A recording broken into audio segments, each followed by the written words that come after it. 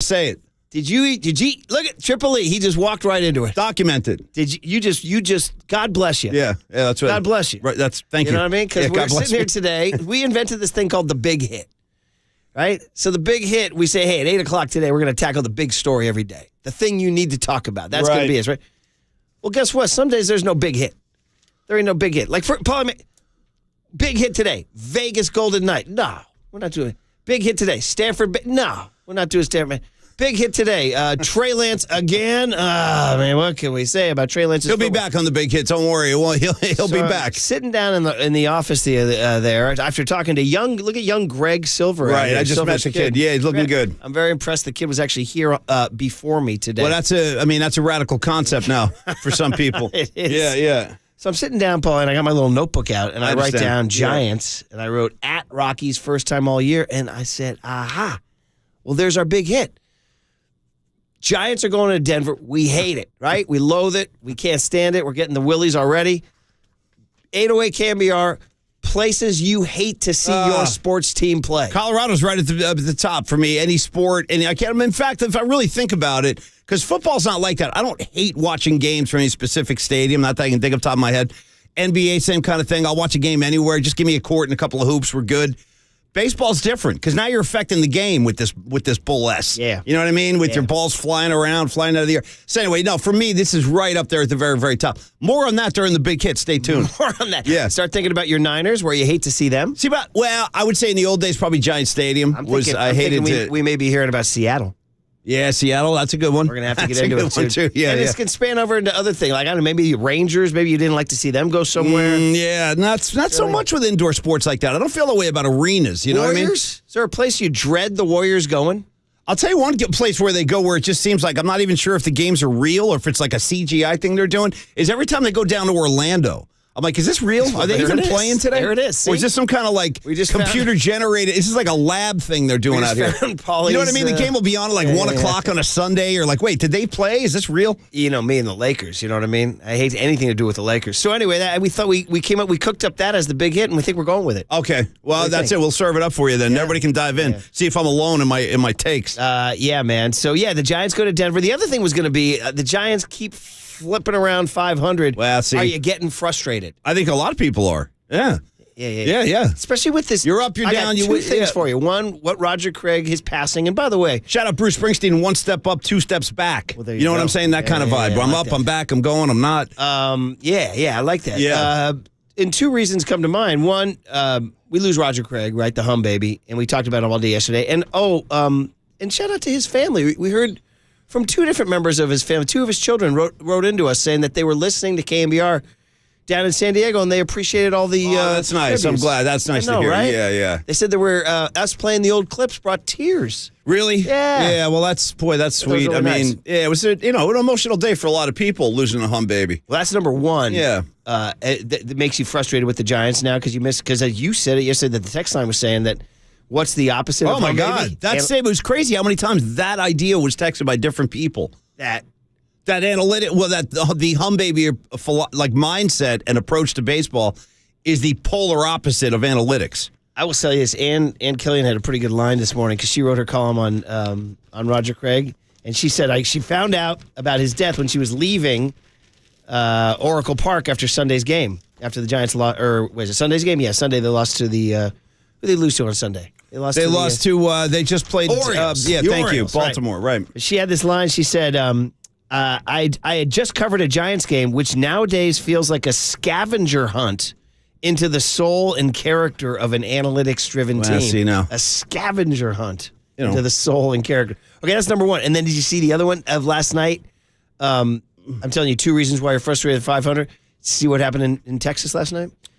They just walk off win for the Rangers. Well, listen. Do you understand what's going on? No, they're stomping A down there. Best start in franchise history. Listen. Well, they're going to win some ball games down south. Bruce the Lone Star State with his big belt buckle. I could just see Texas and totally embracing Boch. It's a great place for him to be. It's like I always feel like Texas is a good hotbed for baseball. Yeah. Just always has been. You know what I mean? I do. Not high school football? I do, because you got the Rangers, you got the Astros, you got the everybody wants some kid talking about the Astros in the World Series while he's having a romantic moment. That kind of mindset. Yeah. But no, I just see Boch as like that. I can just see Texas embracing him. He's just such an easy guy to like, no matter where he is. Yeah, you can hunt. There's some fishing a lot too. of wilderness down here. They say there's no ocean, but we got lakes. No, they're just stomping, man. They're fishing. I mean, I forget who it was who told us, and it might have been a day you were on vacation, but we had some baseball guy, writer on or something. I think it was the day you were out, Waterboy's working with me. And we were like, hey, Bruce Bochy in Texas. Yeah. What should we expect? It was right before the season started. And I forget who the guest was, but the guy goes, let me just tell you what, Bruce Bochy's not stupid. He's not coming out of retirement to try to rebuild something. He goes, Bruce Bochy's not stupid. That's what this guy said. And he goes, don't be surprised. You're going to see Texas have a really good year. And that's exactly what's happening. So a couple things here. One, they're 39-20, best record in franchise history at this point in time. I mean, we might as well win another one. Yeah, they walked it off again last night. And I'm reading the Jason Stark column. How old is Boch, by the way, real quick? He's 68. Give me an age on Boch. 68? God bless him. Look at this guy. That was another funny point that Ann and others brought up. You know, Roger Craig, when the Hum-Baby was here, he seemed like the ultimate grandpa, didn't he? Wasn't like, Grandpa Hum-Baby. Bro, do you know how old Roger Craig was when the Giants won their 1987 NOS title? He was 57. 57? I thought he was like 77. You know what I mean? Yeah. 57 ain't that old, Volley. I'm here to tell you, all right? Yeah. So anyway, Bochy's 78, Dusty's 73. So anyway, the Jason Stark story on Bochy here says, first of all, he was smart because the Rangers have hit on all their free agent signings. Corey Seager, Marcus Semien, John Gray, Martin Perez, Nate Eovaldi, all these guys, they've got it right. But they asked an AL executive, they said, well, is it all Bochy or is it just the players? And he says, quote, I think there's an element of order and a respect factor. Well, you're damn right there. And there's a cred that comes with that guy saying this is the way things should be done. Well, what an idea. So it's the guy in charge. It's the guy's got an idea how to run things. Oh, man, so good. So anyway. We got a scavenger hunt, and Boch is down there just stomping fools. I got a scavenger hunt for, I'm on a scavenger hunt for Boch. So anyway, that's what's going on. Go ahead. No, I was just going to say, and the other thing that's just frustrating, you asked about being a frustrated Giant fan. It's it's hard to gauge who these guys are. Are these the guys that have a hard time keeping a rotation together, that win a couple, lose a couple? I kind of think this is who they're going to be. There'll be a couple of runs, they'll get hot here and there, and they'll peel off, 5 of 6 or 7 of 8. I thought the ceiling was 85, 86 wins if everything went right, and that could get you the 6th playoff spot. That's the ceiling to me. But if there's not everything happens, then you're back to 81 and 81. You know what I mean? Which is kind of what they were. Yeah. So anyway, those are all the thoughts we had for the big hit. But we're going to go with the where you hate to see your team. For example, somebody just wrote on the text line and said, I'm a Packer fan, and I hate seeing the Packers in San Francisco. Oh, really? Why is that? Because we create Niners that. always stomp that. We caused that reaction. I'm actually glad to hear that because of the trauma they inflicted on us back in the 90s. You guys, it's your turn to take your medicine. We're going to hurt you. Believe me, we've paid our dues. So listen, we're all set here. No Waterboy today now. Waterboy is going to be in with Papa and Lund. We got young Greg Silver. Young Greg Silver is in for Triple E, and Triple E's running the board. So Triple E, you can see him right there, the rectangle. Yeah, there he is. So there's look at this Triple E's big debut. Yeah, there's me, the Martian. Yeah. There's Paulie Mack looking normal. I'm going to go ahead and say Murph's never been more orange than you are right now. In fact, I just looked over for the first time. It's just like a tangerine sitting there. Paulie, the answer is... It's like a tangerine wearing a Giants jacket. You know what I mean? The question is, how much more orange can it be? And the answer is none. And final thing would be... None more orange. Shout out Led Zeppelin, Tangerine. You guys know what I'm talking about. Or shout out the sort of quasi-alt band Tangerine Dream. Somebody had to say it. Which plays during the key, shall we say, intimate moments of the movie Risky Business. Yeah, I'm on the choo-choo train. There you go. Okay, well, we're here. We'll get the guest list on the other side. It is a Tuesday morning fun day on KNBR 104.5 and 680, the Sports Leader.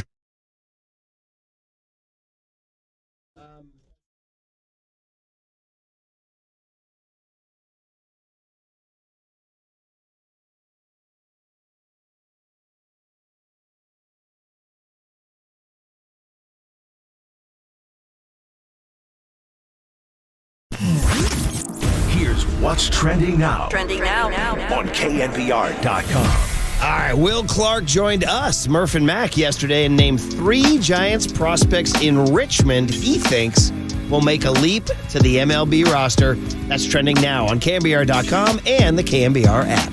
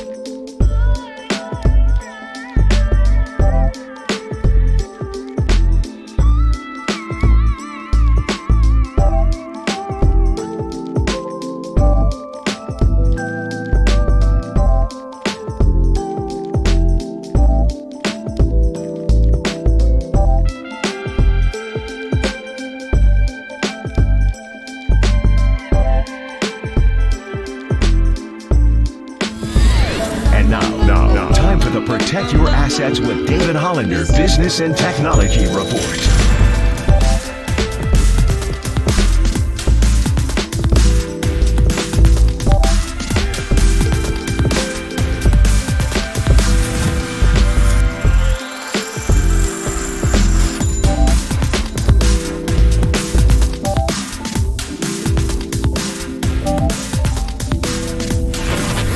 This has been the Protect Your Assets with David Hollander Business and Technology Report.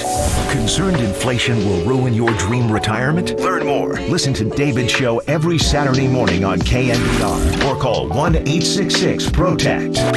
Follow the leader on Twitter at KNBR. For once again, we are the sports leader. KNBR 104.5 and 680. There were no heroes. He didn't want baseball heroes going up and down that lineup trying to absorb all the responsibility.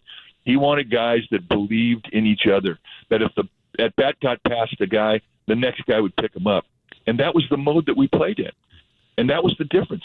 It was a winning attitude. And it was something that we all took with us as we all left that clubhouse. And wherever we went, whether it be to another team or onto a different business and vocation in life, we took that whole attitude. And that was Roger Craig. That was the original Ted Lasso. And he was our home baby. And by God, we believed in him. I loved that, man. That was, of course, the one and only Mike Krukow talking about Roger, the hum baby Craig.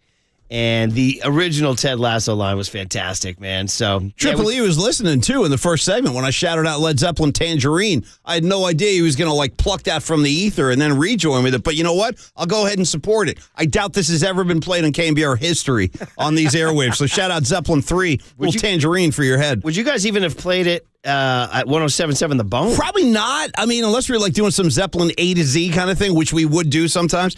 I would do that kind of stuff on Memorial Day weekend. I'd be in here I'm not kidding. I would log 20 hours. It's the 107.7 The Bones A to Z rock classics or whatever. Yeah. And then we just play every tune in the library. And everybody else is yeah, I'm not doing that. And I'd be I'll be there. I'll do it. So anyway, I would do that kind of stuff, yeah. Then when you got to T, you played Tangerine. I hope so. Good track. Yeah, so that was cool, man. Also, what's cool is that we are proudly sponsored by O'Donnell Financial Group because planning is a process for loans, insurance, investments, and retirement. You want to call the man, Greg O'Donnell, at 866-496-2300. We continue to commemorate the life of the hum baby Roger Craig. as the Giants get ready to take on the Rockies.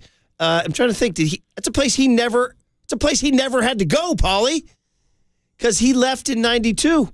And the Rockies debuted in '93. He's lucky. He should consider himself a lucky man. Can you imagine without the headaches of Coors Field to haunt him. Never saw the hum baby walk out there at Denver to make his sixth pitching change of the night. Where's Denver? You know what? Let's just explore Denver for a second. I mean, they're having their big moment in the sun here. Their moment, yeah. How many people go to the Rockies game when the Nuggets are in the NBA Finals? Well, you and I occasionally will get into this idea like on the air, and it was such a slow night. This is like a perfect time to like have this talk. But like, you talk about like Atlanta. It's a crummy sports town generally. Like Braves winning divisions. People like, where's Denver in the whole thing? I know they fancy themselves as, we're the Bronx. Look at us, the barrel man. And all.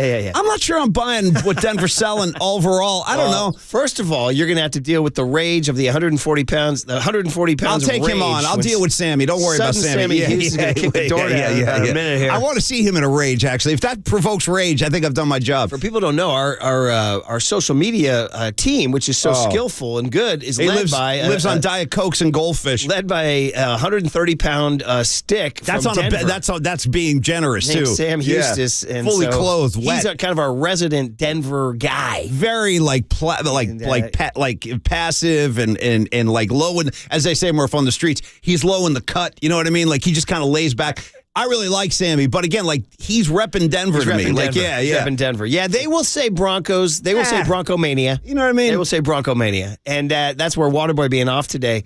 I think as a Raider fan, he hated Denver. Yeah. Boy, how about, by the way, today, Marcus and Papa together? Will Marcus bring... Will Marcus bring Papa's Raider soul out of his shell today? That's my question. Like, Papa's done a good job adopting the Niners. Touchdown, San Francisco. On and on and on and on and on. And the other day, he did wear that Al shirt on the stream the other day. Did you see that? I don't think so. That caused a big stir. I had my Al tribute today, John. Derek, his son, who's the producer of the afternoon show. Shout out DP. He retweeted it and said, "Hell has frozen over." Touchdown, Raiders! Ooh, hey now. Triple E. Hey now. Ooh, that might be an FCC fine. How about the fact that he just had that like on standby? That's incredible. Hey.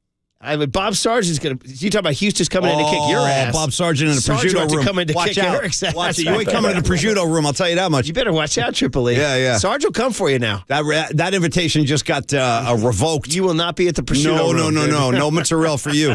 No. Anyway, Marcus said that growing up, this is a big deal for Waterboy to do this show. He said Papa to him was like a deity. Like a deity, dude. So, well, he kind of was with the Raiders. Yeah, the Raider fans love Papa. They love the guy. So I'm just thinking maybe by hour 3 he'll crack and they'll start talking. I don't know, Ted the Stork Hendricks. I'll be listening. Good for Marcus. But anyway, that gets back to Denver and where you are with Denver as a sports town. I don't know. I'm just throwing it out there. I would rate Denver ahead of Atlanta. I would. I would. Yeah. I mean, I've been to Falcons games. That's probably fair. That's probably fair to say. I've been to multiple Falcons games. They used to be in the NFC West. My man on 209 goes, but don't forget, guys, great weed and hash in Denver.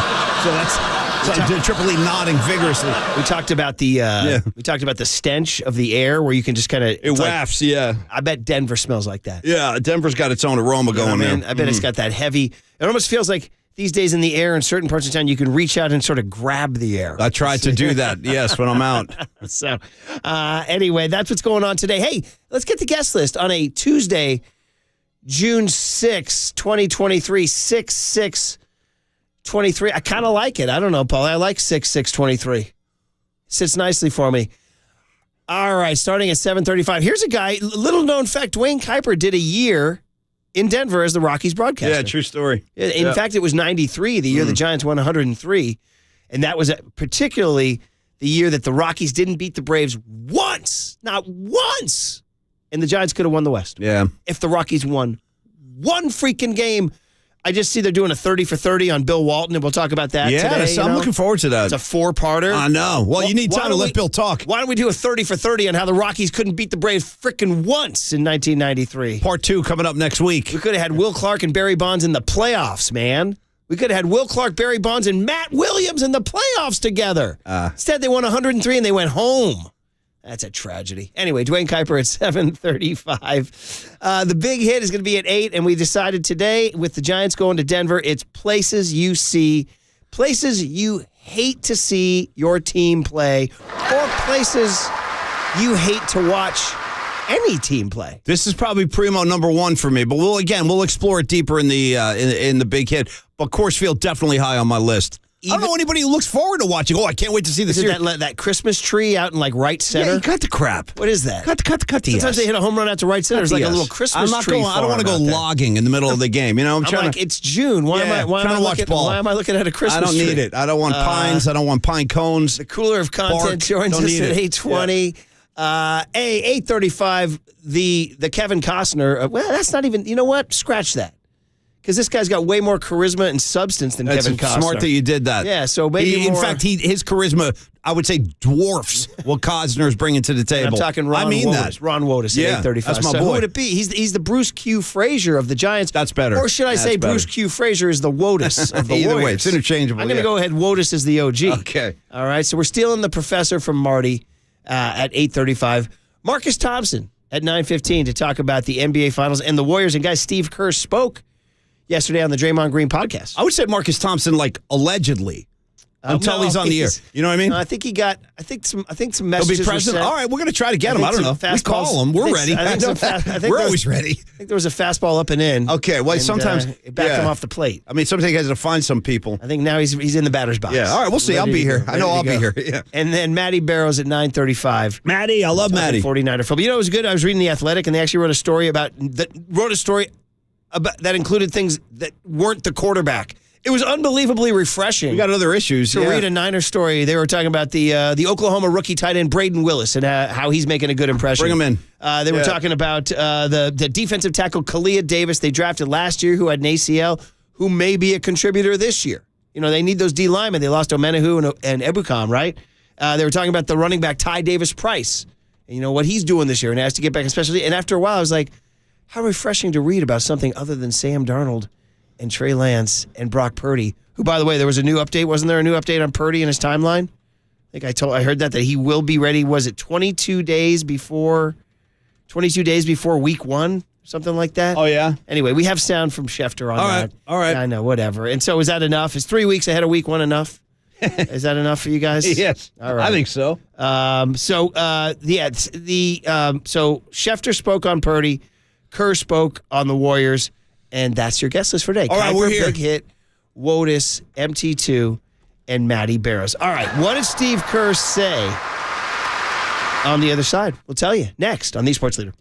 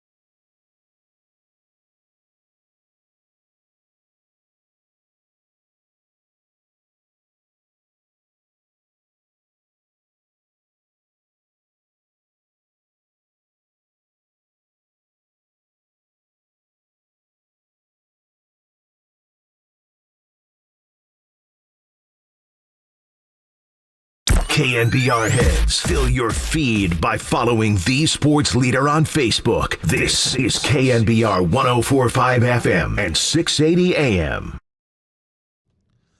I think we're preparing for the draft, free agency, all those things.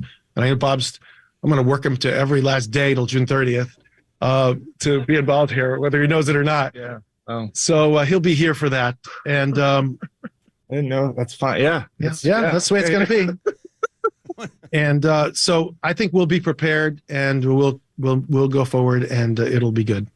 Look at Triple E going with a little late 90s San Francisco alt pop. Yeah, a little alt pop. Good call, man. Third Eye Blinds, I'll Never Let You Go. That's Lacob singing to Myers. One day I want Murph to ask me on the air, go, Paulie Mac, what are you doing musically right now? And I want to look over at Murph with like dead seriousness in my eyes and go, Murph, you know what? I'm involved in an alt pop project right now. Well, if you That's were, my next step. I'm telling you. You'd be the wildly popular Third Eye Blind. Paulie, seen him. Green check. No, I don't. I can't. I'm not sure that I have. He made a revival, too, amongst the kids about 20 years later. Third Eye Blind. You know, was a huge supporter of him back in the day originally, unabashedly, was old Peaches. Old Peaches was on the front line.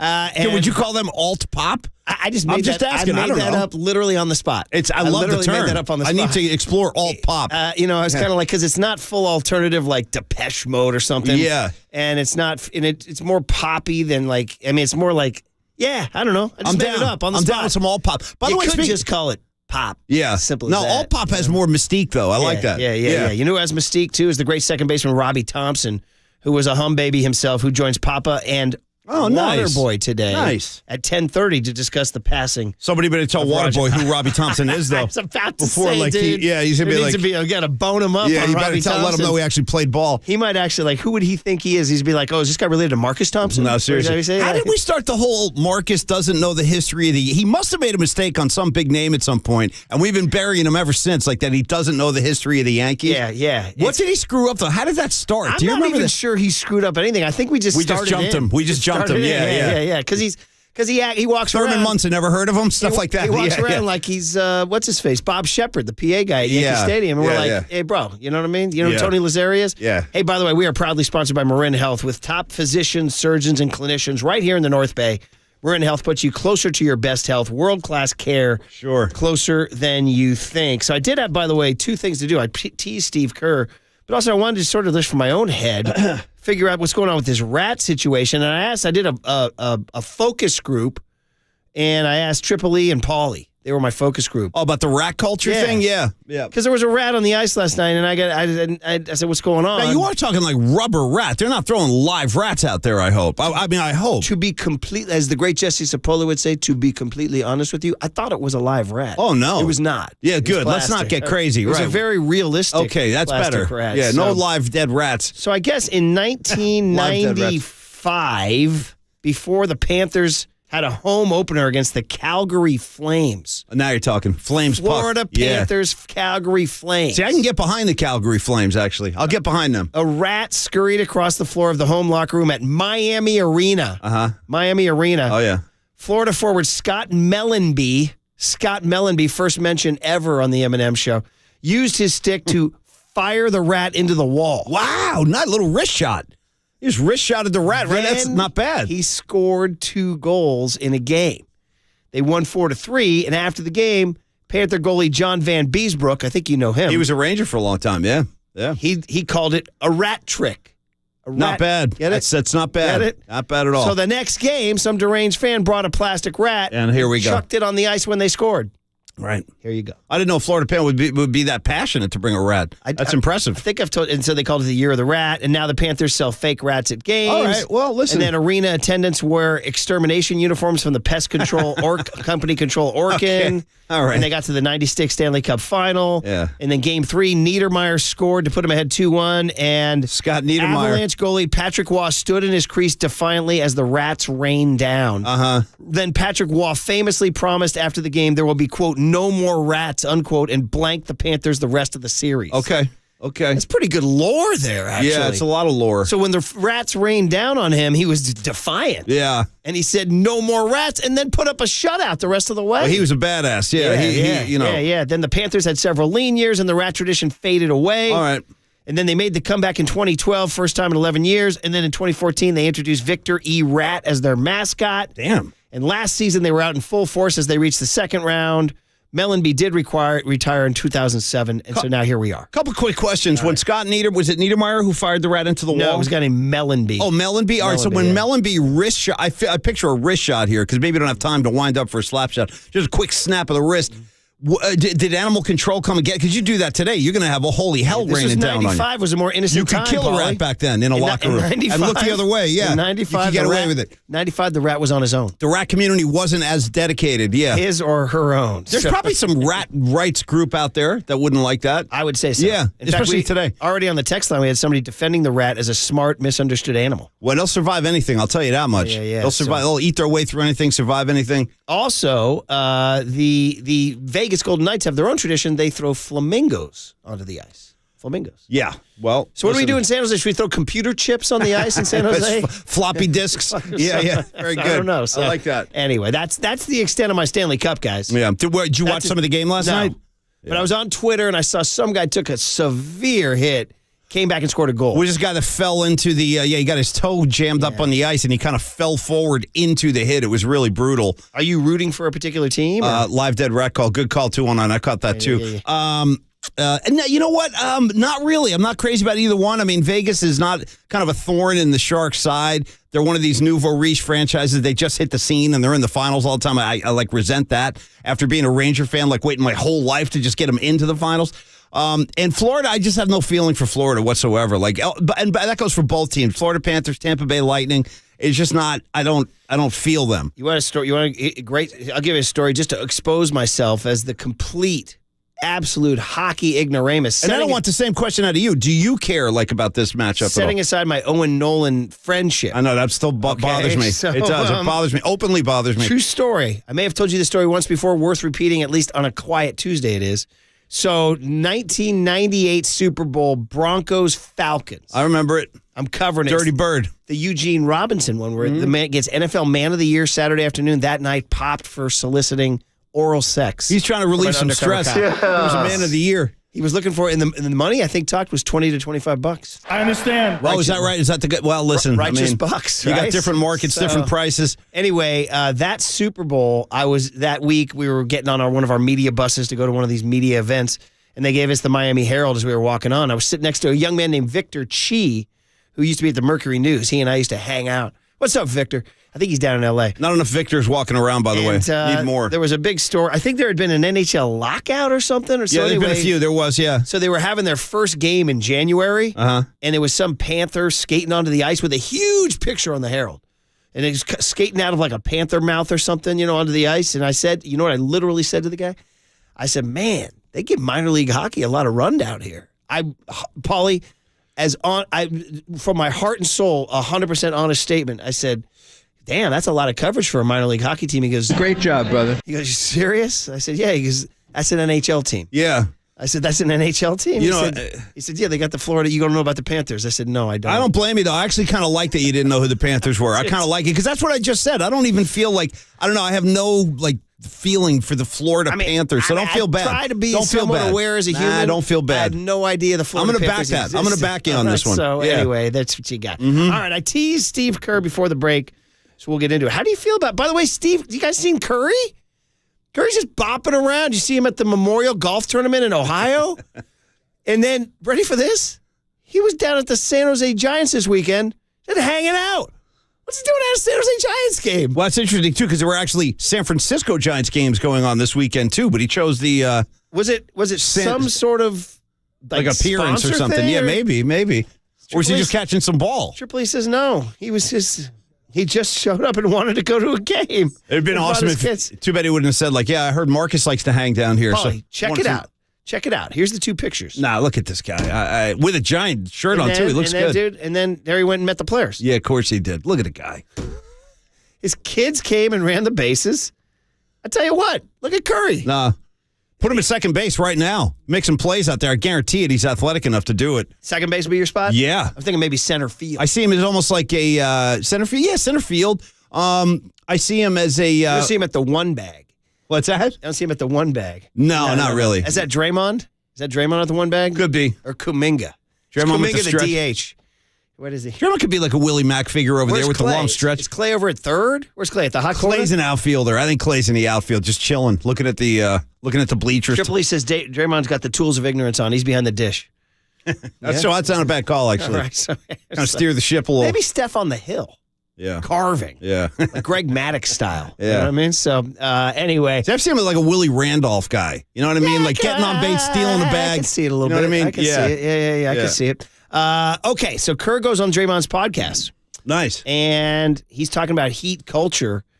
Do you interpret this as a shot at some of the young Warriors players? Take a listen here. A huge three in the fourth quarter tonight, and it's like none of those guys on Miami are sitting there saying, "Well, I didn't play," or "Man, they put in so and so." Like they're just all about winning, and you know this from our groups that we've had. When you have that championship mentality, every guy's bought in. Every guy's just trying to win. Nobody cares about any of that stuff. You don't go into the locker room, saying, "Well, I should have played more." You just want to win, and that's the beauty of finding that magic when you have a championship team, is that everybody's bought in, and it makes the decisions for the coach really simple. You just go with your gut and go with whoever's playing well. Man, so is that a direct line to Kuminga and Poole?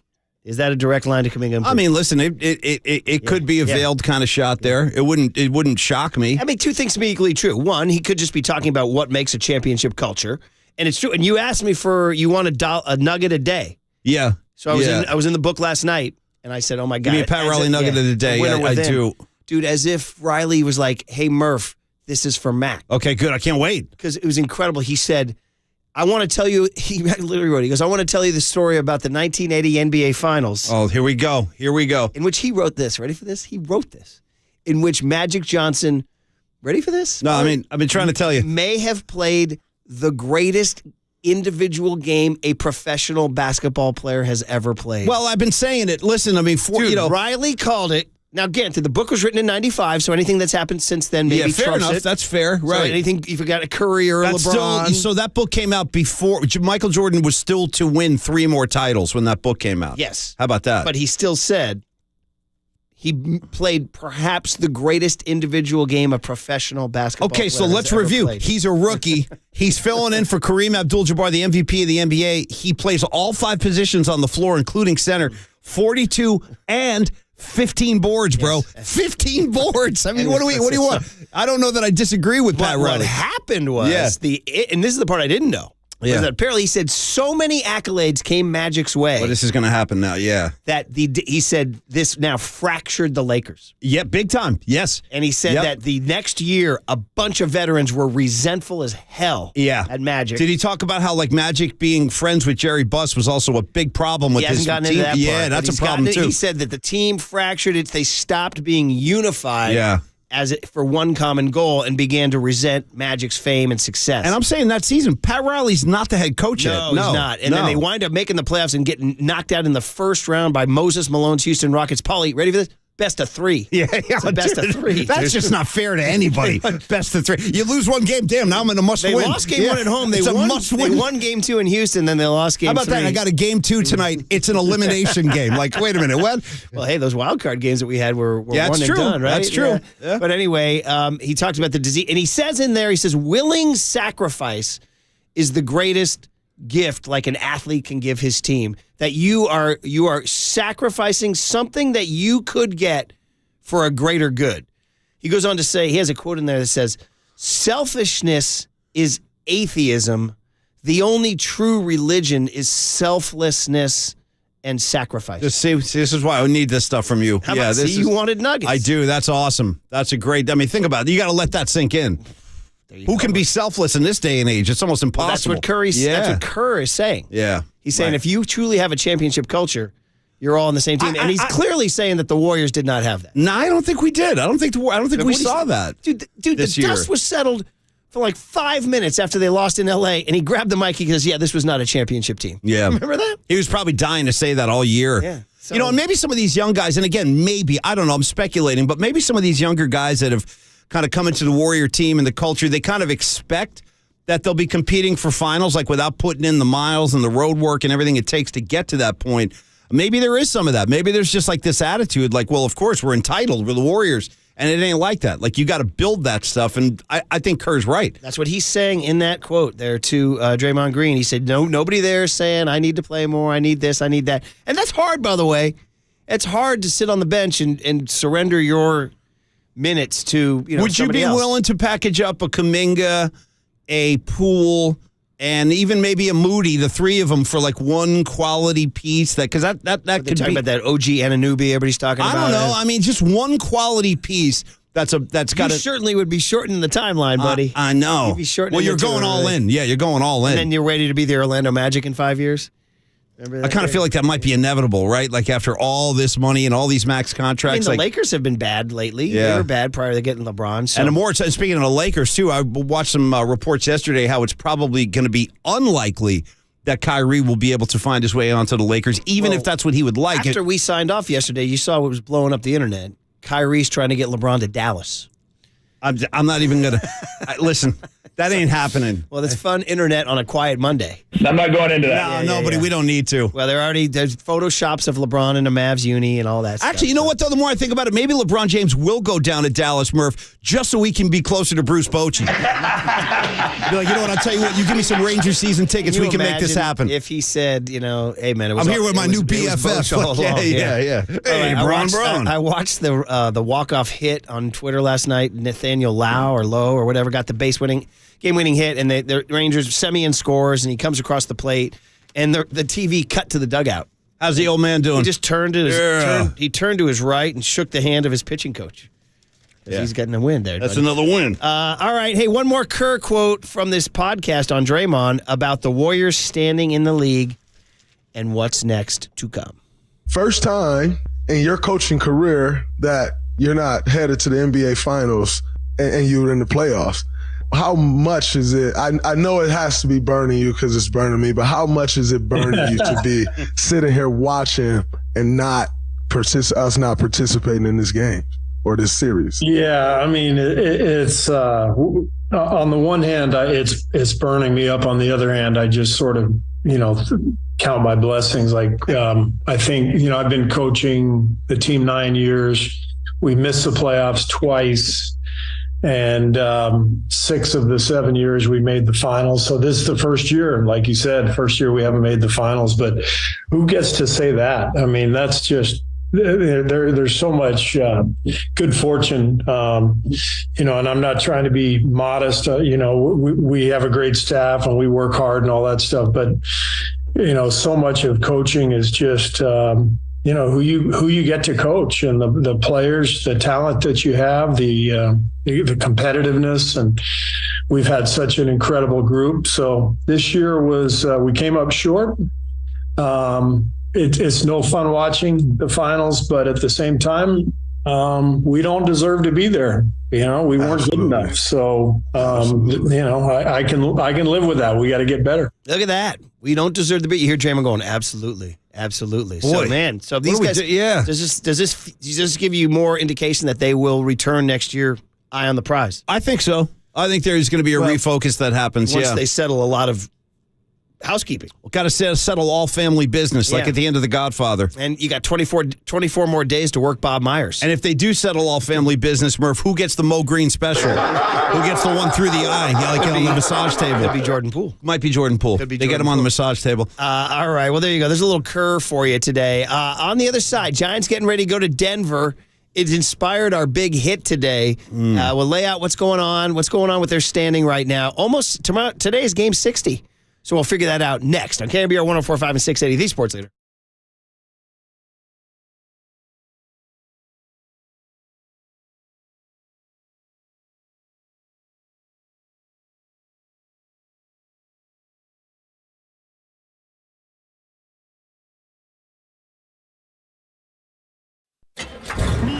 From the Chilton Auto Body Traffic Desk.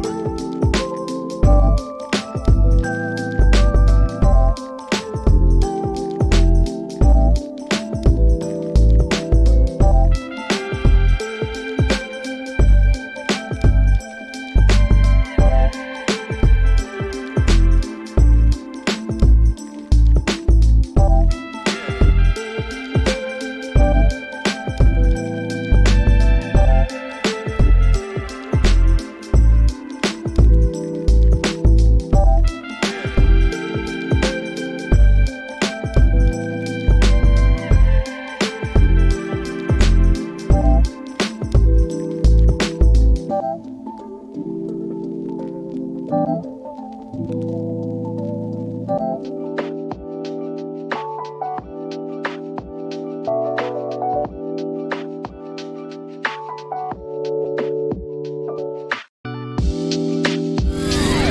now, time for the Protect Your Assets with David Hollander Business and Technology Report.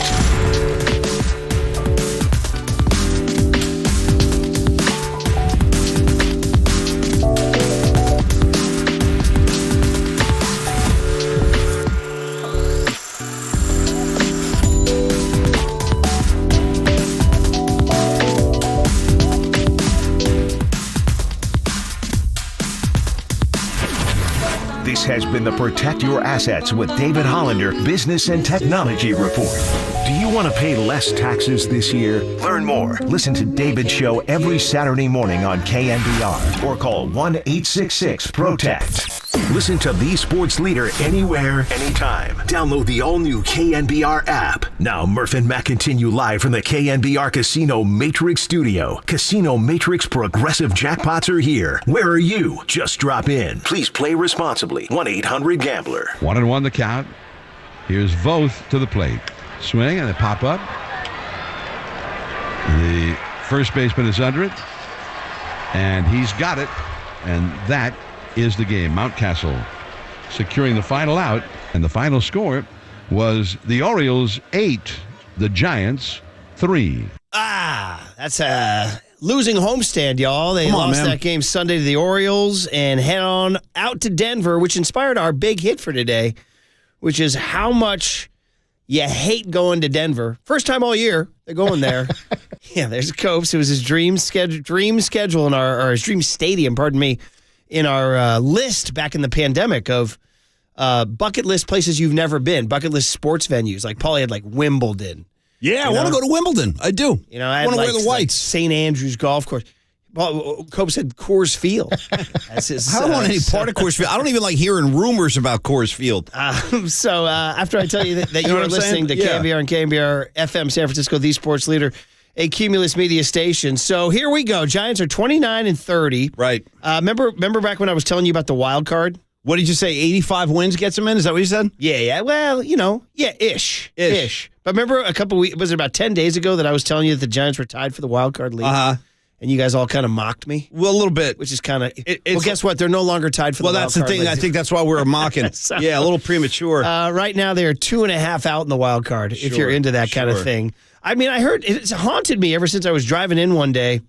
I was running an afternoon errand, and I heard Tolbert saying to Eric Burnsy, he goes, really, he said, I think only the Dodgers, the Braves, and the Mets are better than the Giants. He says, I was like, wow, the Giants really they're the fourth best team?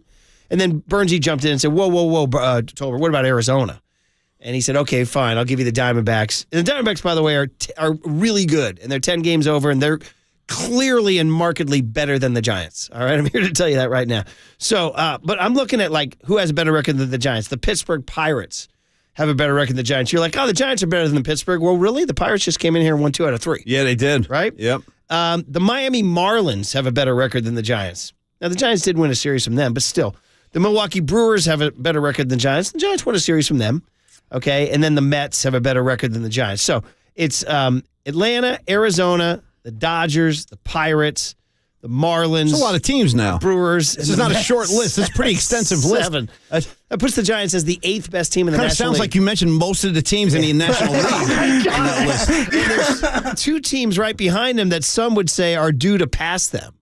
And that would be the San Diego Padres. Yeah, well, you feel like it's a matter of time, right? But still, I mean, they're 28, 60 games now. I say, by and large, yeah, that's not where they should be. But they are who we thought they were. Oh, nice. Denny Green. Did you guys see the Marcus Stroman of the Cubs struck out Juan Soto and did the Soto shuffle in his face? Oh, yeah? How about that? Guys are getting into this kind of thing now. A little sizzle. Yeah. A little flair.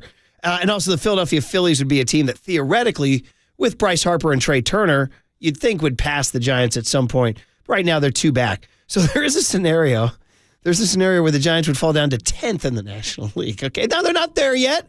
And maybe they pass Milwaukee, Miami, and Pittsburgh. I don't know. But what I'm just saying is, what do we have here, Paulie? What do we have here in this 2023 Giants team? Because this week was I'm not going to lie, it was discouraging. I went into last week, like we were pretty excited. They had won 4 straight series going into that Pittsburgh series, and then they lost the rubber game on the Wednesday. And then in came the Orioles, and that guy texted us, said the Orioles are going to sweep the Giants. The Orioles are good, no. you know. And then the Giants lost the series to the Orioles. So, I mean, really, ultimately, 500 is as 500 does, kind of, you know? Shout out Forrest Gump. Yeah. Yeah. They were the Giants are like a box of chocolates, right? You never know. Well, that is true. Yeah. You don't know which team you're going to get. That is true. And then also in terms of like for example, you know who's pitching tonight? Brebbia. And we got the opener again. Yeah, here we go. So we're going into Denver with a bullpen game, you know, and that's what. It's going to be a long night for the pen, too. What could go wrong? You know what I Browns mean? are cool, man. Yeah. And we mocked the Rockies for being bad, but they have a winning record at home. They're 15-14 at home. So I'm looking at like some of the guys here as we go into game 60 here and how you're feeling about it. I was walking in this morning, Paulie, and for some reason I was like, how come we never talk about Mitch Haniger? I'll talk Haniger. I like Haniger. Well, guess what Mitch Haniger's hitting right now? And I know the batting average is mocked roundly and soundly, but he's hitting probably I don't know, he's hitting 230. Pretty good guess. Yeah. 226. There you go. So, that, you know, I don't think that's not no, really. that's not where we expected him to be. No. How many bombs would you say Mitch Haniger has? Haniger's got about 5. Yeah, 4. Yeah. You're on this, Paulie. Yeah. No, I like him because I feel it's going to come with him, I hope. That's what we were told. Paulie had Haniger as a kind of a 235 homer guy. Which I'm pretty damn close, actually. He's a 226 4-homer guy. Hey, after my Todd Hundley call, man, it's all going to be downhill from here. OPS, Paulie. And, you know, listen, minimum OPS. You know, I'd like, in Mitch Haniger, you're thinking, give me at least 750, right? Minimum. You know what his OPS is right now? I don't. 631. Okay. Yeah. So right now, you know, we can officially say. Well, these are the moves. These are guys Farhan grabs. I mean, first these 60 games for Mitch Haniger, not great. Not what we were told we'd be getting. That's for sure. Not great. Yeah. Now, conversely, and where's the pop? I'm waiting for more pop from Haniger. I was told he would be hitting him out of the yard. This is the Mustang Mitch, as Triple E calls him. Now, conversely, what would you say about a Conforto? You'd say there's better stuff there, right? Leads the team in homers with 11. Okay, he's hitting 249. Yep. OPS of 807. The only problem is the guy's got a bruised heel now. Yes. So these older guys, you know. He's like one of these professional types. He like Conforto is just like a pro ball player. Yeah. You know what I mean? Gives you the pro at bat, comes to the yard, behaves like a pro, acts like a pro, looks like a pro. Kind of like a Randy Wynn kind of model, like just a pro. That's a good That guy's call, a by the pro. Yeah. Randy Wynn is on my Junior Giants. He's on our board. Guy walks in the room, the professionalism level ratchets up. Regardless of what area of life he's in, he's a pro. Paulie, I'm here to tell you, I've been on this board 11, 12 years, whatever. Randy Wynn comes in, he's running circles around me in day one. I'm still waiting for somebody. He's a pro. I've been doing radio over 20 years. Nobody's ever called me a pro. Dude, I mean, you were looking at 2. I'm hoping that happens at some point. You were looking at 2 non-pros. And by the way, as we talk baseball, good news, Jim Bowden, the outstanding former GM and athletic baseball analyst, is going to join us today at 7:15. All right. That's really good. That'll be short, last 10 minutes. Stick around. Well, Bowden's really good. Here's another guy you would say thumbs up on this year, and he fits your Polymac total pro model, J.D. Davis. Yeah. Guy's hitting 286. He just shows up, right. 9 bombs, 31 ribs. That's it. Hit 853 OPS. Yeah. So, yeah. So we go Conforto, yes, Davis. And then here's the guy Marty wants in the All-Star game, Lamont Wade. It's orgasmic. Lamont Wade, I mean, he's been hitting. He's been doing pretty His well. on base is ridiculous. Yeah. 413. Yeah. It's one of the top 10 on base. I always have to check all the time, but it's in the league. He's right up there. Now, Marty says he should go to the All-Star game. I would say I'm going to probably balk right there about him going to the All-Star game. I got a guy. He's an all-star. I'll go. You know who I'm going with? Camilo Doval. Well, I could see it. That wouldn't be a shot. That's my all-star. You just won NL reliever of the month. And really, guys, there ain't much. I mean, if you're going Lamont Wade, what do you think Major League Baseball industry is going to be like? Do we want Lamont Wade? I'm telling you, we're going back to like the 70s where like they would have an all-star game. You know who'd be repping the Giants? Like Greg Minton or Gary LaVille. Like they'd have like one relief arm on the team. I'm not kidding. You're 100% on. That's kind of what this is going to be. It's going to be Camilo Doval is like our one rep. Yes. And he might not even get in the game. Let me give you a guy whose numbers aren't that bad. Blake Sable. His numbers aren't that bad. He's got 7 bombs. He's always creating a disturbance behind the plate, though. I don't want to be behind the plate. Always like, no. I don't want to be behind the plate. Now, walks, he only has drawn 10 walks and 138 at bats. I could do better than that. But 760 OPS, you can live with that. The other thing I'd say is that we're down with Casey Schmidt and with Patrick Bailey. the cool out factor, right? They're 3 for their last 30. Yeah, they have cooled off. Which, but still right now, Bailey's hitting 280 and Schmidt's hitting 295. So, and they each have 2 bombs, 16 ribs, 12 ribs. So anyway, the point is that the Giants kind of like, as we've described them here, they're sort of an average team because we said some guys are playing well, some guys aren't playing that well. Now, in terms of pitching, Webb, 4-6 with a 2.85 right now with a 104 whip. You love that. Alex Cobb, 5-2 with a 2.71 and a 1.32 whip. You like that. DeSclafani, 4-5 with a 3.97, 1.12 whip. So, but then the problem is after that, then it falls off. You got Wood on the IL. You got Stripling on the IL. Yep. You got Minaya kind of coming hither and thither. You know what I mean? Wow. So you only got 3 starting pitchers. So again, we're describing a 500 team here. Pretty much. Because that's basically what they instead of are. having 5 starting pitchers, you got 3. I don't think right? anybody's surprised with that assessment. That's, I think, how most people see them and expected them to be. But 2 weeks ago, I felt like people felt I know. There was something happening there. Hey, Will Schmidt came and was lighting it up. Well, we'll probably see more of that. There'll probably be other stretches where they have a little spark to them and they're going to win a handful of games, but it seems like the pull will bring them back to that 500 kind of territory. That's what it kind of feels like. Yeah, and also, when Schmidt and Bailey were going, we felt like the definition of this season was the youth movement, that was defining the season. And it almost feels like in 1 week that kind of cooled out. Yeah, You know what I mean? yeah. It did. It was here and gone fast. Everybody cool out now. And by the way, guys, you see who's going off in Toronto? Brandon Belt. What do you mean? What do you do now? Another bomb? Well, he's going off, and we have sound, I think, for the cooler of content where he returns to the dugout and his dugout teammates are chanting MVP, MVP. All right. Okay. All so, right. I mean, did you, we all said we were okay with him leaving, right? Yeah, I think so. We were. I think the time had come. But right now he's hot, so he's heating up. So Okay. anyway, guys, just wanted to give you guys a little look at your Gigantes, who unfortunately in the past week reminded us that it might be, after all, the 500 team we kind of feared. Shout out the man who fell to earth once again. I mean, Vegas put the odds out. Vegas said 81.5. And Vegas always knows. I learned this a long time ago when I was a young man. I said, man, wow, Vegas got another one. And an old veteran gambler said to me, he said, the house always wins, kid. That's why it's always open. Yep. All right? A true story. They're not shutting down. They didn't build that place to lose, yeah. I'm looking at Belt here, his numbers. They're not that great. I mean, he's 3 for his last 10 with a bomb and 2 doubles. All right. So he's still doing the whole captain persona up there, too? Is he doing this whole thing with the hat? I don't think so. He's hitting 259 with a 794 OPS. Yeah. I guess he hit a big bomb for them in a win over the Mets. Well, good. On Sunday. Yeah, go get him, Brandon Belt. That's why they loved him. Anyway, there's your Giants sort of like preview. Now, let's put it this way, but would you like to win the series in Colorado? 1,000%. Rockies are 15-14, but I need 2 out of 3 there. I think we all do. Get me back to 500 and come on home and play the Cubs. Got to take 2 out of 3 to get it. But come on. We all say that it inspired the big hit. Coors Field is such a freaking nightmare. We don't know what's going to happen. Nah.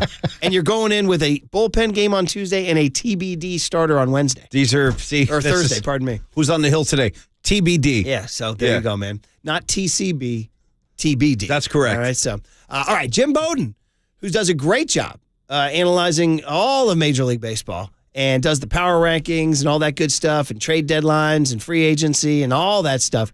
He joins us next. Cool. On KNBR 104.5 and 680, the Sports Leader. Runs are cool, man.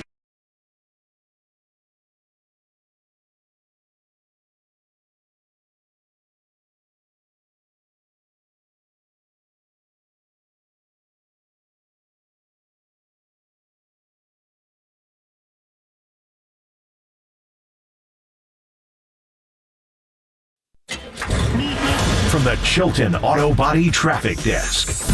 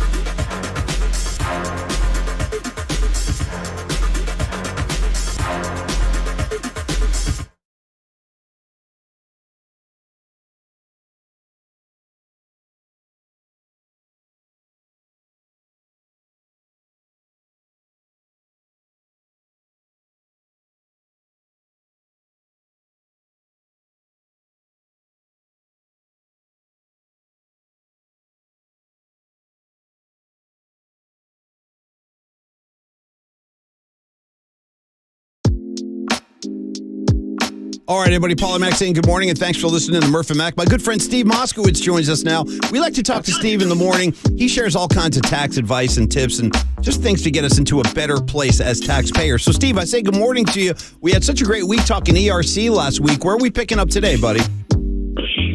Paul, it's just amazing what's going on with this ERC. That's the one where the federal government is giving away. It's not a loan. I know. It's a grant. It's a gift. They just give away up to $26,000 for every employee that you had that qualifies in 2020 and 21.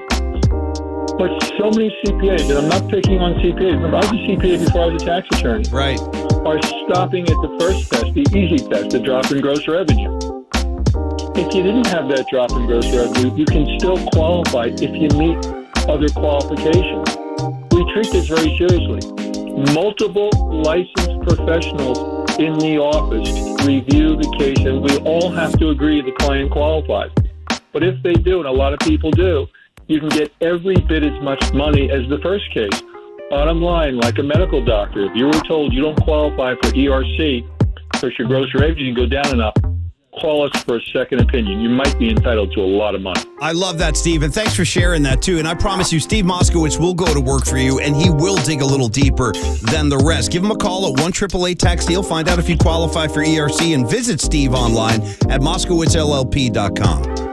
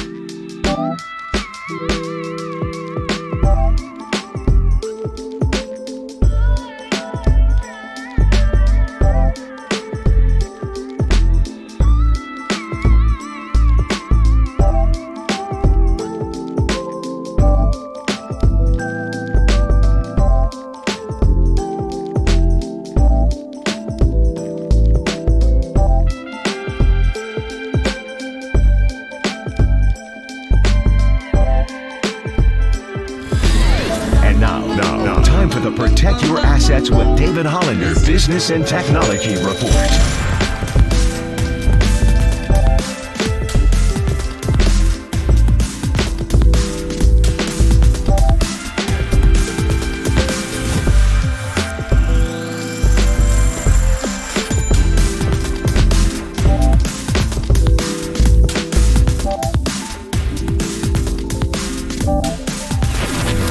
This has been been the Protect Your Assets with David Hollander Business and Technology Report. Concerned inflation will ruin your dream retirement? Learn more. Listen to David's show every Saturday morning on KNBR or call 1-866-PROTECT. Listen to the sports leader anywhere, anytime. Download the all-new KNBR app. Now, Murph and Matt continue live from the KNBR Casino Matrix Studio. Casino Matrix Progressive Jackpots are here. Where are you? Just drop in. Please play responsibly. What I think is, and this is just a terrible answer, it's very boring, but what I think is the coolest thing about it is that it feels like nothing has changed with Patty Bailey back there. Like, it's a seamless transition into throwing to a major league catcher. I mean, he's a great guy, just relentless workhorse, studying hitters, putting the time in on scouting reports and all that stuff. I mean, I if he's like that catching, I can't imagine what it's like for him hitting. I don't know if he's working on 30-hour days or what, but he is just constantly doing something, trying to get better, and you can tell on the mound. That was John Brebbia with his iconic, of course, warm-up music. Although I think when he opens, he plays the opener, right? Doesn't he? But no warm-up music for him today, as he'll be in Denver pitching for the Giants. As the Giants get back at it tonight, we will discuss that and all things baseball with the outstanding baseball columnist for The Athletic. You hear him on SiriusXM, former Major League Baseball GM Jim Bowden, joining us here on the Murph and Mac Show. Hey, Jim, welcome back to Murph and Mac. Brian Murphy, Paul McCaffrey out here on the Giants flagship. How you doing, man? Doing great. Thanks for being back on, guys. Oh, yeah. Yeah. I'm looking at your latest column in The Athletic, your early All-Star team picks for the AL and NL. Always a fun summer tradition to bat this around. And it's funny, we were just kind of, before you came on, just kind of kicking around. And I said, I think the only guy for the Giants who might make it would be the closer, Camilo Doval. And lo and behold, Jim, you and I on the same page. He's the guy you took, huh? Yeah. You know what was interesting, though, is how many guys, just missed, right? Like, he had Thairo Estrada, who got injured but was, just about there, and he missed. J.D. Davis I wanted to get on, and he just fell behind Austin Riley and Nolan Arenado and Max Muncy. I had Michael Conforto just missed behind Acuna and Betts. And the one that made me feel the worst, honestly, was Logan Webb. Like, how is he not on the team? But as you go through the exercise, what really stands out is how unfair it is that every team has to be represented. So you look at the Nationals, who should have nobody on the All-Star team, and I had to put on either Josiah Gray or Mackenzie Gore, and neither one can even pitch in the same ballpark as Alex Cobb or Logan Webb, and yet I couldn't put either Giant on because I had to have a National on the team. Like, that's the part of the exercise that just drives me crazy. I do think the Giants will have more than Doval on the All-Star team. I do. But I think there's going to have to be some injuries, which there will be, or some pitchers that pitch on that Sunday, or someone decides not to go. But it is interesting because the Giants do have 3 or 4 guys that I had just missing that should be on there, I think. So it'll be interesting to see how that plays out. That is interesting for sure in terms of, well, just real quick, Jim, on the rule of having to have a rep from every team. This comes up every summer, and Paulie and I think, are in agreement. As we grew up in the pre-Hum Baby era, and we remember the life of Roger Craig, the Hum Baby, when the Giants were so bad that getting one guy into the All-Star game made our summer. It was cause for celebration. So we've always defended it as like that one kid in Cincinnati It's the only thing you have. Like, when you've got a team that's struggling and you see that one guy repping your team, it's like a little point of pride for a kid, to get the one guy repping your squad. Yeah, I totally understand that. I mean, when I was a little kid, I remember the Red Sox had one player and he didn't start, and I remember staying up until midnight to see if he could get in the 9th inning. Exactly. So, exactly. I totally get it for fan bases, but at the same time, I kind of feel bad because you have players that are just so much better. Like, the Oakland A's, I had to put somebody on, so Brent Rooker's on. And you're putting legitimate all-star future superstars off because you have to have a guy represent. So, look, I maybe would feel better about it if we did it this way. You keep the 32 roster spots, 20 position players, 12 pitchers. I have no problem with those numbers. But how about we fill up the roster with the right players? And then after that, if there's a player that's not represented from a team, then we add a player in addition, so the 32-man roster maybe goes to 35. And I know there's a cost issue that I get it, but that way at least every team is represented, so you feel good, but they're not represented in a way where it takes from someone that's earned it. Yeah, that's not a bad idea. All right, have you run that past the commish? See what he said?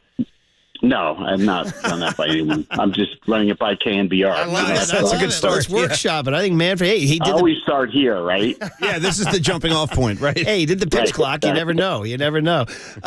Jim Bowden is the voice you hear, and of course you hear him on SiriusXM. Read him in The Athletic, and we're just kind of going macro here, Jim, about things going on around baseball.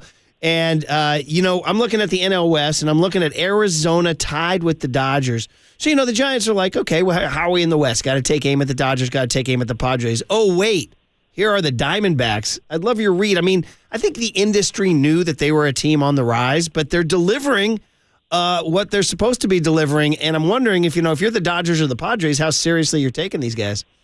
You better take them serious because they're legit. There's no doubt. Their position players are good enough to go as far as they want to go. This is a very athletic team. They're really good defensively. They have a lot of depth. They have a lot of speed. And the scary part is they have two guys in the minor leagues who are going to be superstars, Jordan Lawler and Drew Jones. So you look at this group and just understand within the next 2 years, you got two more superstars coming that are top 5 prospects in the sport. Like, they are ridiculous talent. So that's what's fascinating. But, Corbin Carroll living up to his expectations. And they, when they came down here to Miami and I went and watched them, they have that it factor in the clubhouse. They have the belief in each other.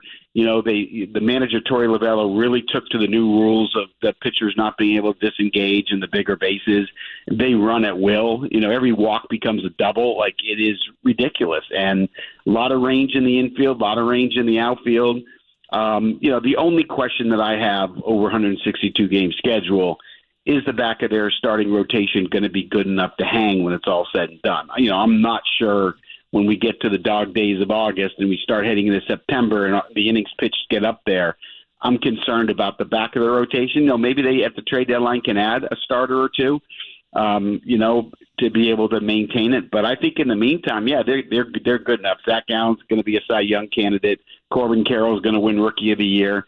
So it's a fun team. It's an exciting team, and they got that it factor going on too. That youthful kind of great culture of a lot of homegrown guys. It's kind of exactly what Giants fans want the Giants to be, but Arizona's there already. So, we'll see. We'll watch it. What do you make of the Padres, Jim? We're talking to Jim Bowden on KNBR here.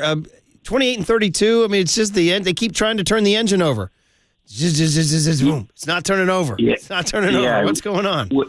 I mean, it was amazing, though. Okay, so you got the 4 superstar bats that, in theory, can carry your team offensively, right? Mm-hmm. But it hasn't worked at all because they've never been together. So in the month of April, Xander Bogaerts was the only guy that hit, right?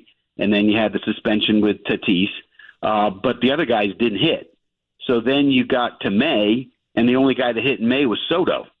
Tatis a little bit, started to hit, but Soto was the only guy, right? Machado went on the IL.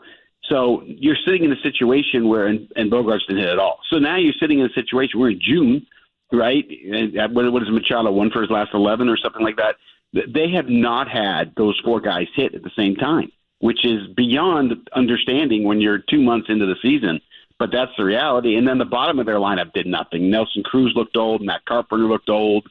Grisham wasn't hitting. Kim wasn't hitting, which isn't a big surprise to any of us. They got nothing from the catching till they picked up Gary Sanchez on waivers. So your big 4 didn't hit, and your bottom 5 didn't do anything.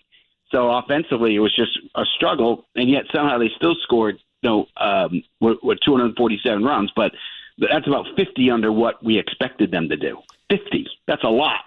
And then pitching-wise, Joe Musgrove started the year with a broken toe, and then it took him 5 starts to get going. Blake Snell looked like the free agent year was making him panic. He didn't start throwing until a few starts ago. So the talent is still there. They're still going to be a scary team. I do think you're going to see them make a run and get right back in this thing.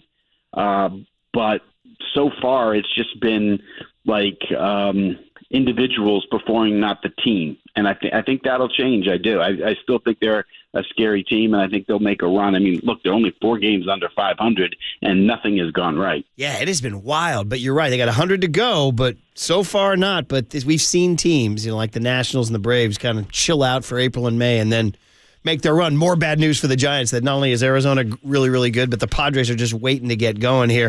A couple more big picture items here, Jim, before we let you go. One is we are, of course, acolytes of the great Bruce Bochy, not just what he did on parades down Market Street in San Francisco, but, every interaction we had with the guy, we just savored. I'll put it this way. If he ran for mayor of San Francisco today, I'd vote for him. No questions asked. I'd vote for him for president of the United States. Yeah, there you go. That's even better. The Rangers are off to the best start in franchise history. This now, is what I know he does. just a lot of these free agents that they signed are clicking, but, what role do you ascribe to Bochy there?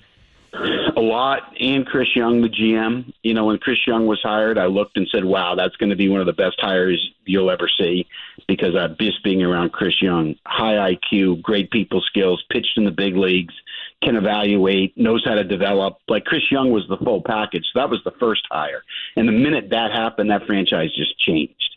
And then what's the first thing he did? He could have brought in anybody he wanted. What did he do? He went and got Bruce Bochy. A rookie GM, the best thing a rookie GM can do is bring in an experienced, proven winner. And you guys witnessed Bochy winning 3 world championships, and I was on your fields watching it happen, and it was just amazing. So Bochy walks into that clubhouse, instant respect, knows how to win. What are the first thing they do? They revamp their entire starting rotation. In one of the most miraculous off seasons we've ever seen. Just completely redid it and got a real good value in Nathan Eovaldi and Andrew Heaney. They spent on DeGrom and took a gamble, and so far that doesn't look good for health. But they continued to add pieces, and some things worked out well. And you have to have some surprises, right? Jonah Heim behind the plate has become an all-star caliber catcher. Josh Young this year is going to be Rookie of the Year right now in American League if we gave the award today. Those 2 guys have been huge in extending the lineup. We expect Seager and Simeon to produce. Nathaniel Lowe, those Garcia, we expected that. But it's Heim and Young that extended the lineup, and now you got a Texas Ranger team that has scored more runs than anybody in the sport, and it's not even close. They've scored 380 runs. That's 114 more than the Giants. 114 more than the Giants. Jeez. So this lineup's ridiculous. The starting rotation's legit, and they're legit. It's going to be fun to watch. I'm not saying they're going to win the West. I'm still taking Houston to win it, but we will be covering them in October in the playoffs, and they're going to be fun to watch. Super exciting for Boch and all that. And as somebody said, we were saying he's a smart guy, so he knew what you were saying about Chris Young and what he had. He did not walk into a bad situation. Nope. He walked into a good one. Last one for you, Jim. Jim Bowden, kind enough to hop on real quick, just talking baseball here on a Tuesday in June. Is Luis Arias, when are people going to get on board? He's hitting .399. Okay, I know we got 100 games to go, but George Brett, Tony Gwynn, and Ted Williams are paying attention somewhere in various places. This is pretty exciting, and he's a young man. This talent is legit. This is not a fluke, Jim, right? No, yeah, and he's going to become the first player in baseball history to win batting titles in both the American and National Leagues in back-to-back years. No one's ever done that before. In the 80s, when I was growing up in the game and Tony Gwynn would come play, I started my career with the Pirates in mid-80s, and Tony Gwynn would come to the plate, and no matter where we put our infielders, Tony Gwynn would hit the ball where they were not. And I told people in watching him, he hit the ball like he had a tennis racket and a tennis ball, and he literally could put the ball where he wanted to. And I had never seen anything like that. Maybe Wade Boggs to an extent.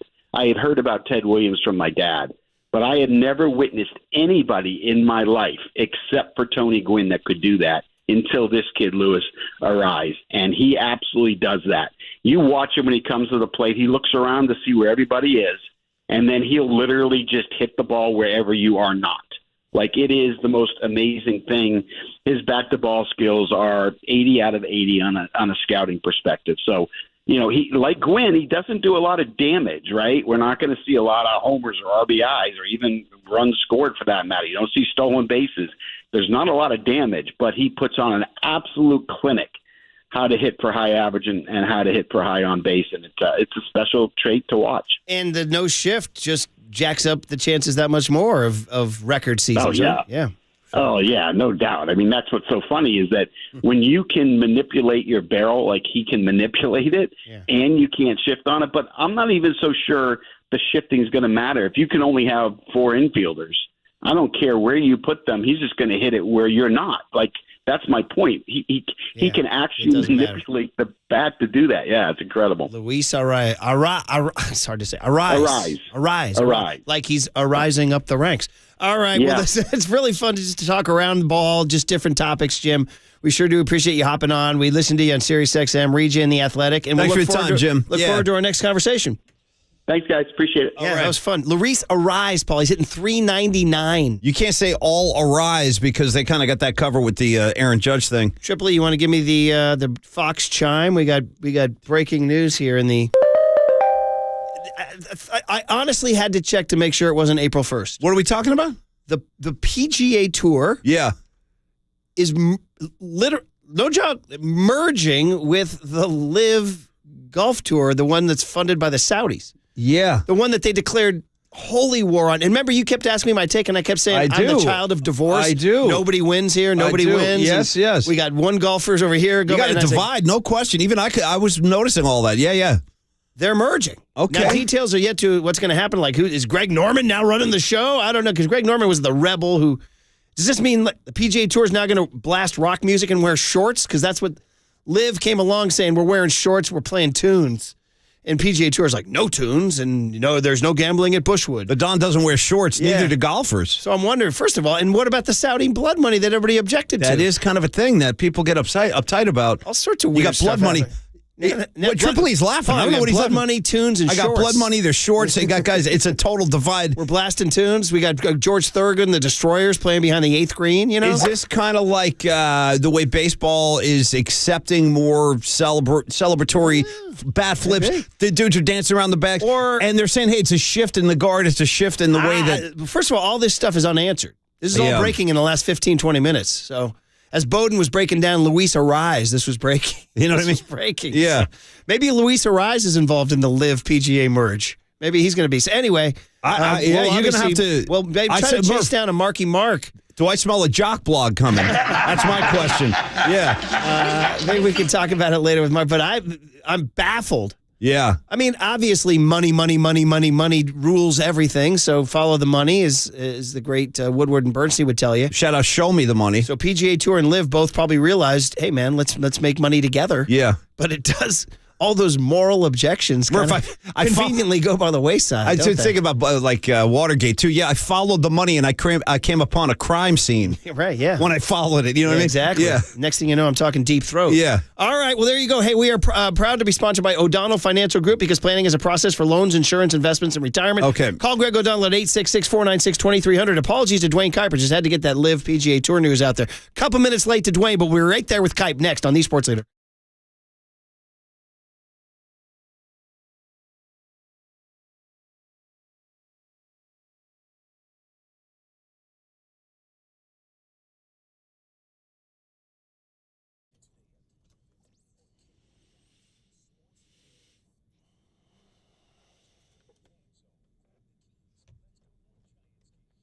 Be caller number 10 to 415-896-KNBR for a chance to win a pair of tickets to see your San Francisco Giants take on the Padres Tuesday, June 20th. First pitch, 6:45. Presented by Toyota, the MVP of MPG. With class-leading MPG and more hybrids than any other brand, Toyota, let's go places.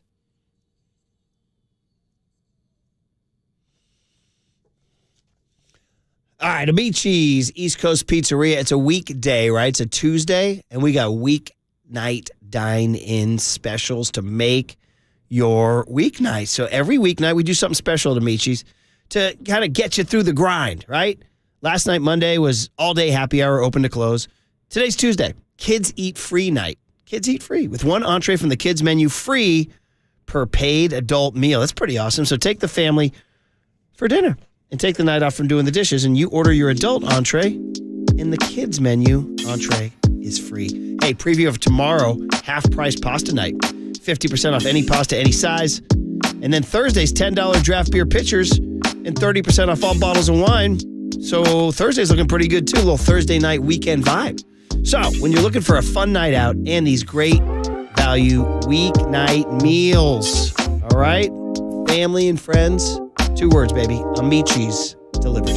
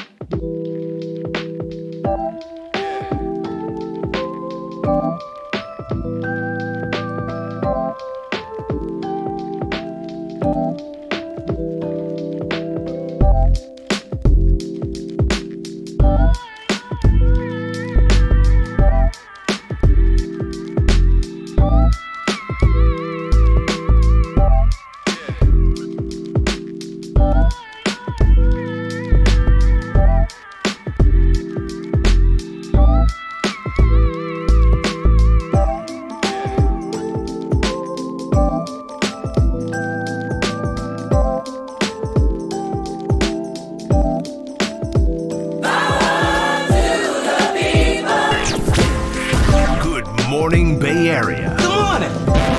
Good morning. Brace yourselves for KNBR's Power Surge. The sports leader welcomes you to Murph and Max Power Hour. Giants fans, there's no question we've got the best in the booth. That's why we all mimic his call. Time for Murph and Mac to catch up with Kite. Sponsored by your Northern California Honda dealers. NorCal Honda dealers, Race to Save is on. Race in now for winning deals on every model. On KNBR 104.5 FM and 680 AM.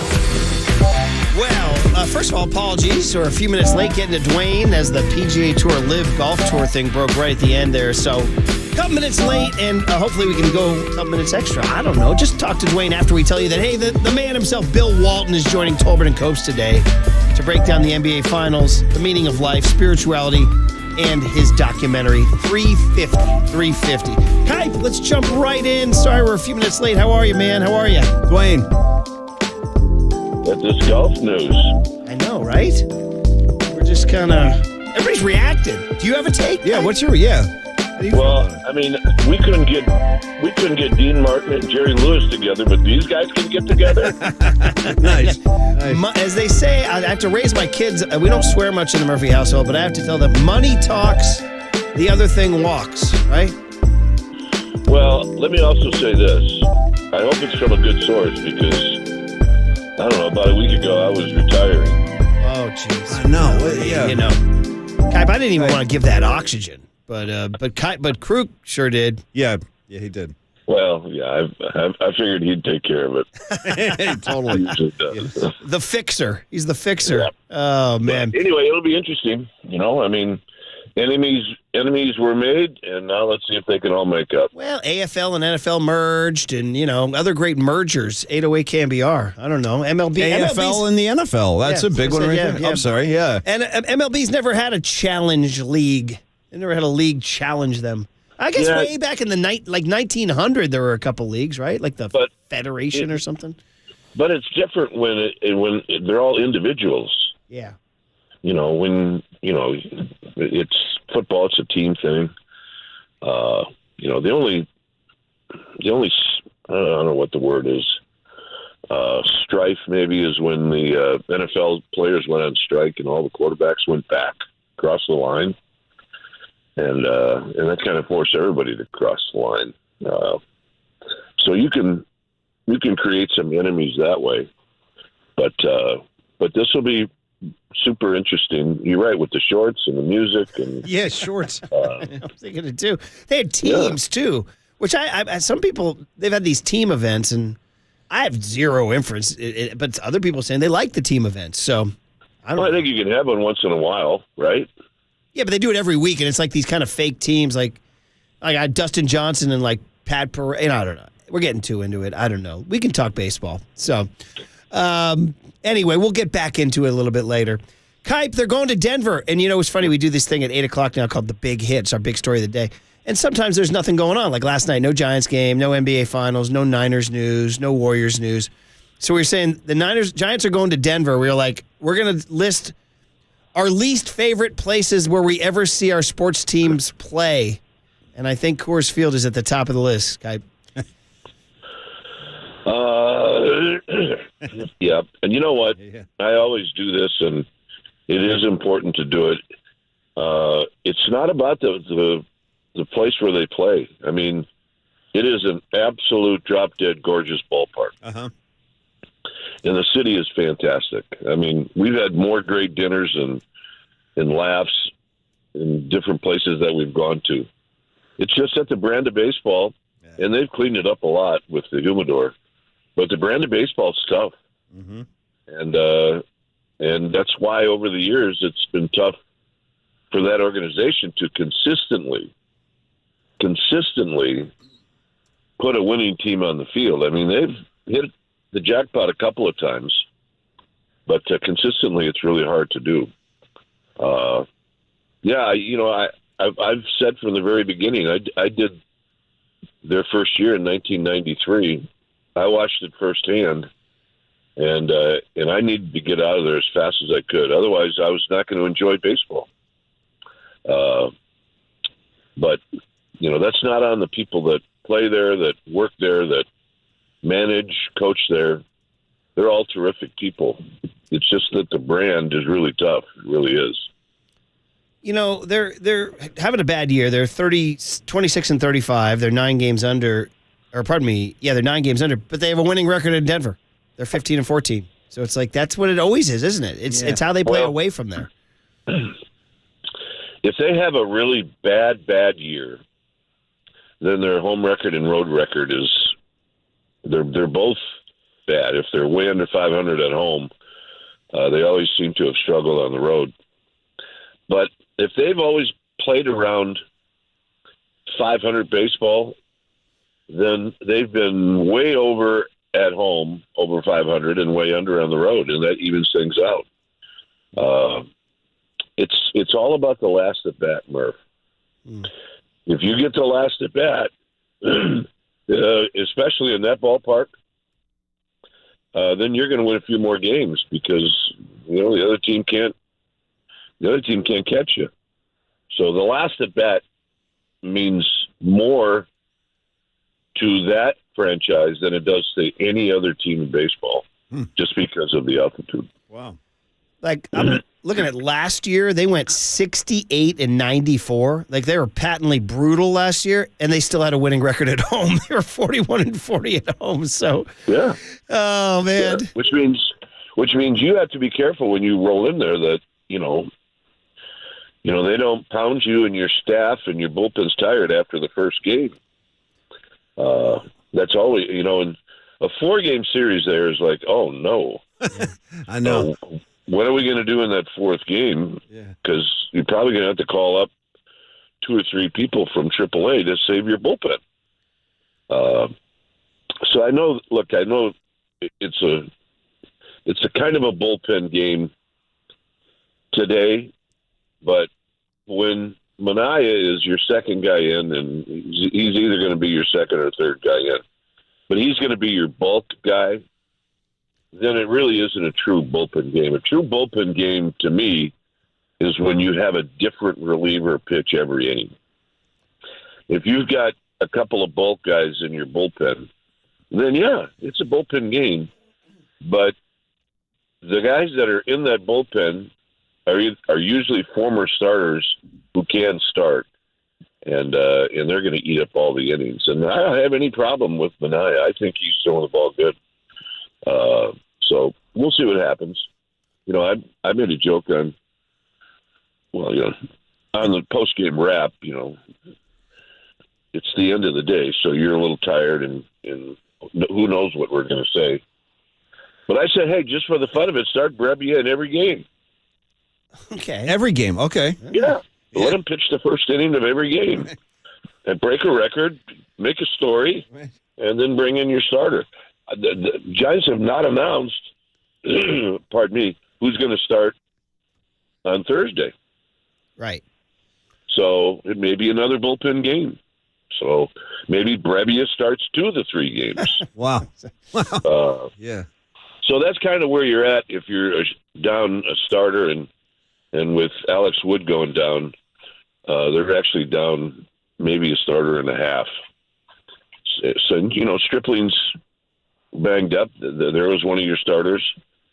But you got to mix and match. I laughed pretty hard when a couple of years ago somebody asked Farhan, about starting pitching, and he was in spring training, and he said, "Yeah, well, we're going to need about 9 starters." And I was like, "What? 9?" And it turned out that year that we needed about 9. Just because you don't know what's going to happen physically, and guys are going to scuffle, and they need to miss a start here and there. I think the Giants would be happy with 6 right now. But 9 is what's going to get you through a season. Yeah, I mean, and I know what you're saying, Murph. Yeah, there's a guy in AAA that's ready. Yes. I know what you're saying. Yes. Oh, well, Paulie's been saying that. I do, Kipe. Yeah, But I think the organization would like to see him pound the strike zone a little bit more before they call him up. Because the one thing you don't want to do is call a kid up, have him get shelled, and not be able to throw strikes, because now it's going to take another half a year to get him back on track. So when he is ready, he will be here, and I can't wait. Okay, I know it's going to be super exciting. In fact, one of the things that we could talk about today is this number of names in the minor leagues kind of rocketing up through the system here. But as we get ready for the Giants to do tonight, John Brebbia, the starter against Dinelson Lamet. Remember, he's been around for the Padres forever. This guy's rocking a 13.17 ERA. All right, 13.17. Yeah, I hate those. I hate facing those guys. Yeah, because they're due for a good one. Well, yeah, I mean, they're in the big leagues, and I mean, we saw Lamet when he was with the Padres, and he looked like, this is their next guy. The Orioles were really good. They threw out a kid the other day that it's like they're not going to hit this guy. They haven't seen him. He's got a great changeup. He's 6'8". So I tell you what, it's tough being a hitter these days, because there are some teams out there that got some pitching, and it seems like every bullpen, the same guy comes out of the bullpen. He's tall, and he throws like 100 miles an hour. Every team's got 2 or 3 of those guys. Yeah. Coming out of a factory, these guys. Yeah, it is. And the Giants have one, Doval. Yeah, we do. Yep. Yeah, the Giants absolutely have one. Mm-hmm. And they got a couple coming in the minor leagues. So it's not easy to hit these days, and I know there are guys that have got lofty averages, but the bottom line is with the technology and all the analytics of how to get people out, you got to be really good to hit at least 280 in this league. So what does that say about Luis Ariz, who's up to 399 after last night? Yeah, I didn't know that much about him. I knew that he led the league in hitting last year, the other league. Yeah, he won the American League. And then I watched him hit, and then, I remember standing out at second base with Rod Carew, and after a while, I just thought he was going to get a hit every time up. And I'd play him a little bit to pull, and he did it the other way. I'd play him the other way, and he'd pull the ball. And that's what I saw when I saw this kid. I thought he was going to get a hit every time up. And the only time the Giants really got him out is when you hit a line drive at somebody. It's hard to trade a player like that. It's hard to trade a player that led the league in hitting, and the Twins traded him. Yeah, they did. Now they got some good people back, but I want this guy leading off every day for 162 games. Yeah. They traded They traded him. And what did they trade? Just kid Lopez? Pablo Lopez, a pitcher. Jose Salas, who's is a minor league, and then Byron Chorio. Yeah, I don't know, man. They didn't want him. He's hitting 399. Yeah, I don't, Murph, I didn't see enough of him to see maybe if they thought his defense was a little shaky. But you know what? I'd DH the guy if his defense is that bad, because he's not leaving my team. It's going to be fun to watch his sort of chase, because it brings back memories of George Brad. And it does. and all these things. So, yeah. Anyway, he came into town recently. The Friday night game I went to, Giants-Marlins, I think he got at least 2, maybe 3 in that one. So Yep, he did. And I'm telling you, he had a couple of line drives right at people, too. Some guys are gifted with the bat. Speaking of gifted with the bat, Kipe, two names, Jock Peterson, Tyro Estrada, due back maybe today. Let's go. So that changes the look of the team and also means a couple guys are going out. Do you have any thoughts on rosters? And Well, I mean, look, you can play well without some of your key guys. And the Giants had a really nice road trip without Jock Peterson, and I think Tyro got hurt on that trip. I'm not sure. And then, you lose Michael Conforto. And now you've got a good team, the Orioles, rolling in with 3 right-handers starting. And when you look at the Giants lineup, it's got great length to that lineup against right-handed pitching when you've got Jock Peterson, Michael Conforto, and then, oh, by the way, Yaz got dinged up, and he didn't play on Sunday. So there's 3 middle-of-the-lineup guys that are gone. And after you play well and you have a good road trip, eventually missing those guys is going to catch up to you. It just is. And that's what happened on this homestand. So now you hope you get them all back in Denver. And, yeah, it is a coincidence that these guys get healthy when they're sitting on a plane going to Denver. It's a coincidence. But it's a great place to start if you haven't played in a while. So I hope they're all in the lineup today because I'll be watching. Nice guy. right, and so we expect those guys to be back. However, Joey Bart is still in Sacramento, and I think, Kipe, just reading listen, anything can change, but I think he's going to stay there for the time being. Well, Murph, that's something that we're all going to have to figure out on our own. Yeah. Sable's not leaving, and Bailey's doing the catching. So then we'll have to figure out that roster spot on our own. I don't know. Yeah. That's just one of those, it's been such a, we talk about it's almost, Paulie has a joke about the new sitcom of, it used to be Jimmy and Joey by the Bay, Jimmy Garoppolo and Joey Bart, guys who couldn't kind of find their footing. And now we've moved Trey Lance, and it's very reminiscent of the Trey Lance situation. A very top 3 draft pick who just kind of can't. A lot of fanfare, yeah. Crack the code. But high expectations, too. Like Trey, a lot of Trey expectations. and Joey are living in an apartment on the marina in Paulie's sitcom. Yeah. Well, Joey Bart, it may be back to, okay, Joey Bart's playing in AAA and he's healthy. All right.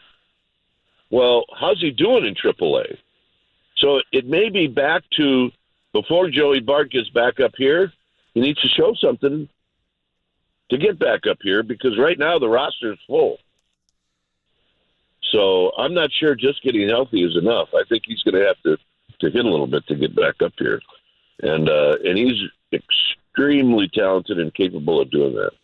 Hey, yeah. Well, we keep waiting, and God, it looks so.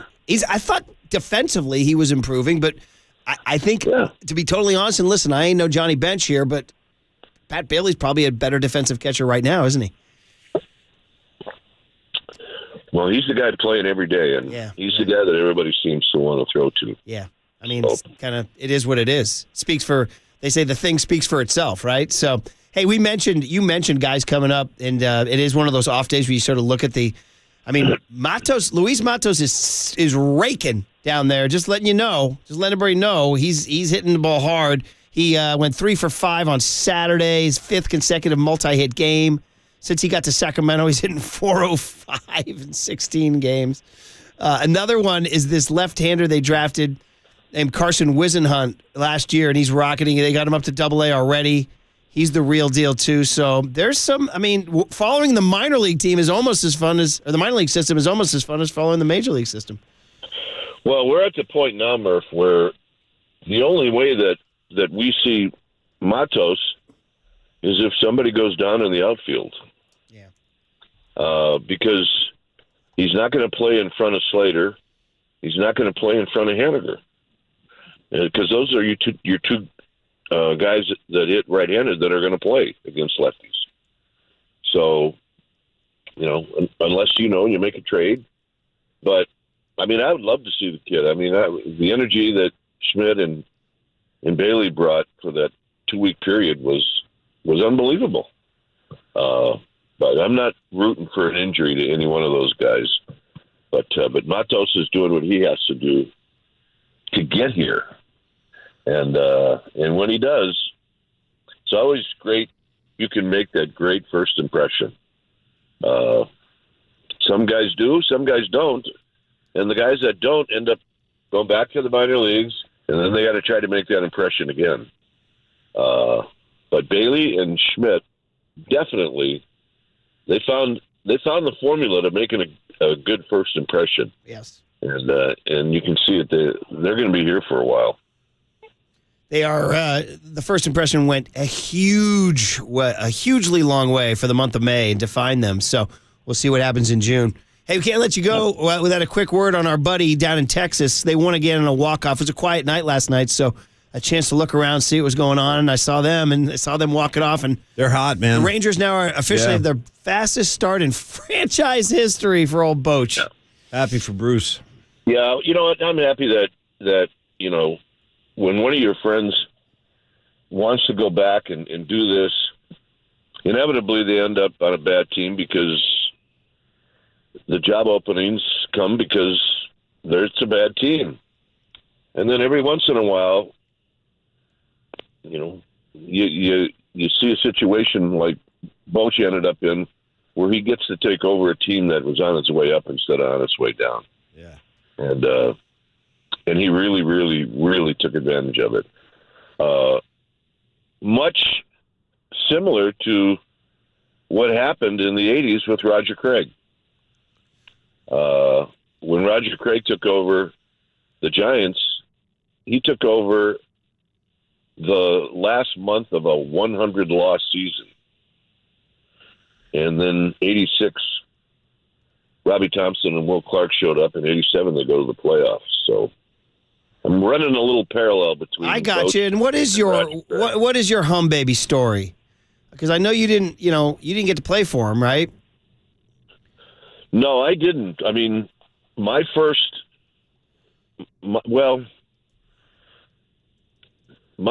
broadcast on the radio with David Glass came in July, in August, and September of '85. Oh wow, you were there okay. That was my interaction with Roger, and I got to be in the clubhouse. I was in uniform. I was throwing batting practice, so I was like half a member. But then as soon as the game started, then I took a shower, went upstairs, and I did the game with David because Hank was over on the radio side. So I just watched Roger, take that team and then those young guys the next year. And but the one thing that Roger had that every great manager should have, and that's someone like Al Rosen to back him. Mm-hmm. Because it was definitely the good guy, bad guy situation where Roger was the good guy, right, and Al liked being the bad guy. He was a ball buster, yeah. If you've ever seen Al Pacino in a movie where he's really pissed off and he starts yelling, whether it's a court scene. Yeah. Well, that was Al almost all the time. Oh, man. Okay. That's great. Yeah. He jumped my rear end one time in the press box in Montreal. Robbie Thompson missed a squeeze play, and he ran into our TV booth because I played second. He couldn't get to Robbie Thompson, but he could get to me. Oh, my God. So he grabbed my shoulders and started to shake me, and he was cussing up a storm. You never missed a squeeze play, did you? Tell me you never missed a squeeze play. And I was like, Al, I never missed a squeeze play. I knew it. Right? And so he yelled a little bit more, and then he went back to his booth. But that was him. That's so great. And so that's what Roger had backing him. and it worked. It worked like a charm, and they were best of friends. When we would go on the road, you'd see Roger with his wife and Al with his wife, and they were headed out to have a few cocktails. Yeah, well, they made it work. You know what? Yeah. He was as good a guy as you'll ever know. Nice guy. And and when I found out that he passed away, Larry called me, and I asked Larry. I said, "Well, how old was he?" And Larry said, 93 or 94. And you take a deep breath and you go, "Well, that's a good life." And I'm sorry to see him go, but he led a great baseball life. I was with you 100%. Those were my first reactions. What a long, beautiful, impactful life. Yeah. Pitching player, pitching coach, and then a manager, and a good one. And he managed in a town that needed a spark in baseball. Boy. And he got it. Yep. Well, we were saying yesterday, Kipe, if you look back at what he built, and you could just pick it a couple years in between, like 96 wasn't great post-strike, something like 07, 06, 07, 08. But really, he kind of lit, obviously Mays, McCovey, Cepeda, Marichal, but we didn't, in the post-Mays, McCovey era, he revived the fan base that carries up to this day pretty much, I think. Well, yeah, but he... that was also at the point where they started to dress up Candlestick. Yeah, a little bit, yeah. And then they made the trade for Kevin Mitchell and Trevecki. And Al Rosen, that turned everything around as far as they had a good attitude. They had a good winning attitude. But then all of a sudden, with those guys, it turned everything around. And they were off and rolling. So they go to the playoffs in 87. 89, obviously, the World Series. 88, they were a terrific team. So anyway, I'm sure Mike's words about Roger Craig were perfect because of how much he really loved Roger. Mike was a good pitcher, but Roger made him a better pitcher. That's what he told us, yeah. He told us about winning that 20th, and now Roger said, "You ain't nothing till you do this today." Pissed Mike off, went out there and pissed. He also called him the original Ted Lasso, which I loved. Yeah, he was great. He did. I love that guy. Even in 1990, Kipe, they won 85 games. They were right in the mix. They didn't, back then, no wild card, but they would have made wild cards in 88 and 90. Yep. So... Yeah, and then Dusty took over in 93, so Rogers' last year would have been 92. That's when Bob sold the that's when Lurie sold the team, and, the Charlotte guy came in, and it was all hell was breaking loose, So yeah, that last year was a weird year. The guy walking around in his Charlotte Hornets satin jacket on that August night. Yeah, we weren't allowed to show him on TV. There were like rogue pictures of him in the paper. Yeah, we were not allowed. There was a big commotion below our booth, and we just don't show them. So we didn't. It was like, somebody's going after a loose foul ball down there. All right, here's the pitch. Right. Yeah. Oh man, so good. Well, listen, we heard from we eulogized him all day yesterday, and two of his children wrote emails into KNBR saying they were listening down in San Diego, and they said that hearing all the clips and hearing all the tributes, the tears and laughter were flowing. So. Just raise a glass to a beautiful, impactful life. One of the great baseball lives in San Francisco Giants history. Yeah, you know what? One of my great memories, and I'll get off here in a minute, is we went on a Giants cruise, and it had to be 90. And Al Rosen and his wife and Roger and his wife were part of the Giants contingency. And if we had cell phones back then, it would have been awesome, because I can still see Al and Roger at Senior Frogs dancing on the bar. What? Wow. Yep. Get out of here. That's hilarious. Unbelievable. Oh, Unbelievable. That's a hum baby move. I could never tell that story if they were alive, because they would deny it. Right. Al wasn't pissed for a change. He was having fun. He was having a ball. And their wives were trying to talk him down off the bar, and they were having nothing. No, wasn't having it. That's so good. Yeah. Those guys were great. Those two together, kind of like, Kerr and Myers have won more championships, but it's sort of similar. Craig and Rosen. So, all right. Great stuff, Dwayne. Thank you, Dwayne. Have a great week. We'll talk next week. You got it. Okay. We'll talk. The great Dwayne Kuiper. And that takes us into the big hit. If you're ever looking for Dwayne Kuiper, you can always find him safely secured on my top 10 coolest guys of all time list, where he has he'll have a spot there for life. With Joe Perry from Aerosmith and Bruce Bochy. There's a few of those guys on there, right? The list changes as the years go sometimes, but Kuiper is a constant. He's there, baby. Yeah. Here's the deal. That ate up a good chunk of the big hit, and that's fine. That's okay. And today's big hit is with the Giants going to Denver.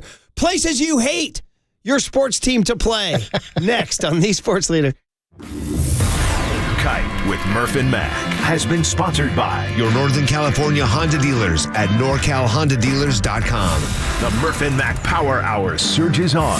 Absolute power corrupts absolutely. Next on KNBR 104.5 and 680, the Sports Leader. Here's what's trending now. On KNBR.com. For the Giants, Lou Gehrig Day last week hit close to home, and our own Danny Emmerman breaks down the significance of it all. Trending now on KNBR.com and the KNBR app.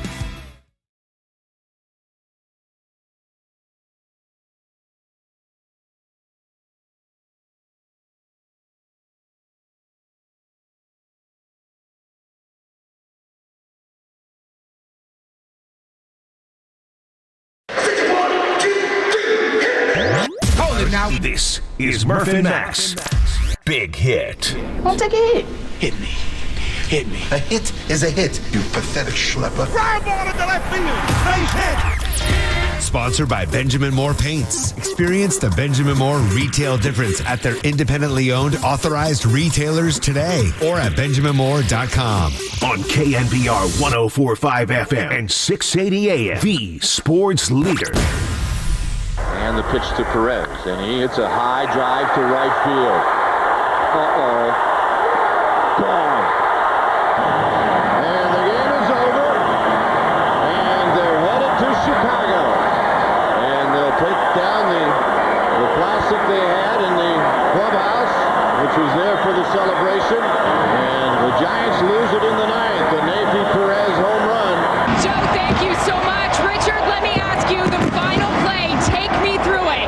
Well, I'm the best corner in the game. When you try me with a sorry receiver like Crabtree, that's the result you're going to get. Don't you ever talk about me. Who was talking about you? Crabtree, don't you open your mouth about the best. Or I'm going to shut it for you real quick. LOB. All right, and Joe, back over to you. Oh, for God's sakes. This is not good, folks. Unbelievable. Unbelievable. You talk about a game for the ages for the Rockies. That's exactly what this one was. That's a grand slam. Oh, man, what are we doing there? This is so funny. Those were great, by the way. Great sound bites. Shout out young Greg Silver in Fine and Sound. That first one, Paula, you got to go deep. That was 1998. The Giants were at Denver, at Coors Field, the inspiration for today's big hit, which is places you hate and loathe to see your team play. Dwayne Kuiper with the immortal sentence, this is not good, folks. So this is not good. That was 09. But the 98 one, the first one, that was sort of muddy, that sound. Yeah, it was a tough audio one, The Giants had to beat the Rockies to clinch a wild card spot. And they had that game in the bag. I got to go back and look at the box score. They blew it late in a big way, and Nafy Perez hit a home run off of Rob Nen to knock the Giants out of the wild card and sent them to Chicago for a one-game playoff against the Cubs, which they lost at Wrigley Field on a Monday night. You know who closed that game? Rod Beck. A Cubs closer who a year earlier had been in front of Paulie Mack at the Brian Johnson game. Great day out there, yeah. So that was the first one. The second one you heard was obviously... Don't try me with a sorry receiver. Crabtree losing his mind. Boy, that thing is aged, I'd say, very poorly. Like, hearing that back, it's like worse than I remember it, too. Because the best is, what's her face? Aaron Andrews. Yeah, Aaron Andrews going, what did he... talked about you? Who talked about you? Crabtree. Don't you ever talk about me. And then who's talking about the third Crabtree? one is the Spielborgs one. Triple E, you would have been a younger man when the Spielberg, but Ryan Spielberg's hit a late... Giants were in the hunt in late 09. Yeah. And they played a wild, wacky game where they took the lead like 3 times, and the Rockies tied it 3 times, and then in the bottom, like the 13th, Spielberg. And you and I came in, and that was the soundbite that inspired, Paulie, the Kurt Russell scream. Still got it. With Yeah. Spielberg, you haven't played this in forever. Well, this is only played when there's like severe sports agony that we're all kind of suffering through together. But right on the heels of that Coors Field moment, I gave you my Kurt Russell. Oh, why? Oh, no. Oh, no. That's what we Haven't played heard that in a all while. through the Spielberg's day. That next morning, we used to start at 5 in the morning. The game was only over for like 4 hours. This and we is came not in. good, folks. Yeah. This is not good, folks. That was an incredible call by Kai because he spoke for all of us there. He How many did. games did the Giants win in 09? Like, I'm going to say 80. I'm going to top of my head. I'm going to go 88? Paulie Mack. I'm going to say 85. Did they win 80? I'm saying 88. Well, that's a lot. Too many? 2009 Okay. Giants. They won 88. Yeah. This freaking guy. I'll give with you his- Todd Huntley and I'll give you 88. That's why I'm 88's a here. nice year. That's what I'm saying. Yeah. You could feel it was coming. That's why when 10 happened, it was like, okay. In honor of today's big list is, listen, there's no news with the Niners, no news with the Warriors, no news with the Giants. So places you hate to either A, see your Giants, 49ers, or Warriors play, right, or just places you hate to see games played. I'm going to start this whole big hit with a question for Murph, if I could. I turn the tables right on Brian Murphy on this one. I'm going to come right at you first. Do you have that kind of like, I don't like Coors Field. This will be explored momentarily, but when you see Trojan games at the LA Coliseum, does that affect you? Like, does the Coliseum affect you? You know, it's the incredible. way it's like yeah. It's incredible because, so first of all, UCLA used to play at the Coliseum up until 1982. So you'd think like there's some history there, but yeah, I don't know. The answer is yes. Okay, the answer is why. yes. There are. I'll tell you a funny story. See, now you're getting me going here. Okay, well, this is why we're doing there's it. 2 people, 916 and 415, just said anywhere the USC band is. Okay. You know what? You know what? That's what I'm saying. Now, the problem is they go on the road, too. That's the problem. Is that so? Yeah, that counts anywhere they go on the road. Cal, Stanford. No, come on, dude. Don't. What he does. Don't. No, this is. What's this? Is this today's big hit? Is going to just torture us here? Today's big hit is like to piss off Murph, it looks Can like. I make obscene gestures on camera, or is that not good? Sure you can. It's a specific audience. Stop it, dude. Stop. You know what? I'm going to order you to pod that down. Thank you very much. But anyway, the answer is yes. So let me tell you a funny story. There's a guy. When in 1988-89, when I went to the Boardwalk, the ESPN game show, the famous that we've made famous with the soundbite, I still love my fighting Golden State Warriors. Of course. So we met the team from San Diego State. And they wound up being one of our favorite teams because they were just party dudes, right? And they were really good guys. One of the guys became a friend. I'm going to shout him out, Dana Haddad. He wound up writing at the LA Times. And even though he went to San Diego State, he was a monster UCLA fan. And so we would sit in these motel room in Haines City, Florida, going over great UCLA sporting moments. And he had this great line, a big bottle of Jack Daniels. He's pouring it, and he goes, yeah, but man, any football game in the Coliseum, man. I said, yeah, and he said the line that me and my buddy said. He goes, he's poured the whiskey, and he said, too many ghosts. Too many ghosts. And we just laughed forever. And we still say it. Anytime something bad happens at the Coliseum, we think of Dana Haddad with the whiskey going, too many ghosts, man. Too many ghosts. So, I mean, are there places for you, too many ghosts? I think I can imagine. A couple places. There's a place in. Can I put one in your mouth? Sure. You put USC in mine? Yeah. New Jersey? The big time. The right up there. Meadowlands? No question. Right Paulie? up there near the top. Pour the whiskey? Yeah. Too many ghosts? Had too many. I had some Too many rough, ghosts? had some rough days over there in the Meadowlands as the only Niner fan in the entire stadium. Do you have any positive memories there? I saw some good Grateful Dead shows there. Saw some good Springsteen shows there. But didn't Jerry catch a touchdown there and run away? Rice had a beautiful game-ending. Yes, that was a great one. That was 80s. No, it was the beginning of 88. That was a great win. But no, you know, the other place is for you hockey heads out there, too, being a Ranger fan when I was in the 80s, I put the Nassau Coliseum on there, too, where the Islanders played. They won their 4 consecutive Stanley Cups in that rink and hated it. Hated the Coliseum, hated the Nassau Coliseum. You have to drive you ever go out there? It's out by Hofstra. No, you have to drive I have not been. it's like one of the last stops before you get on the ferry to go to the Hamptons. You have to go all the way out to the eastern tip, and they used to call it the Mausoleum. The Mausoleum. Didn't that where they played a great Eyes of the World, though, right? Very good knowledge. So Colorado, I'm going to list, obviously, for the 49ers, guys, you heard it. I can't believe I'm giving them this power because I don't want to admit. Well, this is the topic, though. This is why we're doing this. Seattle. It's just, I mean, even to this day, Paulie, even though Russ Wilson's gone and Richard Sherman's gone and Cam Chancellor's gone, but dude, going up to Seattle, all of it. No, I mean, Brock Purdy winning in Seattle last year was like a huge blanket. One of the deal reasons for I me. love that kid. You know, and it wasn't easy as you recall. Didn't even blink. Yeah. Didn't they make it tight late? It was a tough game, but Brock Purdy got up there and got the job done. Garoppolo won a game up there as well. This is after years, and I'm with you on this.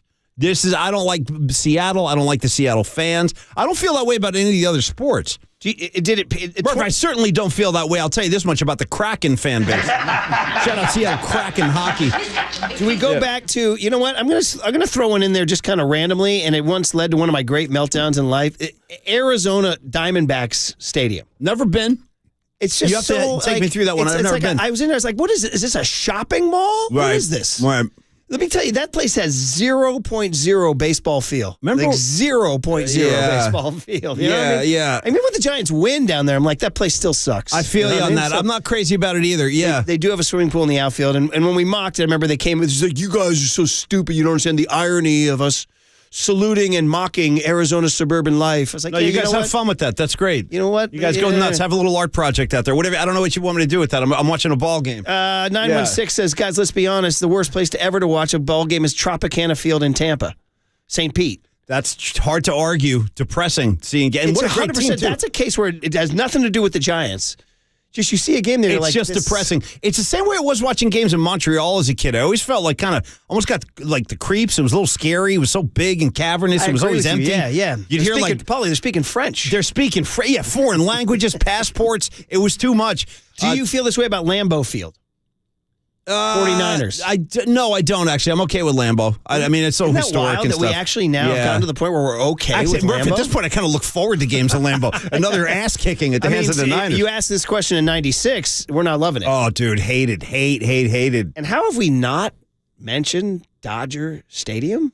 I mean, dude. I mean, this is, you want to talk about PTSD. This is a lot closer to you. I've only been down there the one time for baseball. Oh, is that right? That was with you, yeah. Well, I'm talking about even growing up watching Friday night KTVU games on Dodger Stadium where Dusty Baker would ground a game-winning base hit between third and short. Yeah. And they had this organ that would go, oh, God, it drove me, it would go like, and like, it was like a little organ riff. My buddy San Diego Mike and I freaking hated it, and it seemed like the camera would shake because the Dodgers had just walked off the Giants. Yeah. You know what? Here's Triple A coming in. What did he say? He says, look at my message. He says, hot take, Dodger Stadium is a good place to see a ball game. Dodger dogs, the bleachers, they got the whole setup there. That's where Murph and I said. We want to. Now, I've seen a couple concerts at Dodger Stadium, but only the games with you only time I saw baseball down there. I say? Blank that place. Yeah. Blank that take. You know what I'm saying? And I might even say blank you. Yeah, you probably should. You round it off with a nice blank you. I understand. Yeah. Let's go out to Steve in San Francisco. Yeah, give me some Steve. He's got a place he hates. Because this is all in honor, by the way. People are wondering what the hell's going on. It's the big hit. In honor of the Giants going to Coors Field tonight, we decided it's a place we hate.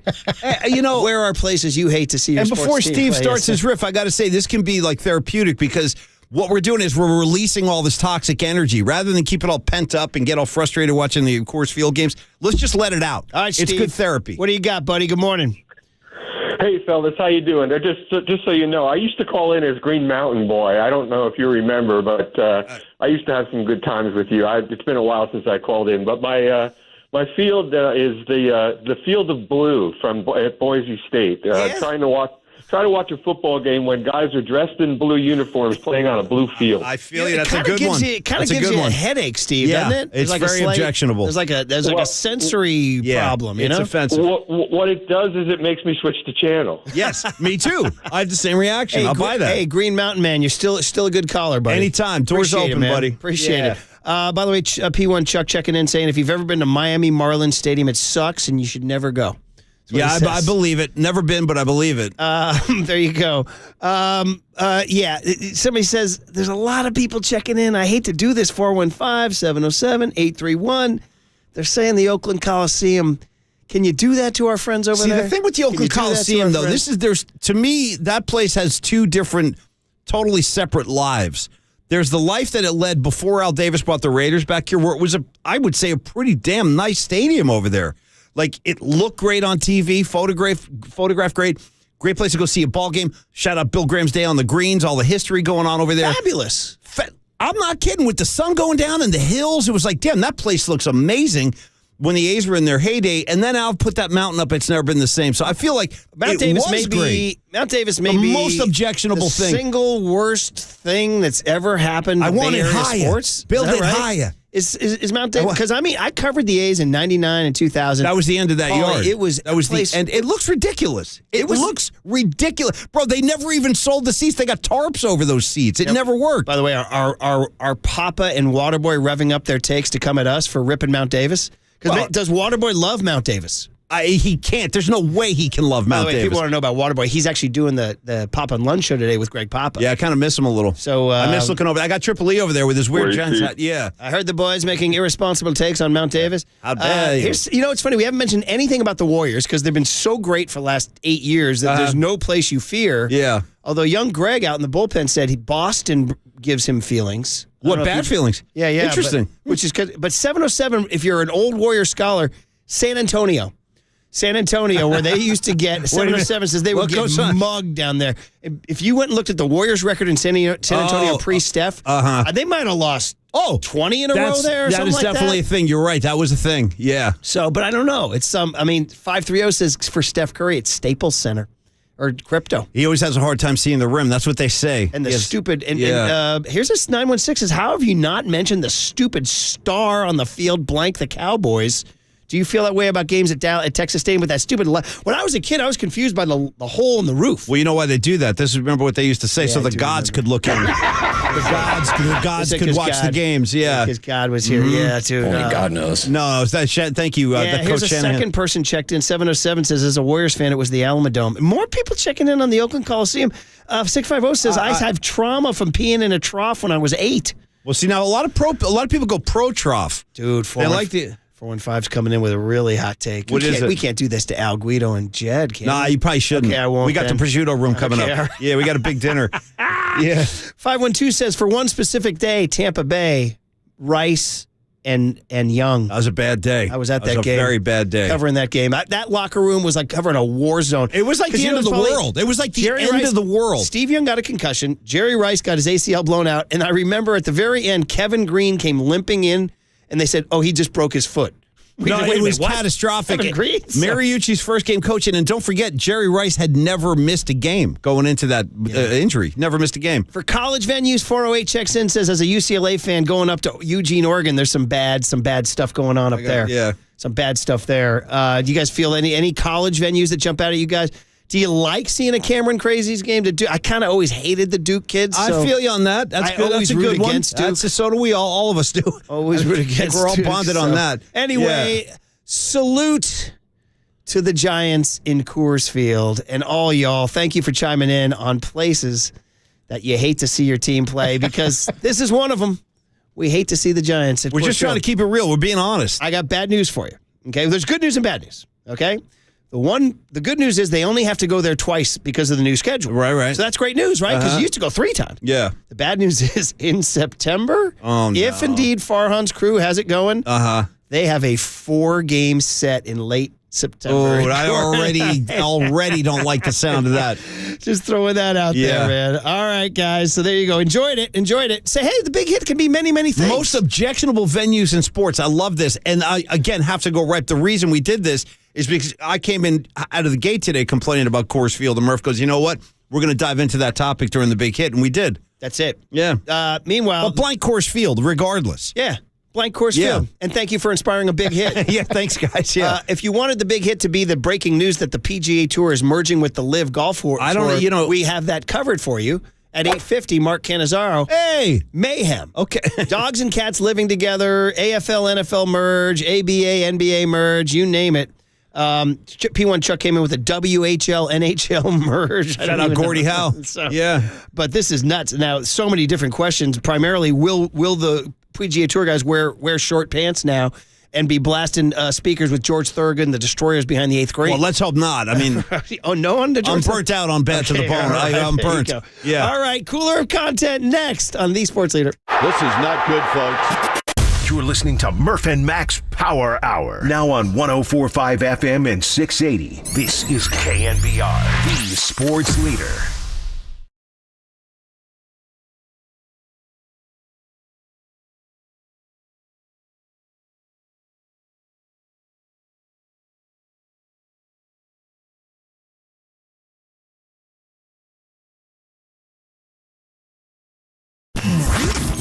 Here's what's trending now. Trending now. On KNBR.com. Yesterday on our show, Will Clark joined us and named 3 Giants prospects in Richmond he thinks will make a leap to the Giants MLB roster soon. That's trending now on KNBR.com and the KNBR app.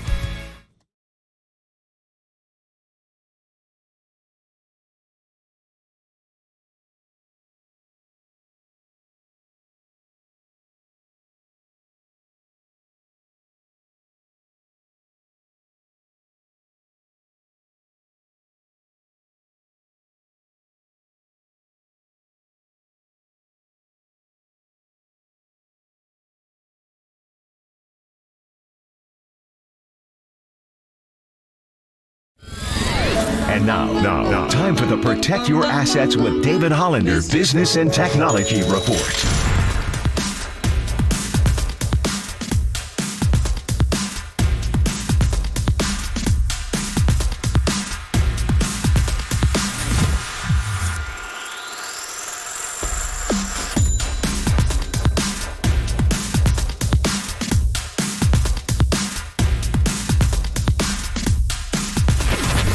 This has been the Protect Your Assets with David Hollander Business and Technology Report. Do you want to pay less taxes this year? Learn more. Listen to David's show every Saturday morning on KNBR or call 1-866-PROTECT. Crank up Murph and Max Power Hour. All right, everyone, chill. This is the cooler. You're not sending me to the cooler of content. Murph and Max Cooler of Content is sponsored by Mancini Sleep World. Sleep better, live better. Visit sleepworld.com. And by Marin Health. Marin Health Medical Center and Marin Health Medical Network world-class care. Closer than you think. On KNBR, the sports leader. All right, we got the great Ron Wotus joining us in just a couple of minutes. That'll be awesome. The coolest dude on Bochy's coaching staff, and now, of course, special advisor to the Giants. Cooler content, Paulie, starts with Steph Curry enjoying not playing basketball. Oh, really? So he was at the San Jose Giants over the weekend? Steph gets out and about, man. He is really is part of the community. Literally. He's out there. He flew to Columbus, Ohio to play in the Memorial Golf Tournament, Jack Nicklaus's tournament. How's his game going? I mean, I wouldn't say. He's got it. He's break it down. He's a beautiful golfer. Is he? He's a beautiful golfer. He's got a gorgeous golf. I don't want to piss anybody off, and I know how competitive these ultra Hall of Fame best ever types are when you're talking about a Steph Curry. But I am going to ask you to make a comparison, because the only other guy that I know as a casual observer who I remember at one point was making a little bit of noise was Jerry Rice. How would you compare the Steph? I'm sorry, Jerry. Okay, well, that's why I'm asking. So Steph might have to give Jerry like 4 aside. Oh, is that right? Seriously. So Steph, so he's going to say like, now I'll dominate Steph's this got game. Yes, yeah, he's that good. Okay, so he's playing with Jordan Spieth, your guy, and the kids were. Spieth was a nobody. Will Spieth wear shorts now? Is he going to listen to Thorogood? Actually, in this program, he was wearing shorts. He's going to be like, give me some Blue Oyster Cult while I hiss this shot. So here's just the sounds of Steph and Spieth at the Pro-Am, and everybody's just mobbing Steph here. Yeah. Stay up. Yeah. Downhill from here, gentlemen. 13, only downhill from Mr. Steph! It was a blast. I mean, you see the influence that Steph has, in between the ropes. We're walking and, they're all looking back for where Steph is. I'm like, all right, I'll just walk right through to the next tee. Just the influence he has on every generation. I mean, he's just done things the right way. And, I'm such a massive fan of his that it's really cool to just spend time talking with him. We got Steph's auto. Happy Gilmore once said, don't you want to go in your home?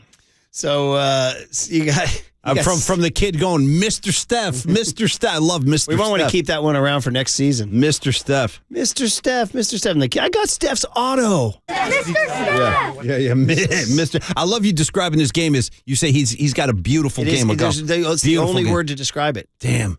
It's a beautiful swing. Yeah. We got Steph's auto.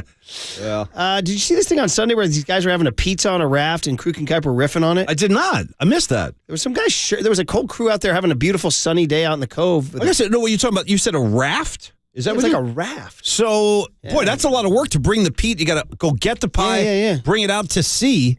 And they even made a sign for Kruk and Kuip saying Okay. it is a pizza. Here we go. Now have their work cut out for them. Well, how about that? Just bring your dinner table right out and put it in your raft. Bring your Monopoly board. Get after it. Is that a pizza? Yep, that's a pizza. I don't know about the condiments, though. With the pizza. I don't know. It had ketchup, mustard, and relish on top of the Ooh, pizza see, box. now that's objectionable, guys. We Then don't they, need to. they made a sign that said it is a pizza. Yeah. So, anyway, it was a Costco pizza. You guys feel about People Costco rave pizza? about Costco pizzas. I don't think I've ever had one, but I know a lot of people say good things about them. Have you guys had that? I think I have at some point in life. And Just a I plain think it's margarita fine. type pie. Yeah, I think it's fine. that's all. Yeah. Keep it. Yeah, people like it. And then did you see this yesterday? The Chiefs went to the White House, and they gave Biden a jersey and everything, and then they're supposed to walk back to their place in the stand. That's a home jersey, man. And Travis Kelce beelined for the microphone. Good. And in a very funny visual, sorry, this is an audio medium, but you got to imagine, Mahomes ran over and physically removed him from the microphone before he could get going. He didn't want to let Kelce, here it is. So I've been waiting for this. Sorry. So Kelce, in a red suit, goes to the mic, says, I've been waiting, and dude, Mahomes clotheslines him, just takes him out, just pushes him back. I see. That's unfortunate because now I want to know what was he going to say. Yeah. Probably some great riffs there. He was so good on Saturday Night Live, dude. That skit where he was playing with the dolls. I'm telling you, if you guys haven't seen this, Google that on YouTube and enjoy because he was really funny. So anyway, I kind of wish I could have heard what he had to say. So I've been waiting for this. Sorry. That's my reaction. Less Mahomes, more Kelce. That's me. Yeah. Hey, real quick, give me the Brandon Belt. It's only a quick one. This is what's going on now as the Giants fall under 500. Here's Brandon Belt homering in New York to give the Jays a win. This is what's happening in the Blue Jays dugout. That's why he could have exploded a little bit. Teams are calling him. There it is. That's the love that's going on. The dugout themselves are chanting MVP for Brandon Belt. All right, well, there's your cooler content. Hope you enjoyed it. It was satisfying. Yeah, it was good. You got Mr. Steph. I got Mr. That's all I really needed was Mr. Steph. And you telling me that Steph has a beautiful golf game. That was meaningful. Absolutely beautiful. I'm glad to know that. And Kelce getting clotheslined off the mic. Yeah. And then Brandon Belt getting MVP champs. Ron Wotus. And then Mark Cannizzaro on the merge of the LIV and PGA Golf Tours. What? True story. So Wotus and Marky Mark next on the Sports Leader. Yep, that's a pizza.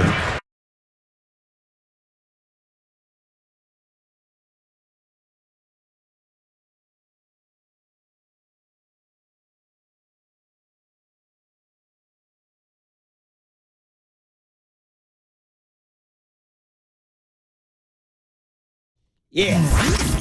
Here's what's trending now. Trending now. On KNBR.com. Trending?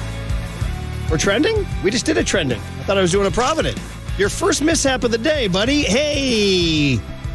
Will Clark joined us yesterday and named 3 Giants prospects in Richmond that he thinks will join the Giants sooner rather than later. Trending now on KNBR.com and the KNBR app.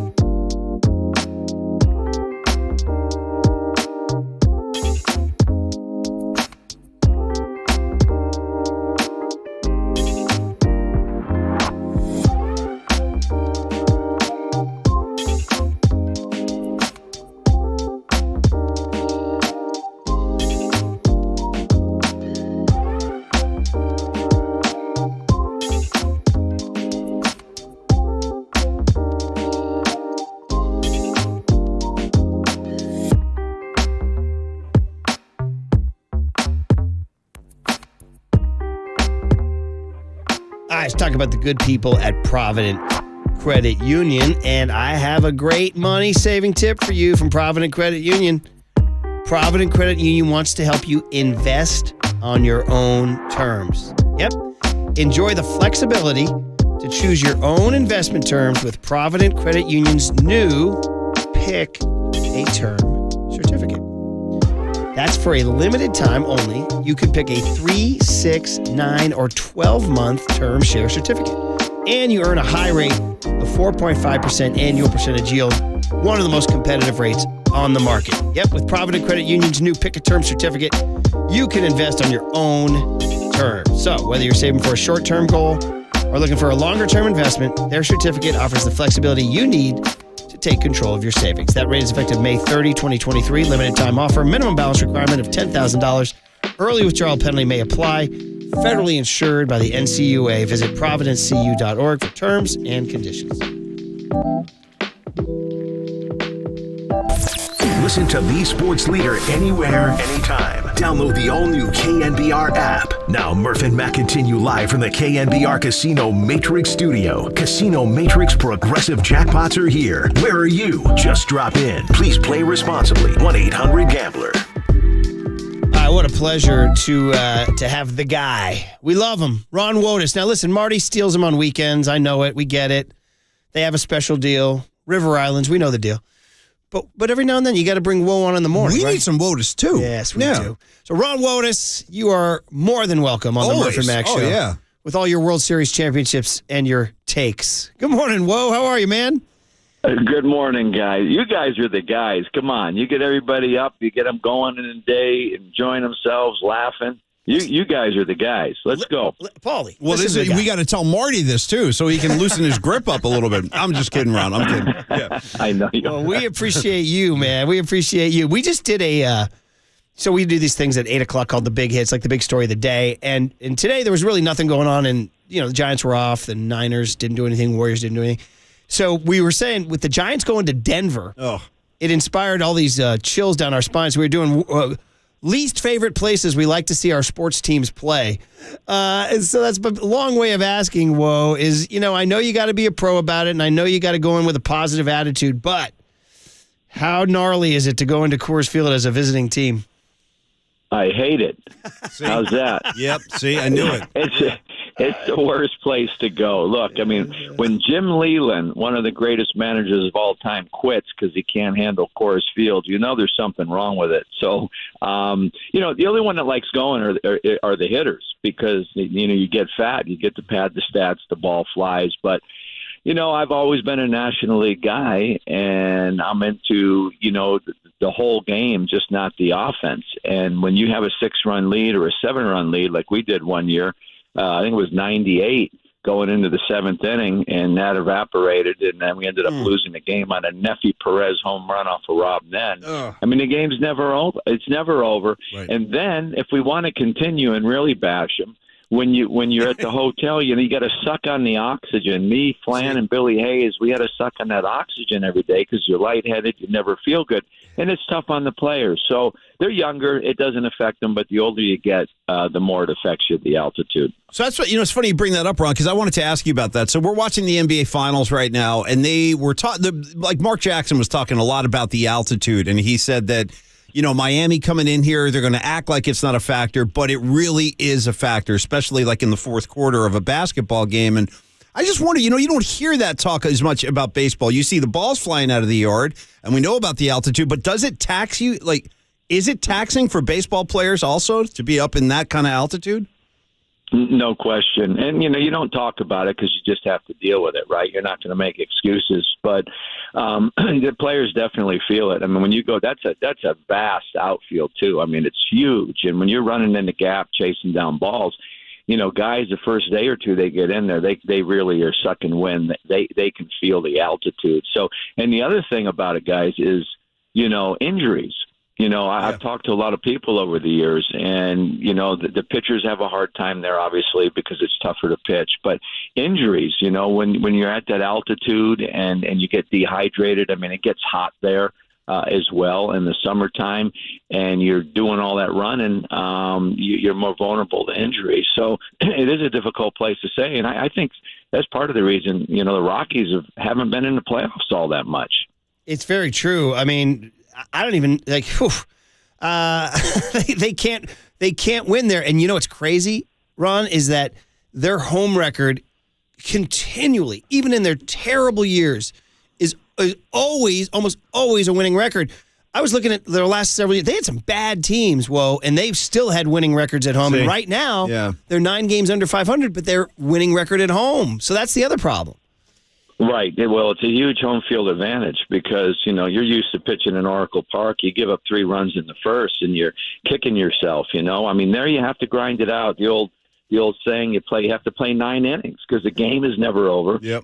Starting pitchers or any pitchers aren't used to giving up runs and then fighting through it and battling through it because they know they just got to keep their team in the game. You give up 5 or 6 runs, you still got a chance to win the game. And normally that's not the case in most of the other ballparks.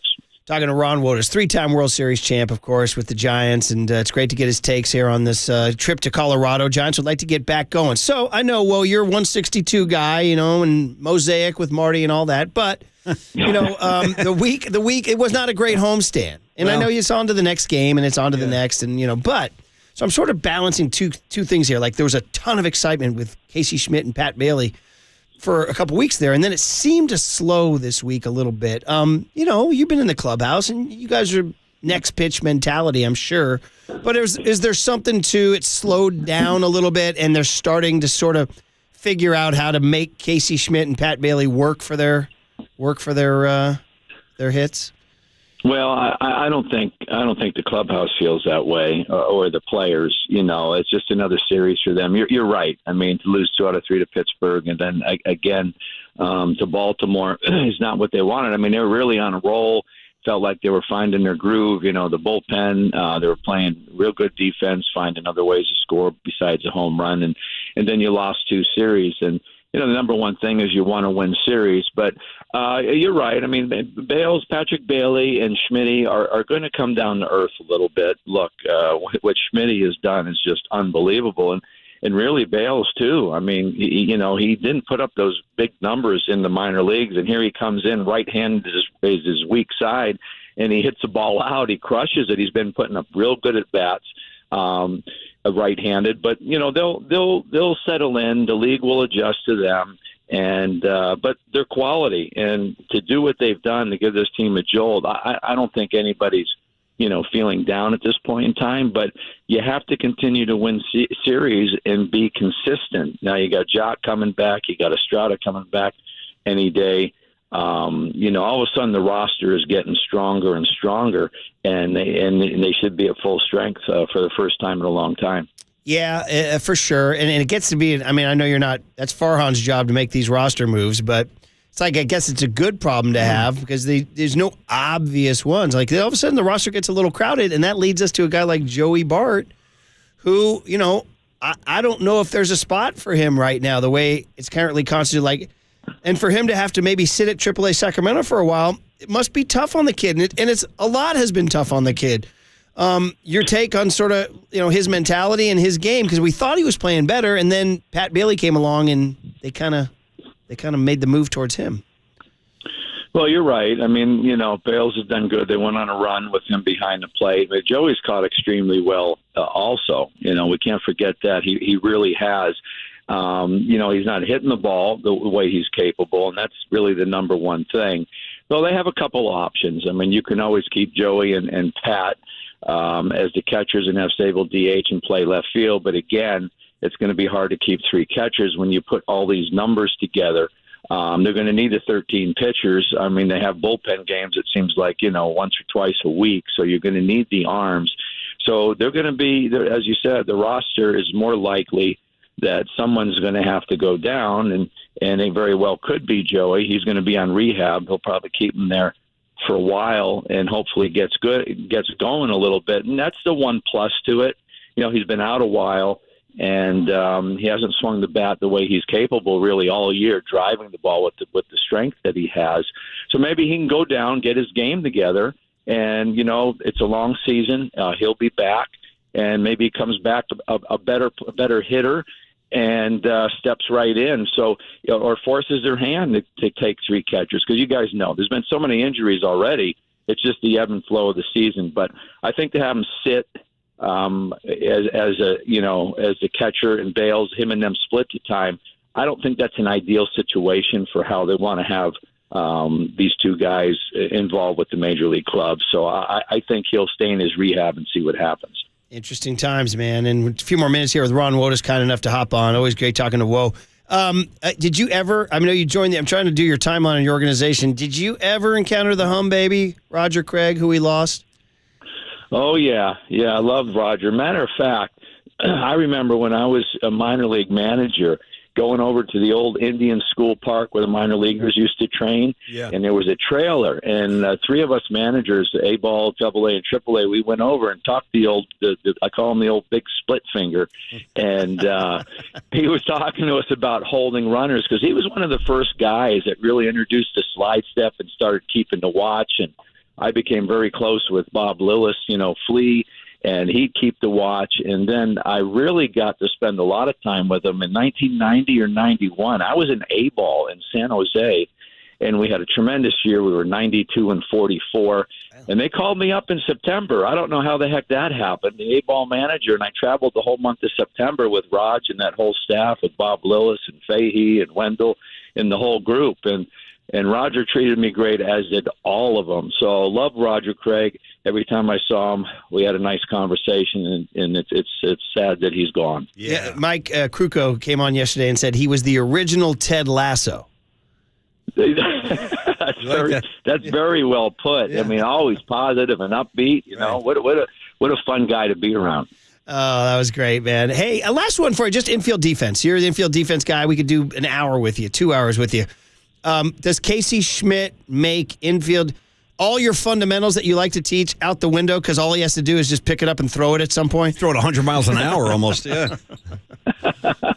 Well, that was the question on, he went through the minor leagues on pure talent, and these guys helped him. But, the tough thing as a coach is, how much do you change him because he's so darn good? But he's actually getting some fundamentals in his game. I mean, Holbert Cabrera worked with him in the minor leagues. I was down there with him. So you just want to chip away at things where you can make him more consistent, how you feel particular balls without taking away his athleticism and his flair. So he has been doing that. I mean, at shortstop, it was a new, fairly new position, and second's fairly new. So the good news there is you can work on these things when you're teaching him how to play the position, to get him a little more consistent. Of course, the athletic play, like Crawford, is just going to happen. But no, he's got it all. He could play any position. He's got great arm, obviously accurate, great feet and hands. So he's done really well, and he's going to be a heck of a defender for a long, long time wherever he plays. Is it an arm unlike any you've seen, or you've seen him? You've been around a while.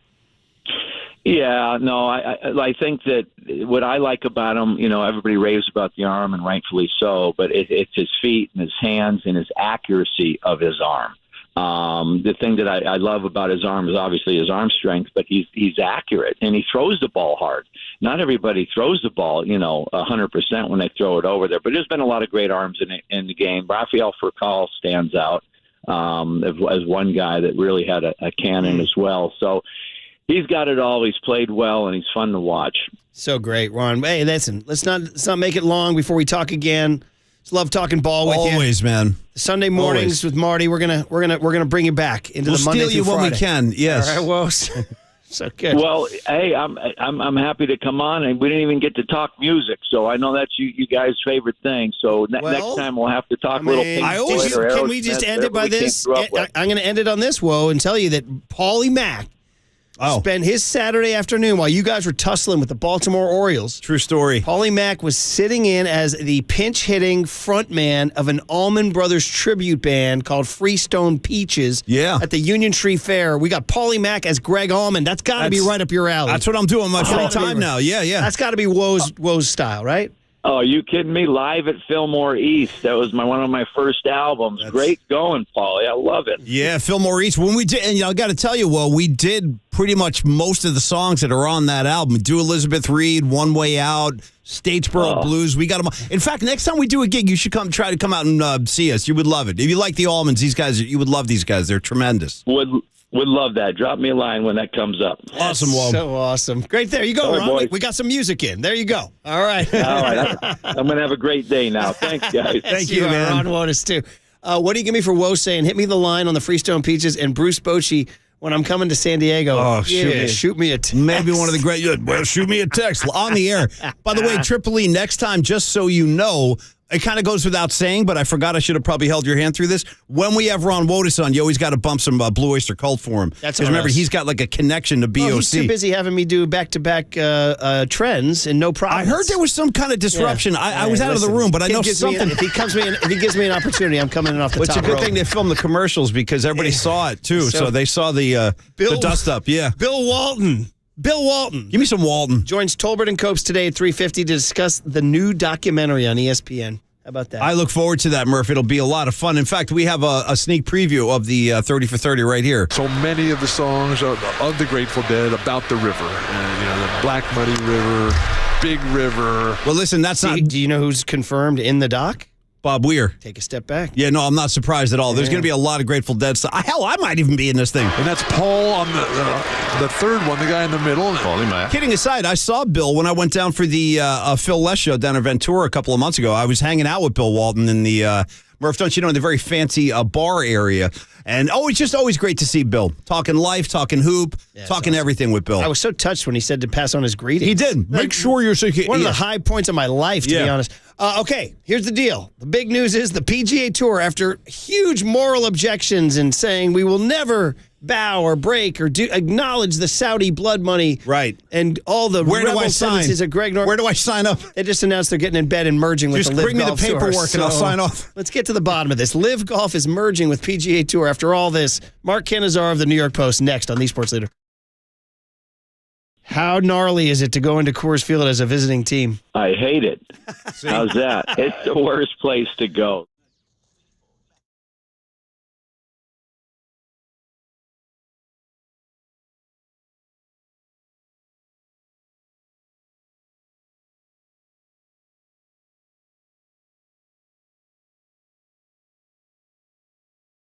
All right, let's talk about the beauty of the North Bay and the beauty of Marin Health. That's right. We have world-class beauty up there. That's no secret. Here is something you may not know. Marin Health, not just the closest medical care, but the best. Yep, with a cardiology team that delivers treatment twice as fast as the national average. A world-class maternity care center with doctors and midwives available 24/7. An accomplished orthopedic team to get you back on the trail. And a partnership with UCSF that expands our world-class capabilities. It's all right here to get you closer to being your best. Marin Health, world-class care, closer than you think.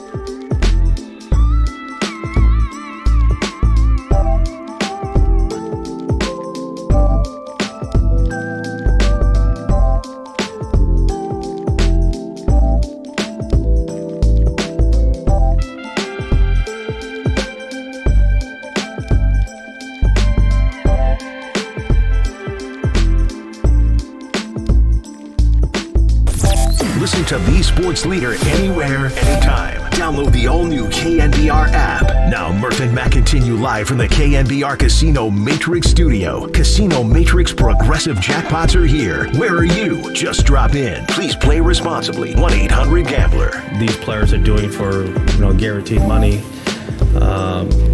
What is the incentive to practice? What is the incentive to go out there and earn it in the dirt?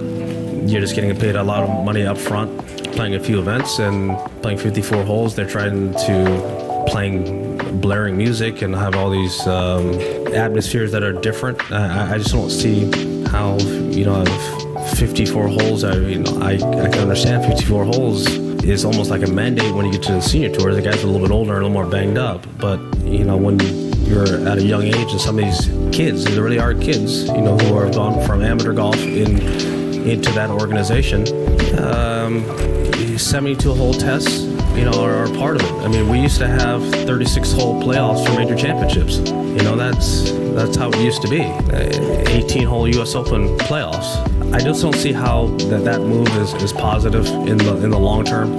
Greg has done some things that I don't think that's in the best interest of our game, and we're coming back to probably the most historic and traditional place in our sport. I believe was the right thing. And now they're merging. There you go. Tiger Woods last summer with his litany of complaints about LIV Golf, and news breaks this morning that the PGA Tour and DP World Tour announced they have merged their commercial operations with the Saudi-backed LIV Golf and ended all litigation, ending a 2-year rift, a bitter 2-year rift. I'm reading the AP headline here. Oh, my goodness. By the way, you are listening to KNBR and KNBR FM, San Francisco, the sports leader, a Cumulus media station. This news is only about an hour and 15 minutes old, so we're still searching for answers. Where do we go for answers? To our dear pal from the New York Post, the man who knows the golf world like no other. They call him Mark Cannizzaro. We call him Marky Mark. We do. Cannizzaro. Good morning, Marky Mark. Yo. Murphy, Murph, Paulie, Mac. Good morning, San Francisco. It's still morning out there, isn't it? Oh, yeah. Oh, yeah. It is. Although you've just crested noon in your world there, right, buddy. Right. We have. Yes, we have. I was supposed to be playing some golf today, but now I'm writing a lot about it instead. What the hell is going on, buddy? Dude, I'm telling you, man, this is a stunning. There isn't anybody that wasn't blindsided by this, and what's a bit comical to me about this whole thing is the notion that the PGA Tour is a player-run and player-driven operation is a crock of you-know-what, obviously, because these guys are all finding out on all these guys on the PAC, the Player Advisory Council that the PGA Tour thumps his chest on about how the players have all the input. These guys are finding out on Twitter what's going on right now, which is really, and it's caused a lot of tension and a lot of ticked off people. You can just see on Twitter some of the reaction already from some of these players. But the bottom line is, Greg Norman and Saudi and Live Golf wins. I mean, the PGA Tour caved. I mean, this just is further evidence of the kind of money that, the bottomless pit, as everybody talks about, that the Saudis have, and how much that rules the day. It rules everything. And the tour realized it couldn't fight this battle any longer. This is Jay Monahan, the chairman of, or the commissioner of PGA Tour Golf, going from, will never, never, never to now literally in bed. I'm reading here, the board of directors of the new commercial entity will have Monahan as CEO and Saudi Public Investment Fund Governor Yasir Al Rumayyan as chairman. Now, this Saudi Public Investment Fund is what people think of as quote unquote blood money, right? Isn't this? Because whether it's murdering a journalist or snuffing human rights, et cetera, right? Wasn't this the moral objection, Mark? Well, it totally was the moral objection, and now the tour is spooning under the covers with the very people that they've been torching for the last year and a half, 2 years. Yeah. And it's I just actually tweeted something a minute ago because it just came. It's the first thing that came to my mind when all this came down, and I just remember Phil Mickelson, who was very much the face of Live, because he was really. I mean, Dustin Johnson was the first guy to really sign on for the big money, but Phil really has been the face of this whole thing, and quite frankly, been the guy that's taken the brunt of the criticism. And had his legacy, certainly seemingly tarnished and whatnot. And I just remember him saying on more than one occasion, and I particularly remember it at the British Open last July, about him just calmly saying, just let this play out. We'll see what happens. And it's literally almost like he saw this on the horizon, and everybody was up in arms about all the people taking the Saudi money and all that kind of stuff. I just feel like this was a lot of prescience on his part, and it's just fascinating. I mean, really, there's literally so many, sidebars and legs and elements to this just from this, I mean, now all of a sudden, apparently the PGA Tour is okay with the sports washing because, I mean, the sports washing was the big complaint, right? The Saudi so-called sports washing. Well, if anything, this is like what the tour joining forces with Live. This is like the greatest sports washing probably in Saudi sport history. When you say sport, use that phrase sports washing. Not everybody knows what that is, Mark. Just, I mean, in very much layman's terms, just trying to normalize what goes on in Saudi, with what goes on with the rest of the world in sports, kind of like, I mean, they're so highly invested in Formula One racing, and obviously many of the huge football clubs around the world are Saudi owned. It's just kind of a way of distancing itself, Saudi, from the stuff like the horrible things that went on with the journalist Khashoggi and Washington Post and all of the stuff we hear about the horrible human rights policies over there. You bring kind of the normalization of normal Western sport, so to speak, in, and it's kind of that's. I mean, I'm probably not articulating this very well. Yeah, no, I got you. I know what you're saying. But it's and with the PGA Tour jumping in the sack, so to speak, with these guys. Here we are, Mark. It's Pride Month. And literally they're getting in bed with a country that officially says any same sexual activity is illegal in their country. Yeah, illegal. People are killed. Yeah. Right. So I got to tell them. That said, I just want to say and we've talked about this on your air before. Yeah. Just because I just feel like that. This has been literally riddled with hypocrisy. This whole thing. The people that are against the Saudi, element into the game of golf with Live and all that kind of stuff. I've just felt I mean, I'm a very simplistic person. I'm very simple. I'm a simpleton, as you know, okay, because we know. Mark is a simple man. Call it out. Fair enough. I'm about what the sports fan wants, right? And like, to me, the sports fan wants to see all the best players in the world. Like, we're talking about golf here. They want to see what's taking place at the Masters, and in April, and what just took place in Rochester. 2 weeks ago, the best players in the world playing against each other. Which means Brooks Koepka almost winning the Masters and then winning, the PGA Championship. Phil Mickelson at 52, making a legit run at winning a Masters. In April, they want to see that. That's made those tournaments better, and what it's done really, it was leverage for the Live Tour. Quite frankly, I think the success that these guys have had in these majors, I think it's been part of the leverage that the Live Tour's had. Because Brooks Koepka winning the PGA, forced the merge. There it is. It's just like, I tell you, I mean, there's just so many legs to this. Mark, we got to get right to the main question. Are we rocking short pants now? Are we walking? And is there a speaker behind the 8th green blasting George Thorogood and the Destroyers now? Is that the question? Either George Thorogood or maybe a little war on drugs. Let's just toss that out there. A little under the pressure. Nice. In fact, I believe that the PGA Tour has been under the pressure for the last year and a half, 2 years. I mean, these are the silly questions that we're going to ask. Like, is it 54 holes now? Is it guaranteed no I don't cuts? think. No, listen. All that stuff's to be determined, but I don't see 54 holes and no cuts. Maybe there'll be some no cut events. I don't know. I think the 54 hole thing goes away. The short slacks, I don't know. That's a good call. I have no problem with it. It is an odd look when you're so used to seeing stuff. I think the music thing, maybe some of the events will have that. I don't think you're going to see the memorial with Jack Nicklaus, spinning AC/DC, at the turn, right? But he might play the 4 freshmen.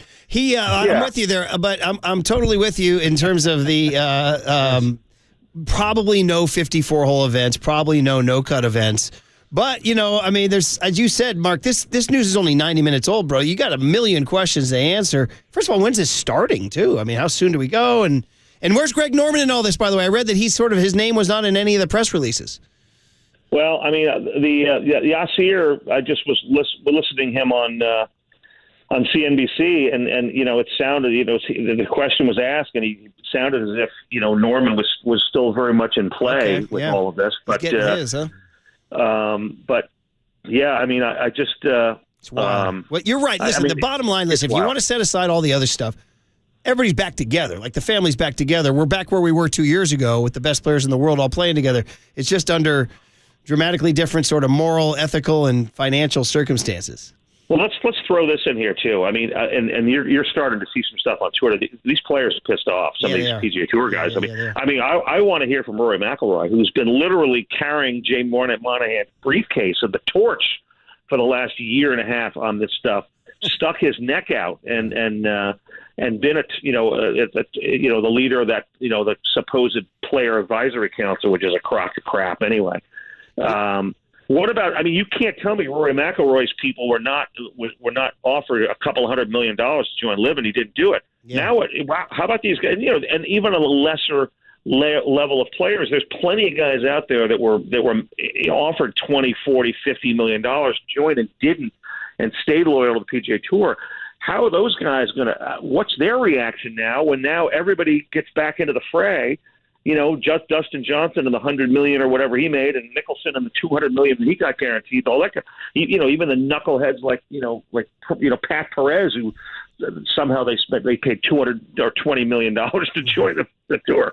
I mean, there's going to be a lot of jealousies and ill feelings in that element of it. There's no question. And what about all these guys, particularly in the European Tour side of things? The Sergios and Westwood and Poulters that have been unceremoniously. I mean, these guys were guys that made the Ryder Cup, post Seve Ballesteros, of course, but have literally carried the torch for the European Ryder Cup in its dominance of the U.S. Henrik Stenson was supposed to be the freaking captain, and he got, just embarrassingly banished, by the European Tour, from his captaincy role, stripped. publicly stripped of it. Now everything's okay. You know what I'm saying? Swept under the rug. Swept under the Yeah, rug. I mean, it's like, oh man! So how does that all go? You're gonna listen. As we said, this story's only 2 hours old. So you go do your reporting. Our buddy Alan Shipnuck, just tweeted, talked to a key insider at the Live Tour. They had no idea this was coming. Says there hasn't been any internal communication. Players, agents are all learning about it from Twitter. He's same on the PJ. He says Ship calls it cloak and dagger stuff from Jay Monahan and the Saudi fund. So, all right, you should have a fun day, buddy. This may not be the last time we talk to you in the next couple of days. But all I know is I'm going to remember you saying AC/DC. We got a major championship coming up soon too, and I was ignored for the PGA, which I don't even know what happened there. Hey, things were things happened. You know what I mean? Things were. I mean, are the Giants playing that well? But I mean, seriously, really? Mistakes were made. Marky Mark. Balls were dropped. Mistakes were made. We're correcting them right now as we speak. Trying. All right, bud. Go report. Thanks, go Marky. do what you do. Always. We'll talk soon. Talk to you, boys. Marky Mark Cannizzaro, Marcus Thompson talking basketball next. That's it.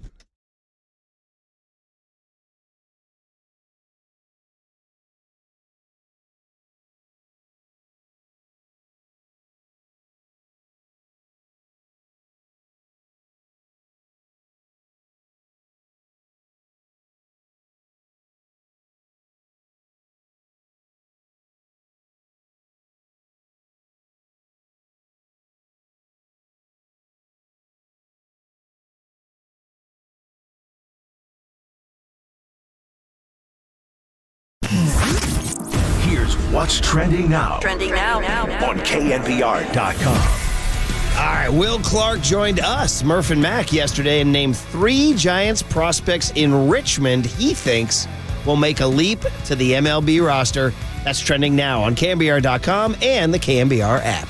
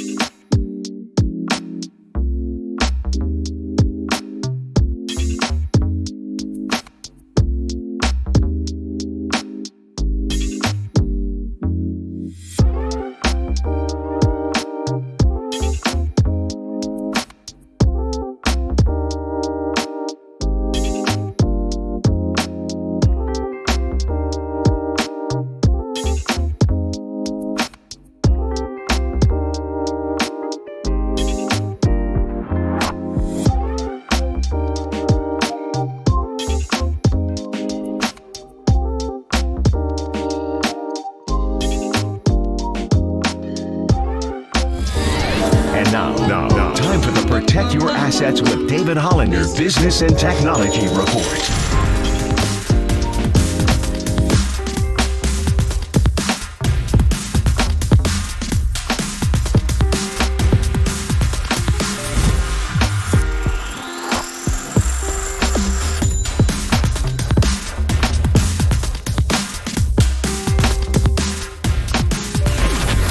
This has been the Protect Your Assets with David Hollander Business and Technology Report.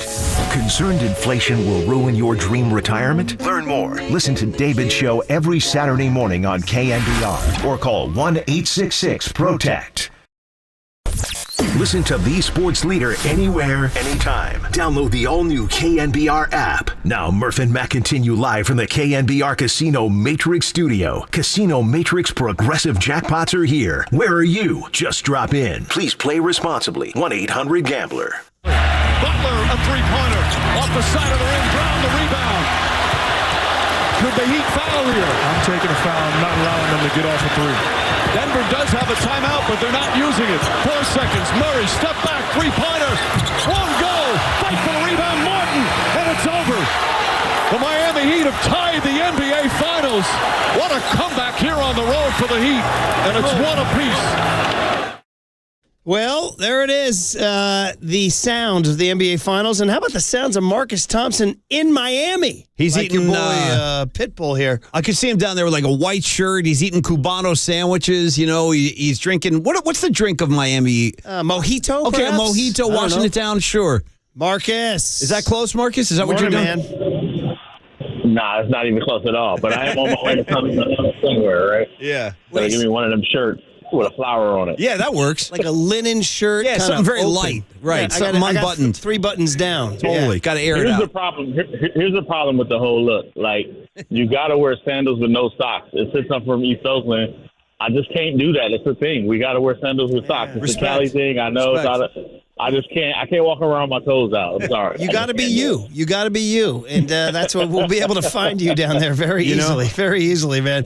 Hey, man. Marcus is the guy with socks on. Yeah, that's First of all, Yes. it's just awesome that you're there. I love that you got this road trip. This is fantastic. So, second of all, dude, you went from covering this is the worst finals ever because Denver's going to sweep and it's over in 4. Vegas says so too. We got a series now. Yeah. What do you think, man? Do you think this thing is real or do you think it was just a one-off? I'm still torn. Is that fair to say? I'm still like, what if Denver comes out and wins these two? It's like, yeah, now they're awake.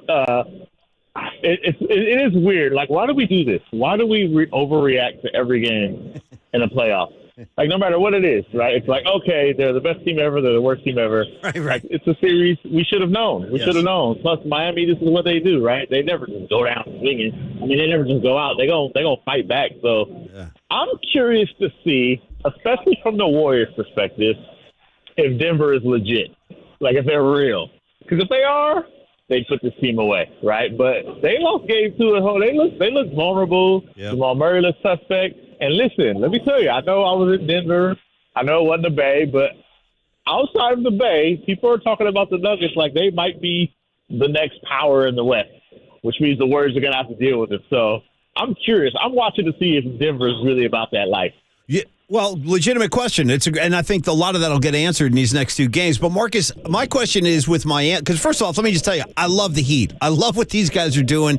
This entire postseason run, they've been going out there totally overmatched and just frustrating their opponents, and they wind up stealing games like they did in Game 2. But the question is, can Miami compete in this series if they don't shoot like they did from 3 in Game 2? No, they're very worried. Like, they just have so many issues with size that they've got to combat it, right, with threes. If they make threes, they have a chance to win. They probably will win. If they don't, they're marred in some kind of like two-point battle with a team that's much bigger at every position, basically. So I think it's too tough. I think they've got to make threes. We saw Game 1, they didn't. It was easy. Game 2, they made 16, they win. It's very, very worried like in that sense. This is what happens when you're undersized, when you're playing a center that's 6'9", and you're small at other positions. Like, you just have to make threes. The thing about it, though, is they can. And they've done it all postseason. It's not a fluke, right? We've seen these guys make shots. And they really only have to do it like 2 or 3 times. The other thing they can do to offset it, which they do very well normally, is get to the free throw line. Like, that's another way to combat it. They haven't done it much, but you know there's going to be a game where you presumably may be able to get to the line 10 times, right? And it changes the dynamic of things. So it's definitely possible, but they can't do it without making threes, I don't think. Marcus Thompson in Miami. How lucky to be there for Game 3 tomorrow night. And it's a storm. You know, like floods everywhere. It's like it's not the Miami I expected, I hoped for. Isn't that kind of what Miami does? The heck, the University of Miami, they don't call them the clear blue skies. They call them the hurricanes. You know what I mean? So yeah, I think I came to a hurricane season too. Yeah, so no, hopefully not. Knock on wood, man. Hey, everything in all politics is local, and we always go. Kerr went on the Draymond Green podcast. Don't know if you got a chance to listen to it. Oh, yeah. Okay. One of the things he said that was sort of caught our ears was he was talking about the Heat and how great their culture is, and we all know that. Heat culture. It's been written about for 30 years. But he was saying, like, their young players are all in. Their young players don't complain about playing time. We were wondering, you reading that as a shot at your guys, Kuminga and Poole, et cetera? Do I need to read it as that, or was it that? It seemed pretty obvious to me. Okay, don't even need to read. Yeah. Don't even need to read. No need. No. That wasn't in Braille. Nice. Right? Nice. Like, nice. I mean, I would. Here's what I would say to the other side of it. Like, these young guys aren't lottery picks, right? Like, they're that's a good point. Like they're undrafted or like way back in the pack, right? So it's like they don't really have the room to complain. But I mean, Steph had to give a speech for this reason in Game 7, right? Like, you could watch it on the bench, you could see it sometimes. So yeah, I don't think we needed to read into it. The interesting part is, like, he's basically saying that's not the Warriors culture, and it isn't, right? From Patrick McCaw to watching, these guys this year, they've always had issues with youngsters, and that's what happens when you're so front loaded and you're playing for a championship every year. You're just not a good place for young talent.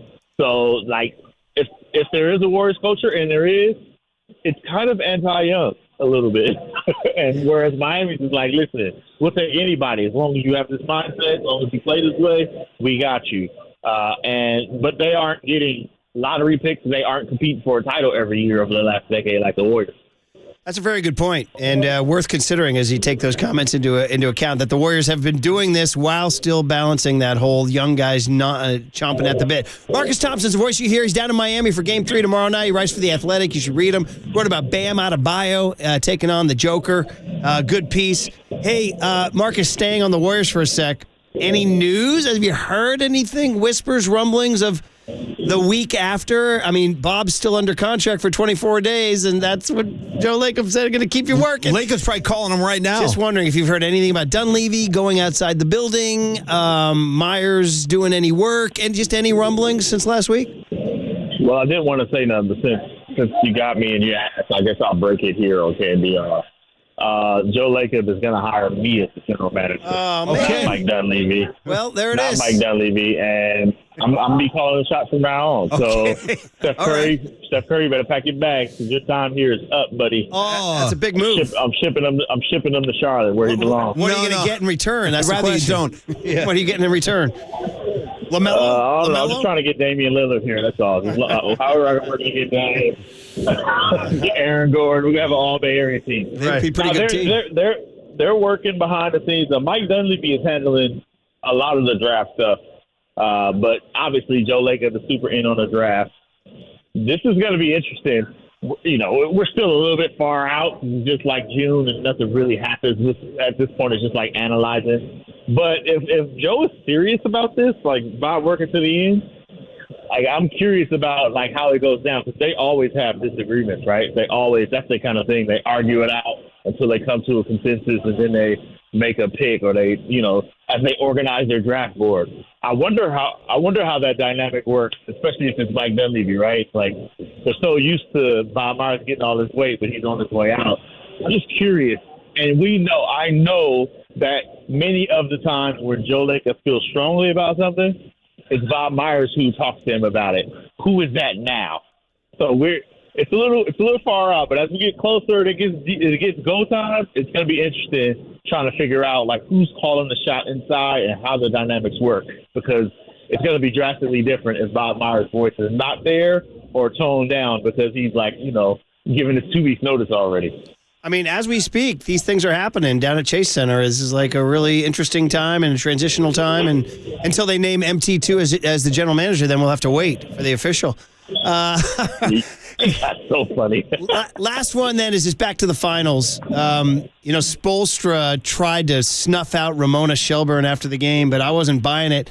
I thought they were on it in the terms of turning Jokic into a shooter and not a passer is the way to go. Yeah, might be. I mean, my eye is also untrained in because I saw the same thing. And they talked about it. I mean, like, it's very clear he had 4 assists, but they've done things to step up and take away some of those other players.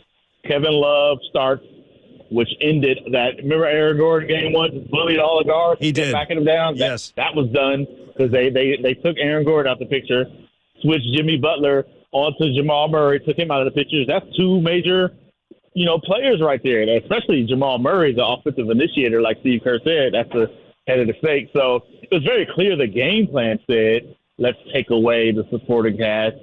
And unless he did think Jokic was just, all right, I'm going to go for 40 now. But, of course, Spoelstra knew that. Of course, she was right. Ramona Shelburne knows what he's talking about. And he's just the coach who doesn't give away his game plan. Exactly. That's what he does. He was putting up the smoke screen, man. I loved it. So, absolutely. Hey, can't wait for game 3. I know you got to go. Enjoy Miami, Enjoy buddy. the hell out of Miami, man. Take care. All right, with my socks on, baby. Let's go. Got to represent. Socks on. Represent the bet. Well, Murph is I'm like Marcus. I'm not a big toes guy. I was just going to say that about Murph. I've learned these things over the years. Like, don't expose your toes around Murph, except if we're in Hawaii. But guys come around here, they're going foot. That is true. Hawaii is the one all place. bets are off in Hawaii. We will flip-flop our way to the broadcast You got booth. tropical breezes blowing. We you do. know. By the way, you want to know what's crazy, too? When we were doing the Union Street Fair the other day, listeners came up and were saying, are you guys doing Hawaii? I'm not kidding. And when can I submit my names?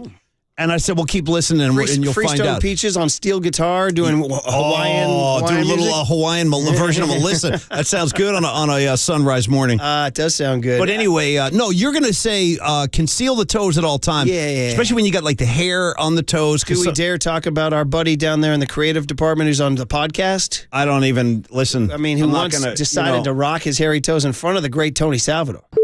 Probably a mistake looking back. As we know, it ended badly. T-Sal was not a big come in sandals to work kind of guy. Yeah. No, not at all. He was. What would WWDD? What would Don Draper do? Yeah. Don Draper throw a pair of loafers on like a gentleman. Exactly. Got a meeting. All right, you can never talk enough 49ers. Okay. So Matty Barrows from the Santa Clara compound, as I think they hit the practice field. Trey Lance, QB1, next on the Sports Leader.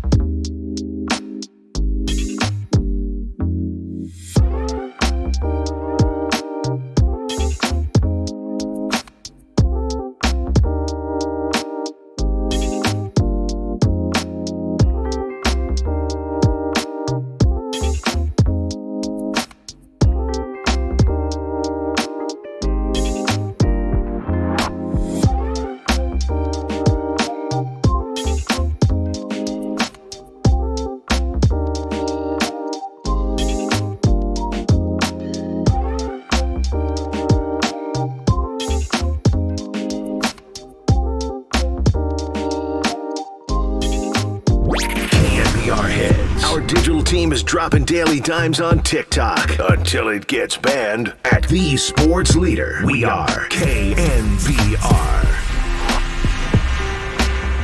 If Purdy cannot play, let's go back to the first day of free agency. Who did the 49ers sign on the very first day of free agency? Javon Hargrave, maybe the top defensive free agent, and Sam Darnold. If they're signing a player on the first day of free agency, that shows you what they think about him, how much they value him. And Sam Darnold has impressed them during the offseason. Now, it'll be an open competition between Darnold and Lance, but there is some real intrigue surrounding Sam Darnold and the talent he has for that team if Brock Purdy cannot make it back in time for the start of the season, and there's still optimism and hopes that he will. Man, Schefter out here fueling the Darnold train, which has really left no stations in New York or Carolina, the Darnold train. But he's coming here like he's the love child of Johnny Unitas and Dan Marino. I got to say, I'm intrigued, man. I really am. I am really curious to see how he takes to this whole Kyle Shanahan offensive system. And, you know, getting a look at that in the preseason is going to be pretty interesting. Wild stuff. Yeah. It was actually damn refreshing to go on The Athletic and read about something other than the Niner quarterback situation. Yeah. We can talk about that with Matty Barrows. Okay. Or we can talk about the quarterback We situation. probably will. I'll probably force one in. Good morning, Matt. How are you, man? Hey, buddy. Are you saying you're not going to lead with a QB question? That would be unprecedented. We can. I think I want to go. No. I'm looking forward to seeing what you got. I liked what you and Lombardi cooked up, man. I was almost like it was like dipping into a cool, refreshing spring. To read, you ever dip into a mountain spring? No, not often enough. They're chilly, by the way, mountain springs. Murph, I would be very careful about dipping into mountain springs this spring, given all the runoff that we're experiencing. It's true. It will be robust, high levels of water, but chilly, but certainly pretty and sparkly. Invigorating, yeah. Let's dip into the cool mountain spring of Kalia Davis. I'm going to start non-quarterback. Is that what the audience wants? Is that what the audience? Kalia Davis, a D lineman they drafted with a blown out ACL, and now he's good. Because you know one of the things, Matty, is the Niners are DL, D-line, and they lose Ebukam and Omenahu, and all of a sudden you're like, ugh. So tell us about Kalia Davis. Yeah, I mean, you could almost consider him the 10th draft pick this year because he was a 6th-rounder last year. And everybody knew that he would basically redshirt that year because he had suffered an ACL in college the previous year. So he needed the full year to recover. And, everybody will note that this was a frequent Trent Baalke trick to draft the ACL guy and bet that he comes back and you end up getting like a 3rd-rounder, but in the 5th round. Lynch and Shanahan have not done that. This is only the 2nd guy that they've drafted who had an existing ACL. And the early returns are good. He got to practice for 3 weeks last year, the very tail end. And I remember talking to him, and that last week, that 3rd week, he was very encouraged. You're coming back from the ACL, you're very hesitant about the knee, and you don't know how it's going to react, and you sort of take it easy on that joint. But by that 3rd week, he felt like his confidence was back. So he hit the off season with good momentum.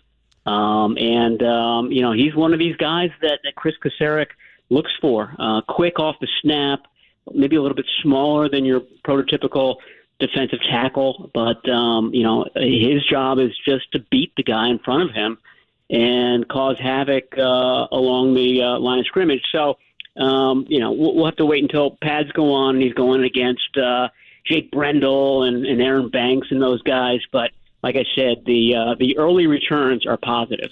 That's what they need is D-line depth. Kalia Davis, Central Florida Knight is where he came from. All right, that's enough of the nonsense. Let's get to the quarterbacks. Enough messing around, Matty. Let's get back to QBs. Yeah. Is today, help me out on the schedule. Is today the day you guys get to see them play? Yeah, today and tomorrow, full practices. Nice. This should be this is the mandatory week, so we should see Nick Bosa. I'm expecting to see him. Javon Hargrave also has been absent, at least for the ones that the media has been to. and I expect to see him as well. And Trent Williams is the other guy. And both Bosa and Williams, I think, last year were missing from the voluntary portions and showed up for this week. So I think that'll be the case this week as well. But, yeah, two full practices, 2 more practices of Sam Darnold and Trey Lance basically splitting the reps with the first-team group. So you get to see feet. You wrote about feet, you and David Lombardi. Trey Lance's new release got too much love, and that we're going to the old Bill Walsh days. Watch the feet. And tell us about the Kubiaks who are on this staff. Yes, I talked to Clint Kubiak, who is the passing game coordinator. So he's filling in the role that Mike LaFleur had in the past, that Bobby Slowick, who's now in Houston, had last year. So he's going to be the guy in the booth, basically talking to Shanahan and telling him what he's seeing from on high.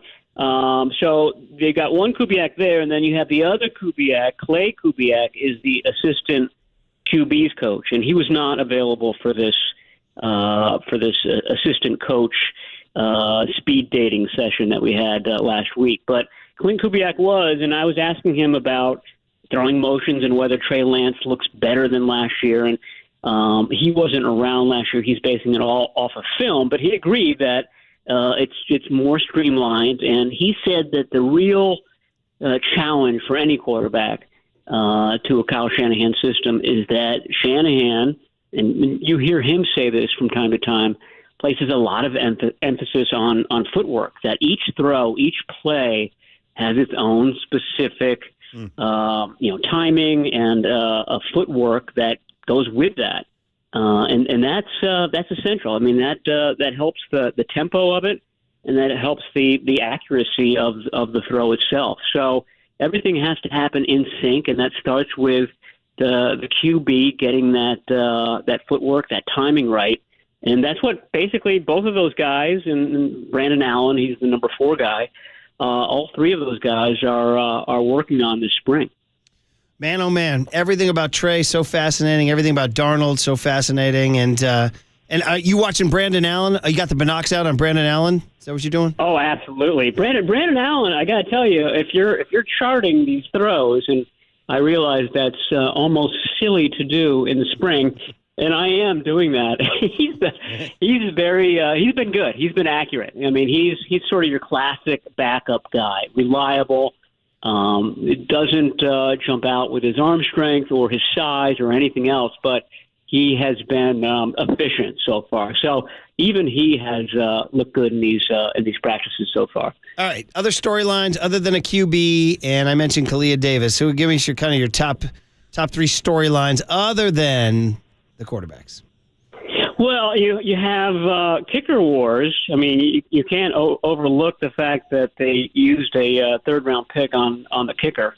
So we've been charting what Moody does versus Zane Gonzalez, and Moody is slightly in the lead on that one. So I think the 49ers are happy about that. The secondary is really interesting because Charvarius Ward hasn't been practicing. A lot of these sort of made men, the multi-year veterans, have been sitting out the OTAs. So it's giving Deommodore Lenoir more chances to play at cornerback. He's looked really good. I'd say he's absolutely the front runner to be the other starter when training camp begins. And then, one of their draft picks, Darrell Luter, has been playing a lot as well, and he's looked good at times. So that to me has been a theme, is that these rookies, even though the 49ers didn't start picking until the end of the 3rd round, they're all – I feel like they've all picked up the system quickly. They're all moving around fast. They're all kind of getting in with mostly the second-team group, but every now and then, like Jair Brown gets snaps with the first-team defense at safety. And that's another thing that we pointed out. There's a companion piece to the one that you're reading today that ran last week, and one of the storylines from that is that the 49ers have plans for, maybe an infrequent 3-safety set where it's not just Talanoa Hufanga and Tashawn Gibson, but Brown gets in there as well. and he'd obviously kind of play closer to the line of scrimmage. But I thought that was interesting, and he's been making plays as well. Yeah, impressive kid. We all enjoyed getting to know him over the phone, and you guys enjoying to get to know him in person. Sarah, Matt Barrows of The Athletic, last minute or two before we let him go out to the practice field to do his thing. The 49ers, of course, unveiling Trey Lance and Sam Darnold in scrimmages. Can we get a Matty Barrows breakdown of the Brock Purdy high five of Casey Schmidt? I'd like the analysis. In San Francisco last Friday. Yeah, give me your analysis. Well, I mean, you see the arm action there, and you see the increased power. I mean, if we compare that tape to the previous one of Brock Purdy giving high fives in the stands, I mean, I just felt like that there's a lot more torque. Well, there it is. A lot of torque. There it is. I asked, the you hand answered. is coming off the hand really smoothly. The fact that you gave a serious answer is pretty impressive, Hey, Matty. That was awesome. Don't think some people weren't torque, looking. Man. Don't think some people weren't looking. By the way, is there still any, I mean, would there be anything on him? You know, is he still just, everything's just a copacetic? Is there anything we've heard in the last 48, 72 hours about what he's throwing and all that? No, but that's a good question to ask Shanahan today. That, you know, what's the distance of the throws now? Do you see even an incremental improvement over when he was just kind of tossing around the ball a week and a half ago? So yeah, I mean that'll be asked. I'm sure Shanahan is going to continue to be hesitant to give a very specific time frame, but I think the vibe, the gist that you're hearing is that it's all going really well, perhaps even a little bit better than expected. And, you know, mid-August seems to be the point where we might see him under center in a, 11-on-11 situation. And mid-August means that basically all this talk of Lance and Darnold would be moot because Purdy would be the starter. Now, who's number two? That's a very good question because number three would be inactive with the asterisks this year. That guy would be available if there were two injuries at quarterback, but he would still be. There still has to be some demarcation between number two and number three. Did you go, were you going Jesse Jackson SNL when you said the question is moot? Is that what you were doing? Is that right? Isn't it the answer is moot? Yeah, moot. The question is moot. Yeah, that's like mid-'80s, right? Yeah, man. Well, listen, look at me. It's a data reference. You know what I mean? I am what I am. Yeah. I'll make a reference to the Ted Lasso finale if you need. That's a little more current. Okay. There you go. There you go. Right.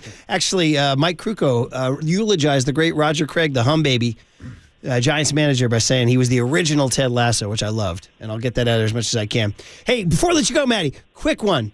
Did you have as a Jimmy G PhD? Did you have a Jimmy G thought when you heard that the Raiders? Yeah, I'd like Matty's thoughts on that. Thin ice. Yeah. I mean, did you guys heard that the foot? Because remember, he said, "I wish I had a helmet" when I left the NFC Championship, and maybe the foot was the problem. Maybe that was what it was. Yeah. What are we doing here?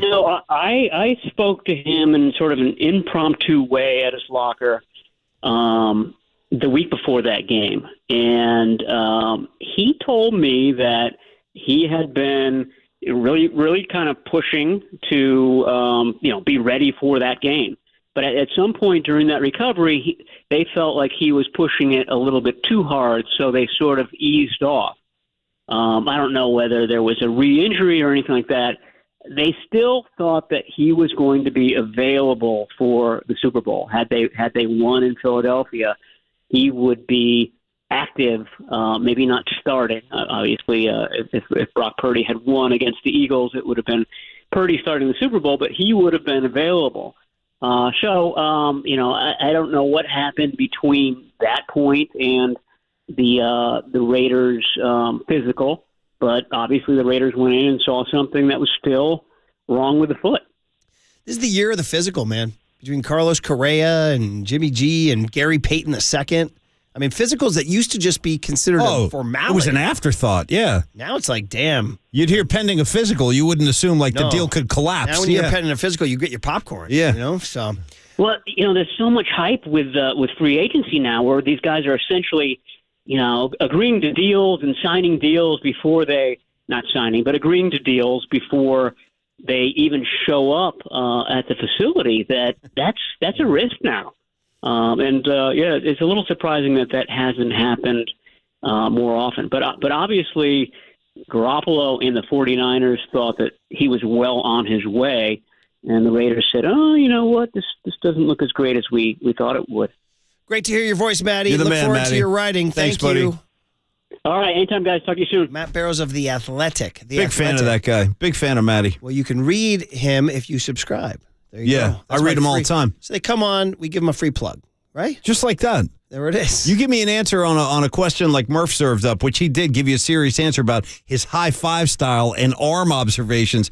He commented on the torque. I'm impressed. That's my kind of guest. Casey Schmidt photo that will hang in. It'll be hanging in like the what bar will be around 30 years from now. Yeah, give me Bus one. stop on Union Street. Sure, good one. Yes, That Purdy Yes. Casey Schmidt photo will be hanging after each man. You know what I mean? Brings a championship to his respective. What were the club. names of the bars in that little triangle down there on Union So we're Street? going There was- Balboa Cafe, which is, I believe, the Greasy one Gabs. across from there. And you're going Back in the day. Pierce Street Annex. Is that what it was? And then Okay. you're going Golden Gate Grill. All right, well, one of those places, it might have been the Pierce Street Annex, probably. They Where had a some- beautiful framed, for many years in the 90s, the late 90s, they had a beautiful framed shot of Joe Montana and Brent Jones walking off the field at Candlestick Park in the rain. And it said, at the bottom, it said, Joe Montana's last touchdown as a 49er. Do you remember that picture? I used to look at that. I'm like, if there's a way I can steal this thing, I'm going to try. We should ask Brent Jones about that yesterday. Yeah. I mean, it's kind of a sad picture, though. It's By the way, melancholy. Silver denied any knowledge of that water story. Brent Jones checked in.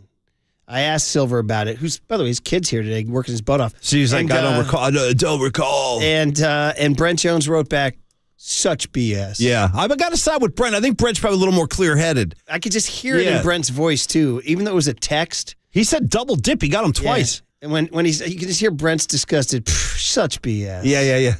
Brent is the man. I love having Brent on the show. Robbie Thompson's the man, too. He joins Papa and Waterboy today. Papa and Marcus. Look at Marcus, man, going into the big time. 10:30 to discuss the passing of the great hum baby, Roger Craig. We'll hand it over to those guys. Waterboy. Lot of silver and... I can't say that, can I? Waterboy and Papa coming up on KNBR 104.5 and 680. These Sports Later.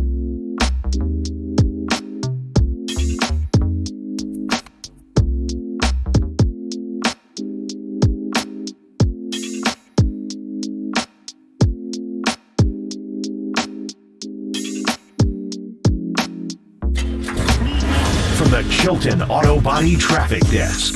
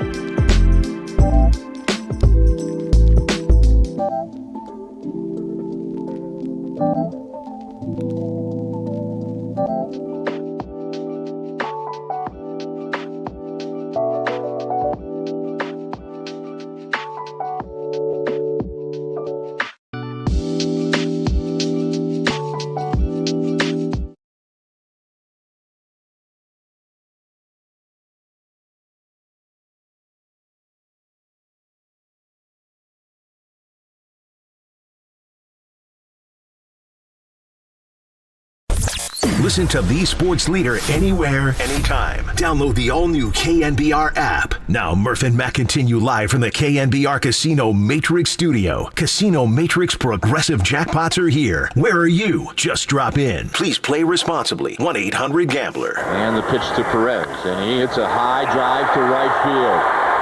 Uh-oh. Gone. And the game is over. And the Giants lose it in the ninth. The Navy Perez home run. This is not good, folks. Unbelievable. Unbelievable. I hate it. Nice. How's that? It's the worst place to go. Nice, Waterboy, or Triple E, I should say. Waterboy's right in front of me. So we have big news, Paulie. We got a face-off with the Waterboy. I want to applaud that. First of all, I'm a fan of the Waterboys. I'm a fan of the face-off. And frankly, I feel a little, Murph is the word jilted I'm looking for, because we're here. We're available for a face-off every day. Maybe it's Johnny Lund wants no part of it. I don't know if it's our looks. Maybe we smell. A combination of both. But I know I can't get Johnny Lund in here, but it's good to see you, Marcus. I'm here, boys. And we're usually doing this face-off at 5:57 in the morning. And look at us that's a little dicey. 9:57 in the It's almost the afternoon. Look at us. Like a gentleman. Look at us. Look at us. How we doing, boys? Did you miss me this morning? I did miss you. I missed you guys, too. I always do. I'll give the kid Greg a little credit. He was okay. And Tripoli only had one huge F-up. Yeah, only one, because I heard the trending at 8:35. After you heard it at 8:15, after he told me I had a Providence. Yeah, I'd say there's maybe 2 or 3 mess-ups, because my guy Triple E had you looking like an Oompa Loompa all day on the stream in that orange camera. I'm fixed. I showed up for 5 minutes. You look better already, bro. Everybody go to the live stream here. By the way, just to follow up on that Giants-Rockies game, 98, last game of the year, Giants were up 7-0. This is not good, and folks. lost 9-8. Yeah. That was the 98 game, and then the Spielbergs game was 09. So anyway, so we did a little course today. Nice. You want to do a little forward promotion? What I can hear on the Shout out to Papa Adam Copeland. yeah. Well, you can hear me and Greg Papa starting about a few minutes here, and then we're going to talk to Lamont Wade Jr. today. you. How about that? Talk about that splash hit number 100. You guys are going to get on base with Lamont. Everybody has like a little looking through the window with Bruce Jenkins. Yeah. I'd call it on base with Lamont. That works for me. You know what I mean? Because the guy's like, he's always reaching back. You know what I mean? Going on base. And plus, it's better than being off base with Lamont Wade. You know what I mean? You get picked off when you go off base. And with that on base percentage, he's on base all the time. Yeah. So we'll talk to Lamont Wade Jr. today, 11 a.m. But before that, I got to peel back the curtain a little bit. How about 10:30 this morning? I'm talking to a legend, Robbie Thompson. Look at it. I know that's one of your guys. I'm going to go ahead and tell you, he might have worn the stirrups better than it. He wore the low black. He wore the low stirrups. Bring him back. So like kind of the low, low half moon. So you got a little white, and then he went the pants low. It's just a little. I loved how he wore the stirrups. That's how Stanford's wearing their stirrups right now. Did you catch any of that game last night? Stanford ball, man.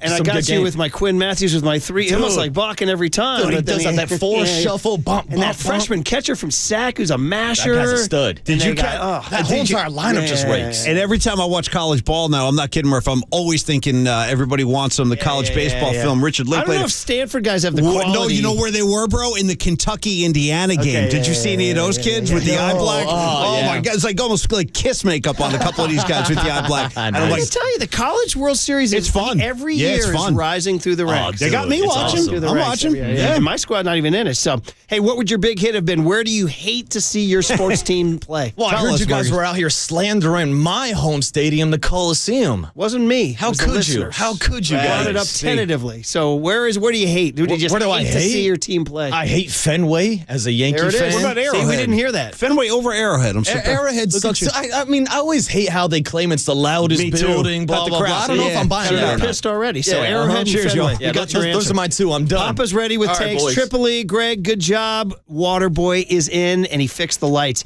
And when it's time for a change, think Speedy Oil Change and Auto Service. Your trusted oil change tune-up and brake experts. You are listening to KNBR and KNBR FM San Francisco, the sports leader, a Cumulus media station. Mr. Steph! We got Steph's auto! So I've been waiting for this. Sorry. Yep, that's a pizza. I hate it. How's that? It's the worst place to go. That's the end of the game.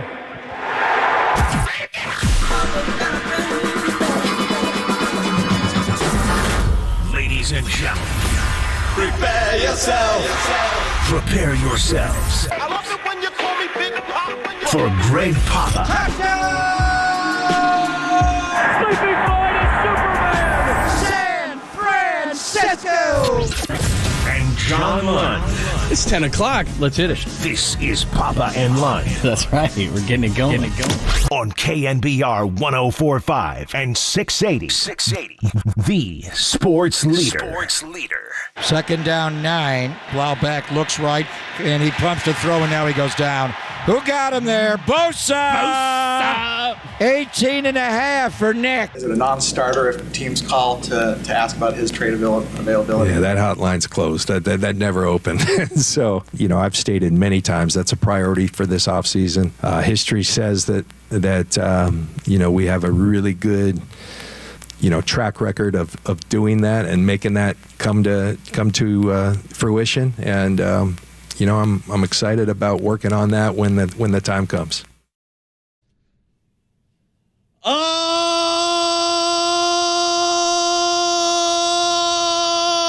Yes! What's up, everybody? Good morning. No, it is not John Lund. It's Marcus Boucher from the Murph and Mac Show, filling in today with the one and only Greg Papa. Papa, good morning, man. How you doing today? Boy, you won me over right out of the gate. That's I had to John's do old it. opening. He stopped doing that. In honor of John, and we're thinking of John today, let's do it again, Marcus. Ready? 3, 2, 1.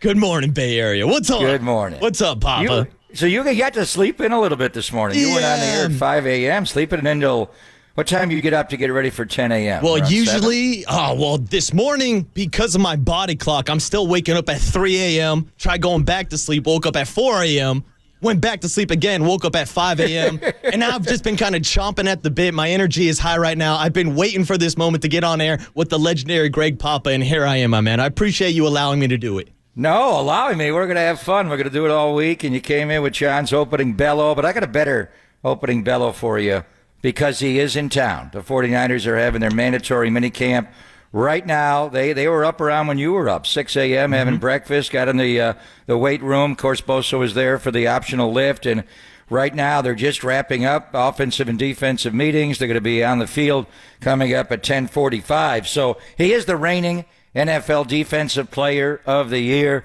Bosa. Bosa is in town. I can't wait to see the video of number 97 lining up right next to number 98, Javon Hargrave, next to number 91, Eric Armstead, and just figuring out this latest version of the Gold Rush. But I've already got text from the 49er equipment room. Don't let Waterboy take you down a silver and black Drano hole all day today and talk Raiders. So let's just start right away. Let's get into it, Pop. Since he was, and I was there when Khalil Mack won the Defensive Player of the Year award, and he was a wrecking ball. And then the Raiders just couldn't pay him. John Gruden came in. They decided to trade him to the Chicago Bears, and now he's a Charger. He moved on. That's not going to happen with Nick Bosa. Much like Debo last year, Nick is showing up. It's a big contract year for him after the Defensive Rookie of the Year last year. But at the height of their powers, who was a better player? The Mack truck or Bosa? See, now you're putting me on the spot in the first 5 minutes of the show, Greg. Because I was one of those guys that was yelling from the mountaintops last year for all my degenerate gamblers to go out there and put it on a bet for Nick Bosa to win Defensive Player of the Year. Obviously, that came to fruition. But you know me, with my ties to the silver and black, watching Khalil Mack, watching be all-pro, not only a defensive end, but linebacker also. Khalil in his prime was one of the greatest I have ever seen. How would you compare the two of them? Well, and the thing about Khalil, that they were running the 34 defense in the base that year, so he was up. But in the nickel, you go down and he puts a hand down, or Khalil likes to rush out of a 2-point stance. Nick is more in a 3-point in that track stance. To me, Khalil was playing edge. He was not. There was nobody outside of him. It was not like he was playing inside and playing 5 technique or 3 technique. He was the outside guy. So it was the same position. It's just what scheme you were in. But you're right. He did win those awards. He did win, first team All-Pro in both categories as a linebacker and also a defensive end. You're not going to ask Nick Bosa to buzz out. No. That's why they brought in Steve Wilkes and they're going to run a 4-3 and didn't go to Lord Fangio, and he wound up in Miami. I would just simply say that Nick Bosa was better earlier in his career. Khalil, it took a little while for Khalil to figure it out. He didn't have a sack his first 10 games. Yeah, and when the Raiders started off the season 0-10, Greg, yeah. 0-10, then they beat Kansas City on that Thursday night, and Khalil was involved in a little celebration, premature in a play. You him know, and C.O. Moore, correct? Your C.O. Moore, your Raider Yep. history. This is all we're going to talk Raiders, by the way. We get out of the way in the first 10 minutes. But anyway, Khalil was a great player against the run. They would often, I remember when Kyle was running Cleveland's offense and they were putting a tight end to block Khalil Mack in the run game. I'm like, that's not a good idea. He's going to blast that. And then he figured out the pass rush, and obviously his Defensive Rookie of the Year season was big time. The one thing I would say, and I think it speaks to Nick showing up today, and we'll get the full report because they're going to be on the field in about 30 minutes. I think we're going to have 100% participation. Trent Williams, obviously, I'm assuming Javon Hargrave's going to be here after getting the bag, and Nick is here. And he's the one guy in a contract year, but they show up for these. You don't want to get fined, and Nick's such a hard worker. And that's the point. Honestly, Waterboy, Nick Bosa works harder to me the 30 to 45 minutes before practice than players do in games. And he never, ever takes a play off. Whether you run it at him or away from him, he is maniacal. He comes down that line. I'm not saying Khalil takes plays off, but Khalil does not have the level of intensity, especially on runs away from him. Okay. He picks his spots a little bit. He's a little bit older right now. So they were both dominant during their Defensive Players of the Year award, but I would say Nick Bosa, because of the energy and that motor he plays with, is a better all-around player. And now, the thing with the Raiders, after Khalil had that year, they were forced to trade him when John came in. And he wound up in Chicago. The one thing we're certain of, the 49ers are not trading Nick Bosa. We'll see about the contract extension at some point in July, August, and before the start of the year. But Nick Bosa is back in town today. Yeah, and Papa, I think the better question is when we're comparing him to Khalil Mack, maybe comparing him to Aaron Donald, is that the ballpark we're talking about that Nick Bosa is going to get that contract? I mean, he's got to be the highest paid non-quarterback in the NFL after this, correct? I don't know. Nick's got one Defensive Player of the Year awards. Aaron Donald's on a short list of 3 of guys to win it 3 times. And I understand they're different positions. There's some theory. I remember when Andy Reid, with Chris Jones, was debating whether it's better to have your dominant pass rusher inside closer to the center, where it actually is closer steps to get into the quarterback than the outside. But in theory, your edge guys do get paid more than your interior guys. But Aaron Donald is, he's Reggie White rolled into Mean Joe Green into Alan Page. I mean, he's that kind of a player. So that'll be interesting to see. And Nick's got the best agency working for him, out there. The Condons, Tom Condon and that group. So will he want to be the highest paid non-quarterback in the NFL? I think the new contract for the wide receiver in Minnesota is going to be interesting. Justin Jefferson, they don't typically make as much, but I think they're going to make a point to try to get him there. I think he'll be close to Aaron Donald money, but as good as Nick Bosa is, Marcus, Aaron Donald is the gold standard. He's the one, not one, but 2 and 3 Defensive Player of the Year awards. Yeah, and now it feels like Nick Bosa is kind of entering that conversation also. I guess my other question would be, do you think there's any regret from the 49ers for not trying to work out a contract extension before he went out to go win this Defensive Player of the Year? No, it's the right time. They had to do it. They had to do Debo. There's a process here. The salary cap was depressed for a couple of years. Actually went back, obviously, because of the pandemic, and hasn't escalated as much. They had it all planned out. They have money to pay Nick Bosa, and it actually will help them as far as being under the salary cap this year, because they'll be able to give him a bonus, and he won't count as much against the cap. So they knew they were going to pay him. Obviously, he balled out last year and had a dominant year. Well, interestingly, wasn't as dominant in the playoffs as he has been in previous playoff runs, but still, he was pretty damn good. And the exciting thing today, because the reason we're bringing it up, the 49ers moved up their minicamp, their mandatory offseason minicamp 1 week. It was supposed to be last week, but Nick is here. Javon Hargrave is here. Obviously, Eric Armstead is here. Trent Williams. I think they're all here now, Marcus. And I heard you guys talking about it yesterday. It was my belief that this was supposed to be originally phase 2 or phase 3 of OTAs. Any reason behind moving up the mandatory minicamp? Well, the Jets did it with Robert Saleh. Teams typically do it. I think 9 teams are having their mandatory minicamps this week. I think it's just to let the guys get out of town earlier. And what they're going to do next week is just have the rookies on the field and not the veterans at all. So I think it's just a way. And Kyle has adjusted this. We did the state of the franchise last Thursday, so I had an idea that things were being adjusted because they typically want that state of the franchise done at the very end of the offseason, but not the very last day because players aren't going to stick around once they get the green light. So I think it's just to get the guys out of town. So they'll have a few more. Normally it's 40 days they have at the end of the mandatory minicamp in mid-June through the start of training camp. And they do have a schedule today. We'll tell you about today, and tomorrow's the same. And then Thursday's just more of exit interviews and a family barbecue, then they're off. So I think it's basically just giving them the start of the off season, which would be on June the 8th on this Thursday, Marcus. Just 1 week extra of vacay time because they plan on playing all the way through, I guess, Valentine's Day and beyond with a parade when they go into the home of the Raiders to play Super Bowl 58 this year. And then we'll see. How you going to feel about that? Here's the thing, Papa. With me being a Raider fan, I came over to the leader around the same time as you, around 2019, and I've watched a lot of 49er ball, and I would love to see a matchup between the Raiders and the Niners. I was there on New Year's Day last year.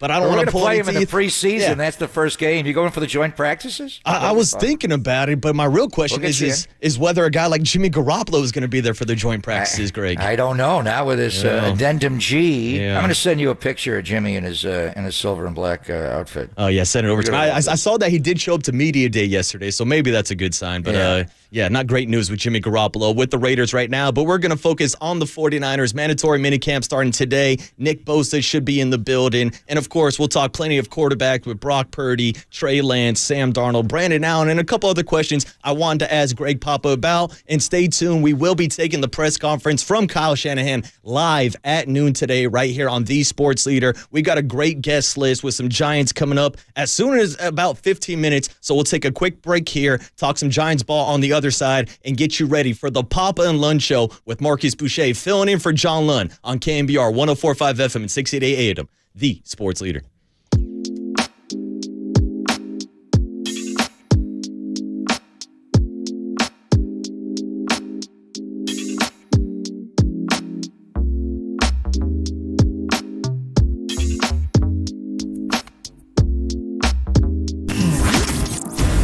What's trending now?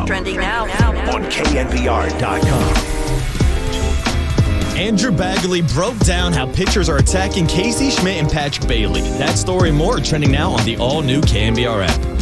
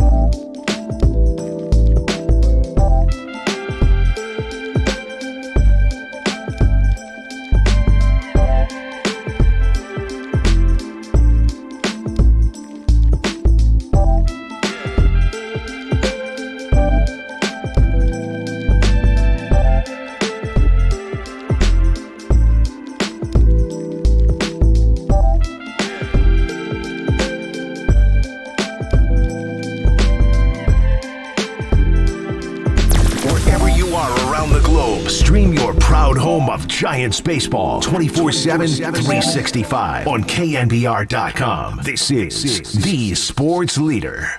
And Wade swings, and he hammers one deep to right field, down the line. Adios, pelota! That one is wet into San Francisco Bay, and that is the 100th splash hit by a Giants player in the history of this ballpark. All right, welcome back to the Papa and Lund Show this morning. I am not John Lund. I am Marcus Boucher, joined by Greg Papa. And on the rejoin, you heard Lamont Wade Jr. with splash hit number 100. Stay tuned to The Sports Leader. We will be interviewing Lamont Wade Jr. at 11 a.m. today. Next segment, we'll have Robbie Thompson coming on to talk about the original Hum Baby himself. And I do want to point out that there will be plenty of 49er football coverage with Matt Mayoko joining Tolbert and Copes at 3:30 this afternoon. But today, Papa, the Giants kick off their series against the Colorado Rockies. The first time they're going up to Colorado for their first of 13 matchups. And I'm sure the Giants will be looking for some help as Jock Peterson and Thairo Estrada could potentially make their return to their lineup. How are you feeling ahead of this Giants and Rocky series?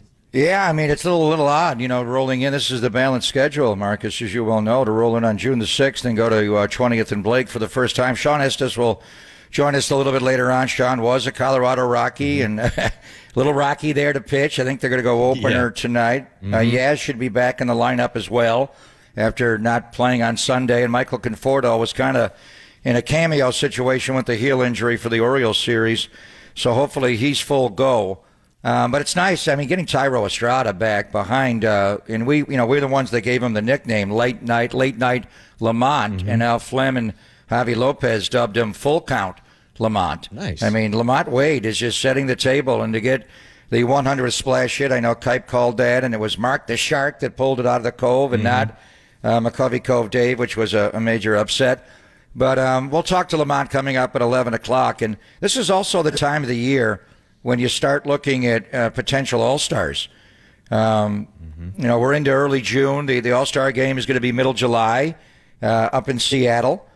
So people are voting online now. And, you look at it, there's so many good candidates for the Giants to make the All-Star team. Camilo Duvall, I think, is the one guy that's definitely going to make the All-Star team because you got to have one on every team. But as good as Late Night Lamont has been, have you looked at the competition at first base in the National League? Yeah, Pete Alonso. Pete Alonso, Freddie Freeman, Paul Goldschmidt. Sorry, I already did it for John Lund there. Nice, and Matt Olson. Yeah. So, I mean, if you took, three, how many first basemen can you take? So, Alonso, Friedman, Goldschmidt. Is Goldschmidt a lock? I think you'd probably take over Goldschmidt, Matt Olson, right? Yeah, three of those four for sure. Friedman, Alonso, Olson. As good as Late Night Lamont has been with the on-base percentage and becoming full count Lamont, does Lamont Wade Jr. make the National League All-Star team this year? Well, that's the thing, because with that on-base percentage being top 5 in the MLB, he's doing everything you could ask for a leadoff hitter. But I think more traditional, when you think about the first basemen, you think of big power numbers, and you think of Pete Alonso leading the National League in home runs. And that's why maybe when you look J.D. Davis at third, Thairo Estrada at second, I felt like that was the guy that was maybe making an all-star push before the injury, Greg. Yeah, but then Tyro's missed some time. Just look at second base play. I know Jim Bowden did a big piece in The Athletic today, and he has several of the Giants, including Alex Cobb and Logan Webb, close but not on the team. And I think what it boils down to a little bit, Marcus, is the one-loss record. I mean, the Giants have been, after 6-13, they got to 28-26, and starting last Tuesday after the 14-run salute on Memorial Day Monday, they've lost 4 out of 5.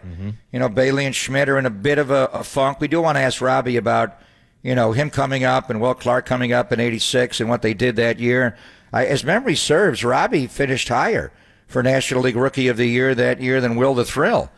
But they have gone into a little bit of a funk here. Getting these guys back, getting Jock back, Thairo back, Yaz back, hopefully Conforto's back.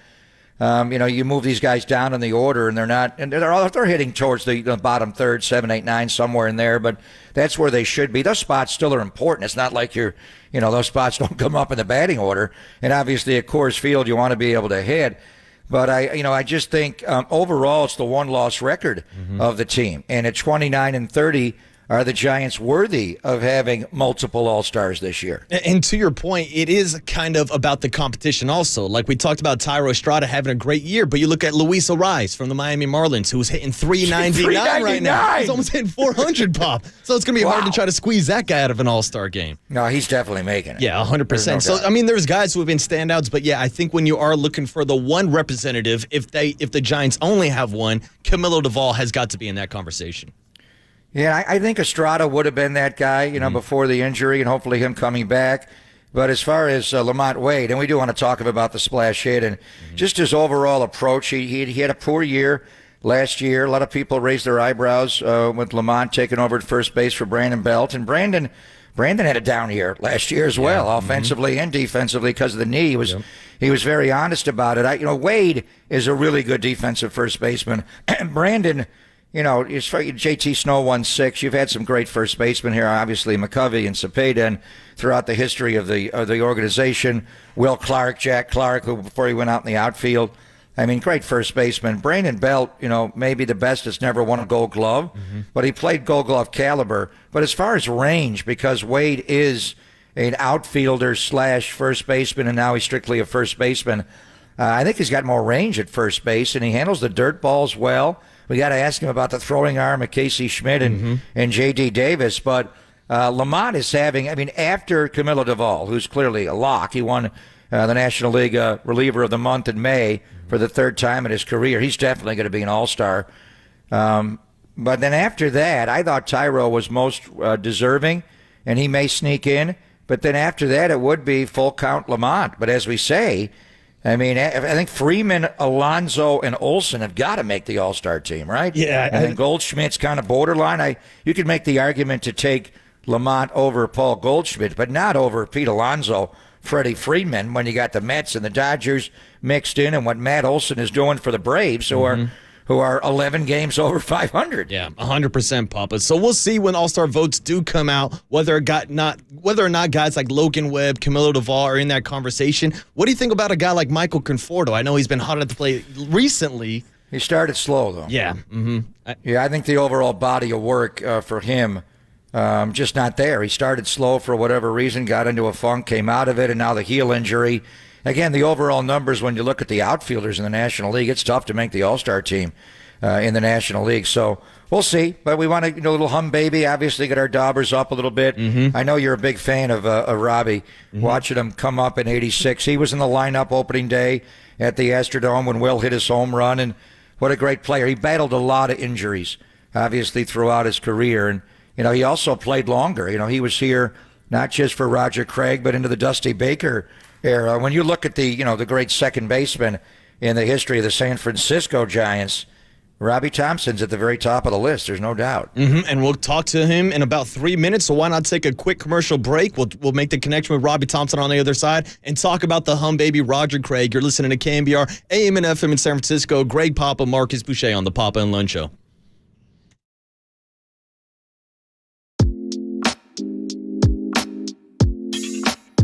Be caller number 10 to 415-896-KNBR for a chance to win a pair of tickets to see your San Francisco Giants take on the Padres Tuesday, June 20th. First pitch, 6:45. Presented by Toyota, the MVP of MPG. With class-leading MPG and more hybrids than any other brand, Toyota, let's go places.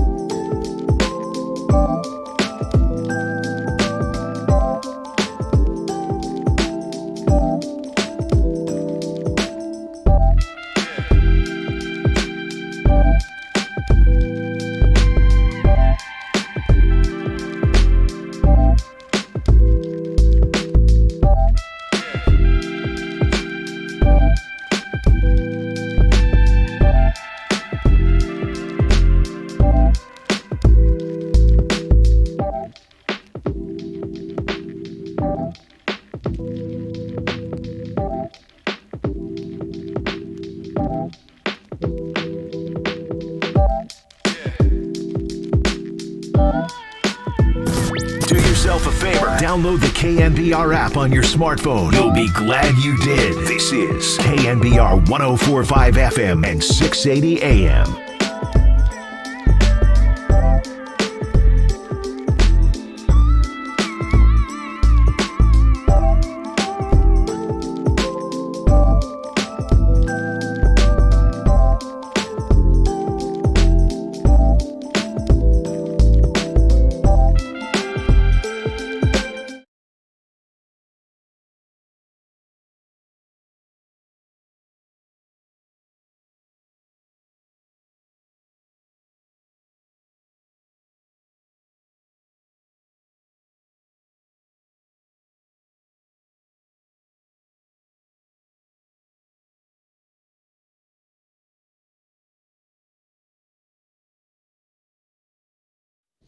Welcome back to the Papa and Lund Show. Marcus Boucher filling in for John Lund this morning with Greg Papa, about to make the connection with legendary Giants second baseman Robbie Thompson, and I believe he's on the line right now on the UMA guest line, joining the Papa and Lund Show today. Robbie, Marcus Boucher filling in for John Lund. Welcome back to the Papa and Lund Show. How you doing this morning? I'm doing great, guys. How you fellas doing? We're doing fantastic, Robbie. I know it's a tough time for everybody here in the Bay Area, obviously with the passing of Roger Craig this past weekend. Kind of just wanted to open up the floor to you and get your thoughts and initial reaction to hearing the news this weekend. Well, very sad, obviously. Very sad. And, with that being said, and with Roger's passing, we had Norm Sherry that wasn't long ago. And, so, they're tough times, and I just try to reflect back on, all the good and the happy days and the fun times and what I learned from Roger, from the hum baby. For him to start that's probably the first thing that comes to mind from whether it be players that played for him and Al Rosen and that, or fans back in that era, was hum baby. And, so that went a long way. That really took hold with the fan base and all, and even with us as players, obviously. So, again, just try to think back on all the good times we shared together as with teammates, with Roger and that group of staff and Al Rosen and what have you. So.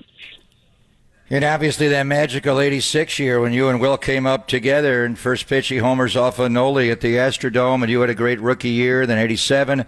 Winning the West, win 89, beating the Cubs, you making the last out to go to the World Series against the A's. Just reflect, you came up in 86 and Roger took over a team that lost 100 games at the end of 85. Just how did he and Al Rosen, Robbie, change the culture in that magical year of 86? Well, that's what I was going to start. You hear a lot about that this day and age, the culture, the Golden State Warriors, my Miami Heat, with Coach Spo, and it talks about the Spulcher and led by Riley and what have you. So it's the same thing with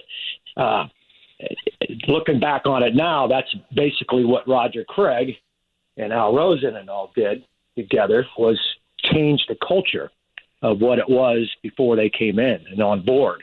And that included myself and Will, is the young whippersnappers coming in. And, he's out of 45 games in the minor leagues. I'm 2.5 years. I'm fresh out of Double-A. And, they took a chance on us. Probably not so much Will, because Will was – everyone knew what Will was going to end up becoming for the most part. But I'm kind of plugging around and plugging away. And they each and every day, the confidence that they put in me and in my game and what I could possibly bring to the table on this new turnaround, with a younger look and a younger ball club and a different culture. So, it didn't all start out rosy for me. I had a tough probably first month, and but they stuck with me, and they said, "You're not going anywhere," and they stuck with me, and I got my confidence back and started putting, some numbers together. So very grateful, for them, to stick with me through that downtime. And Robbie, it seems like the best way to summarize the culture that Roger Craig bring to the Giants would simply be hum baby. So tell us, when you hear that phrase, what does being a hum baby mean to you?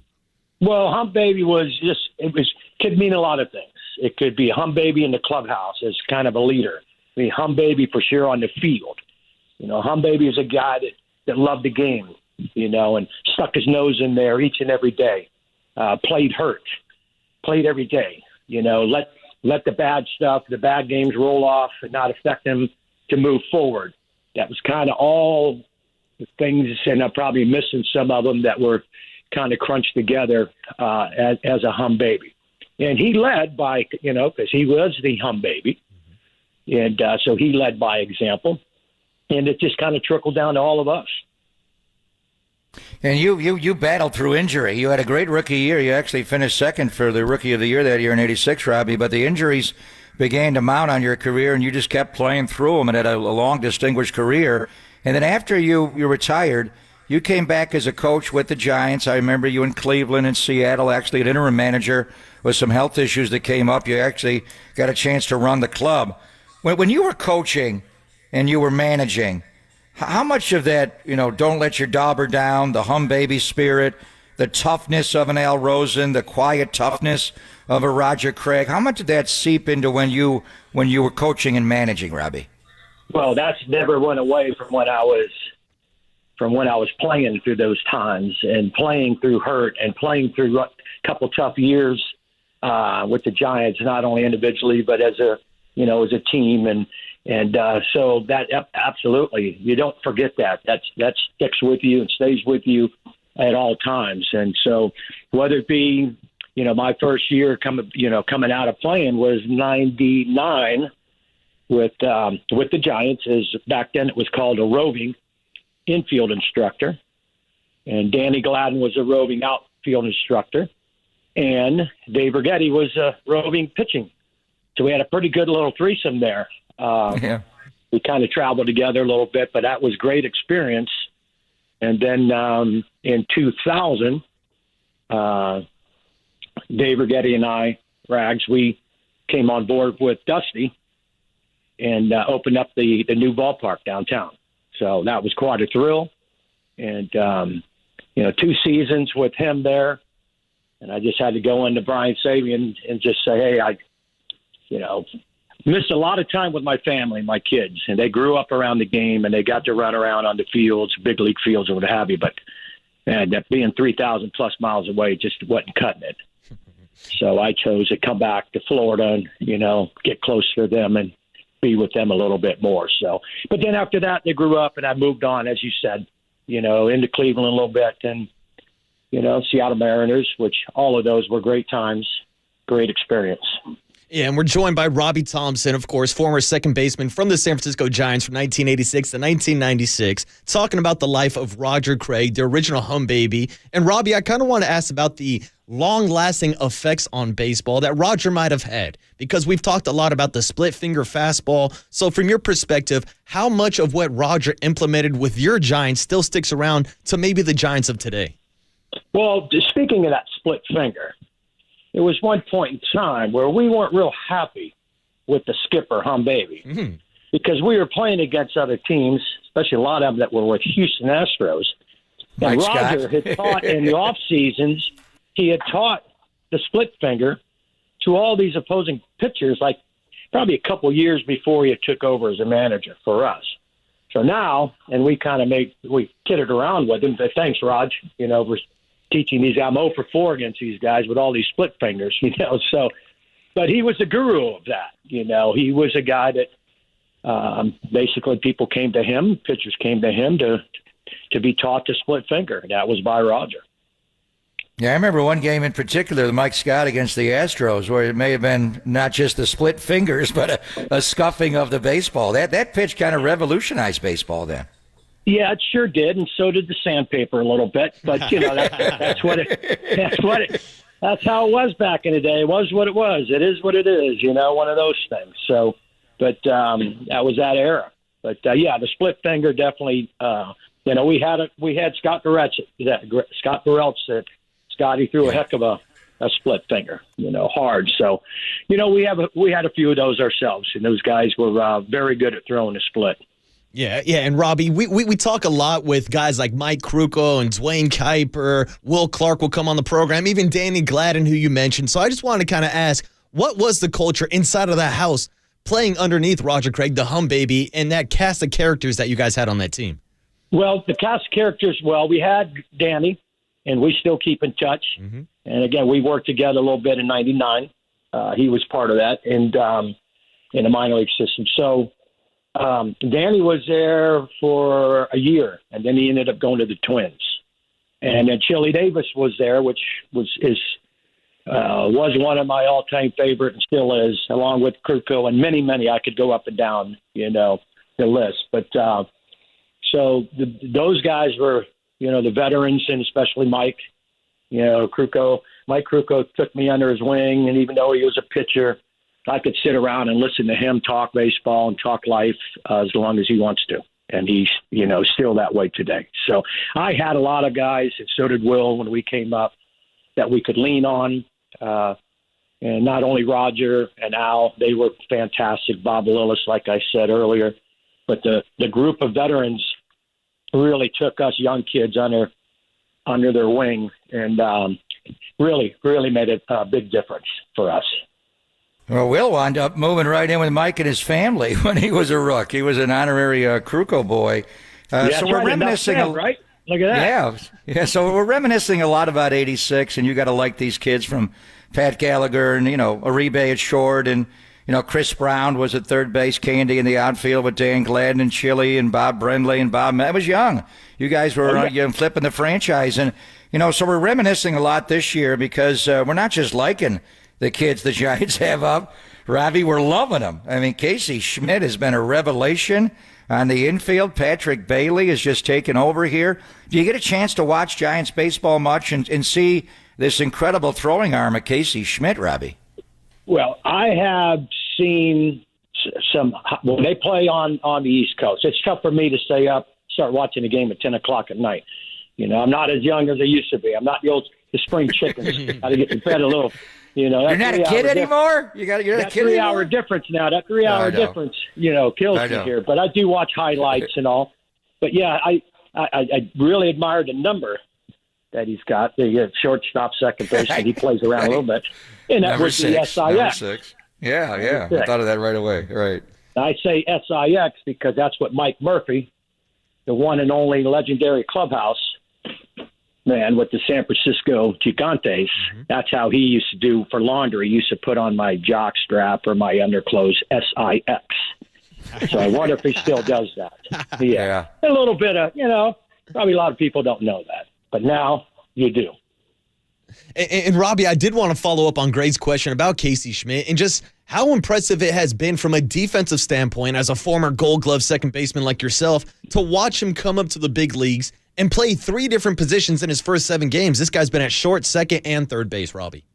Well, for myself, not experiencing that, I can only imagine, how tough that is. But I'm sure down below in the minor leagues, he was probably switching around a little bit, kind of grooming him, because that may be the case scenario that when he gets to the big leagues, that's going to be his best avenue to get there and stay there.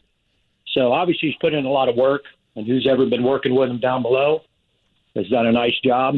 And but this kid just seems like what little bit that I've seen, he's got, plenty of confidence. He's got plenty of talent, and he looks like he's one of those guys that he's there to stay. Yeah, hey, I think we're all looking forward to what Casey Schmidt has in the future. But one last question before we let you go, Robbie. I just wanted to ask about what you think about the difference in the style of baseball that's being played today versus back when you were playing back in 1986 and 1996. And some of these rule changes, the banning of the shift, you're not allowed to break up a double play at second base anymore. Just what are your thoughts when you turn on a regular baseball game on your TV these days? Okay, do you really want me to get into this? Oh, let's go, Robbie. Yeah. I can tell it's going to be good by your answer. How much time do you have? Take all the time you want. All the time for you, Robbie. Lamont Wade's coming up at 11. Say this. We'll make it short. I will say this. Right. I like what I'm seeing this year, not necessarily, the pitch clock stuff and what have you, all that. And I'll say one reason why I think they'd have to be careful with pitchers' injuries, for one. What's going to happen when it comes playoff time? Are they still going to have to be in a rush? Are they going to add time to the clock to where the guy's got to step off, the catcher's got to go out, infield's got to come in? Okay, it's a big time of the game right now. It's on the line, and then all of a sudden you got to keep, you got to keep hurrying. This game is meant to kind of slow down. It's a slow down game. You got to get your thoughts together. So it's kind of concerning to me if they're going to do, if anything, come playoff time. The whole second base thing, sliding in, you can't make contact, you can't do that. I was just showing, my kids were over last night, and I had some 8x10 old photos. Bip Roberts, Joey Cora, just to name a couple. You talk about high spikes, and those were infielders coming after an infielder. Right. You know what I mean? Yeah. So yeah. that used to be almost like a video game to me. Getting out of the way. That's why we worked on so hard. Uribe getting it to me quickly. Matt Williams when he was there. Before that, Chris Brown. Get it to me and let me go from there. The quicker you get it to me, I can get it to Wilbur, and I can get up in the air. And if I do get taken out, my legs are out. So, but you don't see that. Good for them. They're not going to get the injuries that maybe some of us, occurred when we were playing back in the day. But it's an ever-changing game. I'm still a firm believer in old school. The game was meant to be played. It's been 3 hours for 100 years. And, what happened now, they sped it up, and the fans were complaining they couldn't throw down enough beer, so they had to put it into the 8th inning. And to be honest with you, I said to my kids and stuff and other friends here, I said, before it came out, I said, that's going to happen because these fans are going to be a little ticked off. You cut them off, and they've only been there for an hour and a half. So, but anyway, it's all good, man. The baseball, it's coming back this year.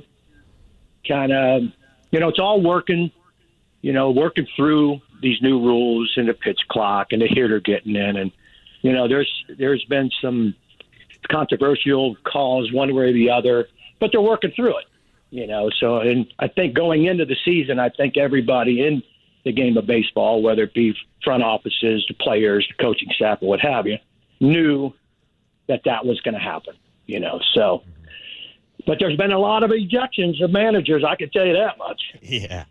Yeah, great stuff, Robbie. I love everything you're talking about, old school style of baseball, and we really appreciate you coming on this morning, joining us for a few minutes, sharing some memories, and, of course, our condolences for the passing of Roger Craig. Thanks so much, Robbie. Appreciate it. Hey, listen, appreciate it, guys. I appreciate you guys doing this for Roger and his family. No? Definitely. Baby. There he is. Hey, man, Hum Baby is right. Anytime, guys. Keep in touch. Thank you, Ravi. Awesome. Thank you, man. That was great. Robbie Thompson breaking down some old school baseball, sharing some memories. And yeah, Greg, that has been an issue for me at the ballpark. I don't got enough time to drink beer anymore.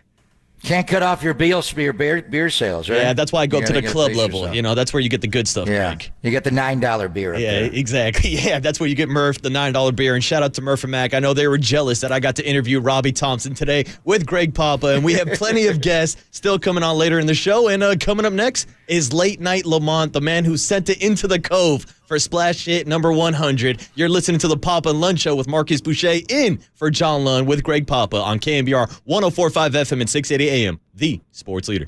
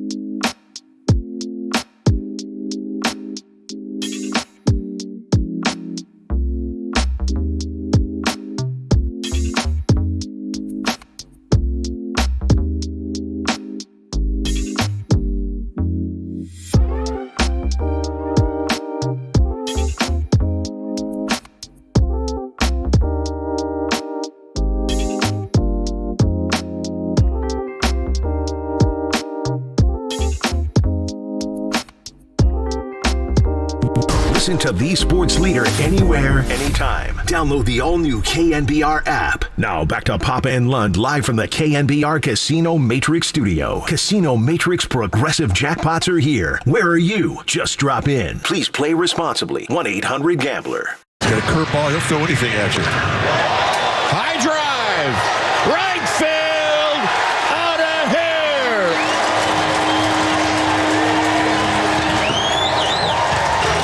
One pitch. And it's 1-0. Did that go in the water? Yes, it did. That's the one we've all been waiting for. And my partner smoothly picked Lamont Wade Jr. and he delivered for him. He wins a pile of money. The amount of cash, unbelievable. Lamont Wade Jr. makes history, sending splash hit number 100 into McCovey Cove last Friday night, and he's scheduled to join us in just a few minutes here on the Papa and Lund Show today. Thanks for listening. I am Marcus Boucher, filling in for John Lund with Greg Papa today. And Papa, I gotta ask, after seeing this ballpark be built nearly 23 years ago, did you think it was going to take this long to get splash hit number 100? Well, not after the first game ever played in the ballpark in Kevin Elster. And who would have thought Kevin Elster, who was a good player but not a power hitting member of the Dodgers, then hit 3 that day, and you thought this was going to be a bandbox. So when you look at it, and now this is year 2023, it opened in 2000, so this is year 24, so roughly a quarter of a century, so 4 a year. But if you take Bonds out of the equation, and Barry would hit as many as 6 a year, I think, when he was going right. I mean, Barry's got 35. It does make sense. That is a ways out there, and it's got to be on the fly. Kipe's call, he didn't know exactly that ball was a splash down or the splash hit. Go back to Craw's home run against the Mets, April the 22nd, number 99. Fox didn't have a splash cam operator that day. Muldowney wasn't working for him, I guess, that day. Michael Muldowney, who runs that camera almost always, and. We didn't know it was McCovey Cove Dave who had to verify that it was in the bay. And yeah, they didn't. I think the biggest upset is Dave didn't even retrieve number 100. He was tighter to the wall. Lamont hit it over his kayak, and it went to Mark the Shark, who pulled number 100 out of the bay, which was amazing. But yeah, to answer your question, it's just when you looked at I remember the first time going to the ballpark and thinking, there's the wall? It's that close? I mean, I know you got a 24-foot high wall. You thought, why don't they all go over the wall and into the bay? But it's the wind patterns, during the scrim that they built during the pandemic in 2000, I think changed the flight of the ball, and that's when, Lamont came on the scene in 2021. But the ball just didn't carry as well because it was knocked down through the port walks and the openings. It's same feeling when you go to Fenway Park, Marcus. First time I went in there, I'm like, that's the monster? Is it like on shortstop? It's 299 feet away. It's right there in left field. Yeah. The wall's got to be higher than 37 feet. You got to make it 137 feet. Yeah. I mean, it's like right there. Yeah. When you think about it that way, and it's only Giants. So the Giants have hit 100. How many of the opponents hit? Like 45, I think, somewhere like that. So, well, Pop, I looked it up. The number is actually 55. So there have been 155 total splash hits. But take Bonds' 35 away, and it's pretty close. Yeah. We kind of thought it was going to be late night Lamont. I remember his first ever splash landing because I remember his first home run as a Giant, Memorial Day Monday of his epic 2001. And then July 31st, remember his mom, Emily, was out in the port walk that day, and she almost caught the ball. Right over her head. So I think it would have been fitting to have Emily Wade out in the Cove on Friday night with Mark the Shark or McCovey Cove Dave. She's the one that should have retrieved the baseball. Yeah, we got to get Mama Wade in a canoe. And I wanted to ask about Mark the Shark because I know you guys have a relationship with McCovey Cove Dave. Have you guys brought on Mark the Shark for an interview? We got to get him on. Okay. Maybe when Lamont leaves. So I texted McCovey Cove Dave actually during the show yesterday because, we've had Mark on, Mark the Shark, but we've had McCovey Cove Dave on many times. And we actually had him on, right after Craw hit number 99, and we were picking. He thought it was going to be Blake Sable that was going to hit number 100, but a lot of people like Kipe called Lamont. We're waiting for full count Lamont to join us. But Dave just said he's one of my competitors in McCovey Cove. He has grabbed 2 Giant splash hits and 3 other Cove home runs, and he actually sent me video from him being taught by McCovey Cove Dave, Mark the Shark. So the video was sent. So, yeah, they're all tight out on the Cove. What is Macovey Cove Dave, like running like a canoe school out here, like teaching techniques to get to all these balls? He is. He's got the launch angles. Is he advanced analytic, guys? Is that how he's breaking it down? He's, the very first one he ever pulled out of the Cove, I called. And it was Randy Wynn that struck it. So we kind of struck up a friendship. Nice. And then, when Aaron Judge was going after Roger Maris's 61 last year, McCovey Cove Dave was there at the new ballpark in Arlington. The ball just went right over his head. So he is a home run connoisseur, but he did not get Lamont's number 100. That was Mark the Shark. He did not. Mark the Shark got it, but now we've got Lamont Wade Jr. on the Papa and Lunch Show on the UMA guest line. Lamont, Marcus Boucher filling in for John Lunn, and of course, Greg Papa with me as well. Lamont, appreciate you coming on this morning. How you doing today? I'm doing good. Thanks for having me. Oh, awesome, man. Anytime. And I think the big story, you probably heard us talking about it, is us going back to Friday night and splash hit number 100. How good was it to finally have somebody from your team put one into McCovey Cove for that big number 100?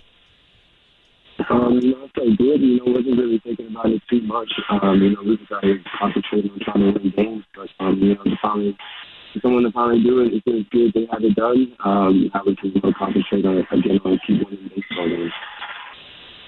Here, we got to clean up your phone line a little bit. I know you're at the ballpark at 20th and Blake getting ready for the game tonight, but I remember the first one. You've hit a couple in the Cove, Lamont, but the first one that you hit, July the 31st of 2021. And I remember having your mom, Emily, on, right after that. We're going to get his line back up, but that was epic because she was out walking the port walk, and remember the ball went right over Emily Wade's reach, which was epic. And then we've had his mom on a few times. She's a great ping pong player. But I know you're into the, Stanford winning their super regional last night, and the Stanford women in Oklahoma is just a juggernaut. Ooh, what is it? Impossible to 51, beat. 51 in now? a row. Oh. But Lamont's mom, not only is she a great ping pong player, table tennis, but she was a tremendous softball player as well. Wow. Slow pitch softballer and she also was a slugging left fielder. So we do want to get Lamont Wade back on to talk about his mom. And that first one he hit in the Bay, the one, obviously Friday was epic because it's a big round number. But I think we all remember just having his mom out there to the port walk. So Lamont, I was talking about the first one you ever hit when your mom was out walking around the port walk. How memorable was that for you? Oh yeah, she still talks about that, especially when the 100th one hit. That's all she could talk about. The one when I hit over her head. She's looking forward to coming back out to the yard again. I think they're coming out in a couple of weeks, so that'll be good to see them again. But yeah, no, that's definitely something we'll always remember and talk about for sure. And Lamont, we heard the guys, Kruk and Kaib, kind of joking about it on the broadcast that they had a pool going on, betting on who was going to hit number 100. Was there anything like that going on inside the clubhouse? No, not at all. Really, there was no talk about the 100 splash hit at all. If it was happening, I wasn't a part of it, but I think we just out here concentrating on what we needed to do every single day, which is to go out there and play same defense and play good offense and win games. Whoever was going to hit the splash hit was going to hit it. So I don't think anybody was too focused on that. Yeah, so you're off to a great start this year. The leadoff spot, just the way you're tracking pitches, your nickname, which we dubbed you with help from your brother and your mom when she came on the radio years ago in 2021, Late Night Lamont. Now they're calling you Full Count Lamont. Is it? I know the walk total's always been there, even the 2021 year, you had a good eye, but it just seems like you're seeing everything. Like the eyesight is just there where you're just tracking balls. How do you get to the point where you can see the baseball as well as you're seeing it right now, Lamont? I feel like a lot of it has to do with the health. I can do everything I want to do on my knee right now, so I can hang on it more to see the pitches better. Last year I was kind of difficult to do and not having full health and full trust in my knee. So I feel right now this year, being healthy and playing a lot, you start to get in the groove and you can start seeing pitches and recognizing pitches a lot better, especially the earlier you start in your movement. I think that all comes into them to my knee being healthy. And Lamont, I know that knee was a big issue for you last year. Now we've seen you play more first base with the departure of Brandon Bell. I know you've been playing first base your entire life, but how has that transition been going back to playing first base almost every day? I think it's been really good. I think it's. I like it because I feel like you're more in the game. Like, I feel like you're always in every single play, being so close. You know, in the outfield, you're not as in every play. Some days you can go out there without even getting a fly ball or anything, which I wouldn't be complaining about. But I feel like first base is just in the game more, and I like it. And I also think that it's going to be better for me, for my body, like I said, for my knees. So less running, less stress in the body, playing first base, I feel like. So I think it'll be helpful in the end. You're playing so well at the number one bag. We're actually looking at your chances of making the National League All-Star team this year. The game is in Seattle in the middle of July. It's early June. This is the time of the year fans start voting, and we're trying to figure it out. The competition is extreme at first base, but you're on a short list of the top 4 or 5. What have you thought about it at all, Lamont? And what would it mean to you to be named a National League All-Star this year at first base? I've absolutely put zero thought into this All-Star game. I'm just trying to take it one day at a time. I'm just trying to stay on my routine in the training room and in the weight room so I can stay on the field. I'm just really trying to focus on that right now and be with my teammates. If I did make it, that would obviously be a special honor and a great honor for me and my family. But like I said, I'm not really thinking about that too much. I'm thinking about this series out here in Colorado and trying to go out here tonight and get a win. And we're wrapping it up here with Lamont Wade Jr. on the UMA guest line this morning ahead of his game tonight against the Rockies. And Lamont, I wanted to ask about some of your teammates, more specifically the youngsters like Patrick Bailey and Casey Schmidt, who has been all over the infield, whether it's playing third, shortstop, or second.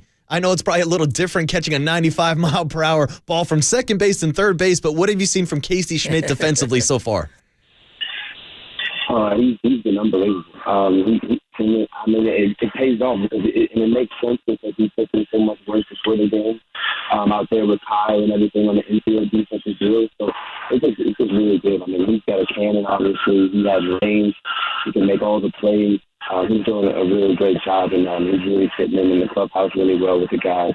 He's got a great personality, so I'm definitely happy for him and for his success that he's having so far, and I look forward to seeing him have the Definitely, man. How many times have you had to relace your first baseman's glove when he's just popped the webbing in your glove, Lamont?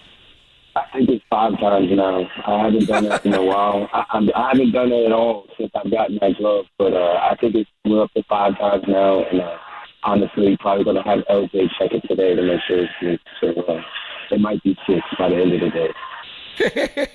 Well, Lamont, that gloves look great at first base this year. We really do appreciate you coming on this morning, taking a few minutes out of your day before your game tonight against the Colorado Rockies. Good luck on your upcoming series, and I think me and Greg will be voting for you for the All-Star game, so good luck going forward, man. Thank you, guys. Thanks for having me. Awesome. Thank you, Lamont. Appreciate it. Late night Lamont on the UMA guest line this morning. Full count, Lamont. He's leading off now. He is seeing pitches left and right, Papa. It's amazing. Yeah. And it's just seeing the ball to be on. You played, Mm-hmm. The first thing before you can trigger on is you got to see it. Yeah. A lot of times guys get into slumps because they just don't see the ball. Yeah. That's the one thing with Casey Schmidt. You wonder, being around Lamont and some of these other guys, Conforto can track the ball, spit on pitches.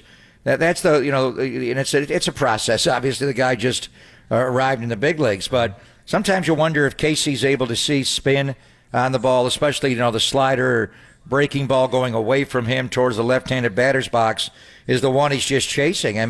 There's a point there where you just can't offer it that pitch. You got to let it go, but he does chase it. But Lamont was a great hitter when he got here, and he had his legs in 21. At the end of that year, you could see him begin to decline. Did not have a great division series against the Dodgers when he got hurt. And then last year, obviously, he was hurt. I remember going back and seeing the video of his spring training injury, just running from first to third, and you thought he did it on that play? He must have had a problem with his knees going into that, and he just wasn't himself.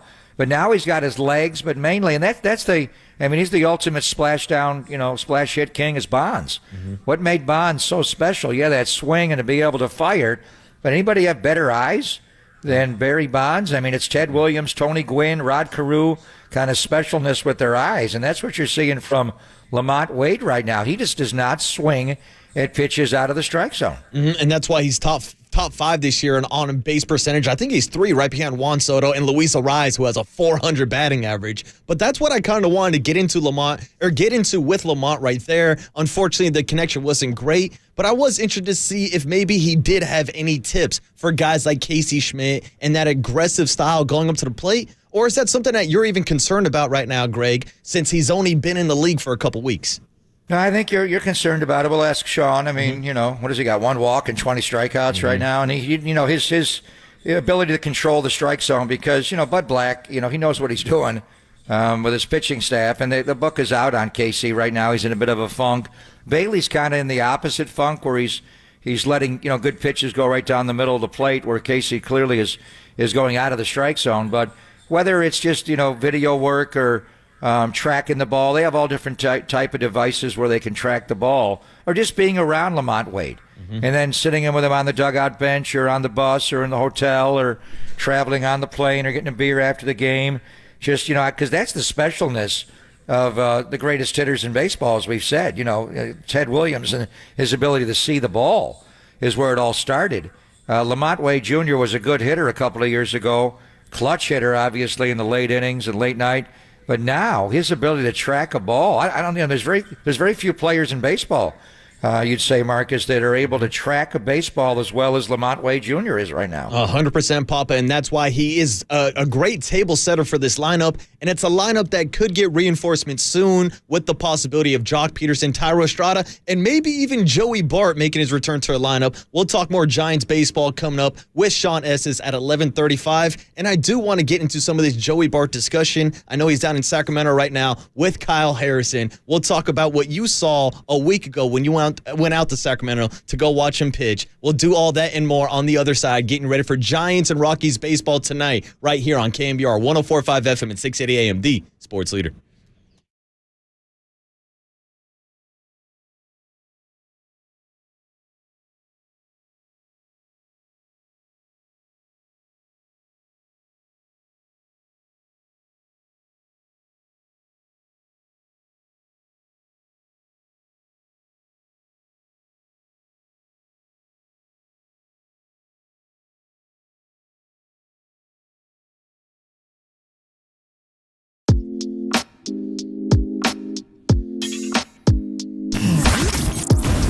What's trending now? Trending now. On KNBR.com. Former Warriors coach and current ESPN radio analyst PJ Carlesimo joined Tolbert and Copes yesterday to break down Game 2 of the NBA Finals and to give his reaction to Bob Myers leaving the Warriors. That podcast and more are trending now on the all-new KNBR app.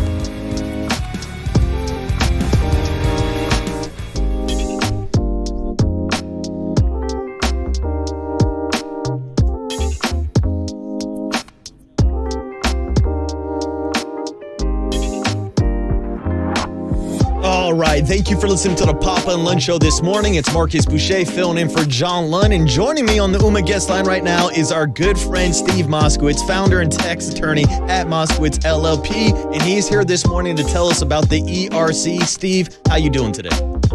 Doing great, and I want your listeners to be doing great by getting all the money to which they're legally entitled.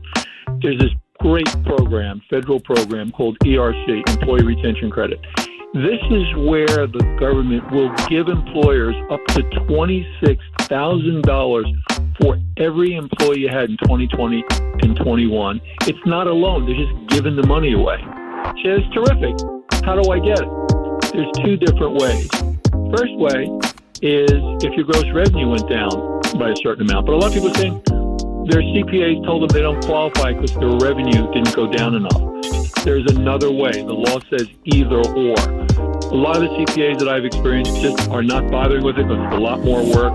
We don't care how much work we have to do. And multiple licensed professionals in our office review it, and we all have to agree the client's entitled to it. But a lot of people are that were turned down on the gross revenue. And if that's you, you may be entitled to a lot of money. Call us for that second opinion. Yeah, to get that second opinion, call Steve Moskowitz at 1-888-TAX-DEAL. That's 1-888-TAX-DEAL. Or visit MoskowitzLLP.com.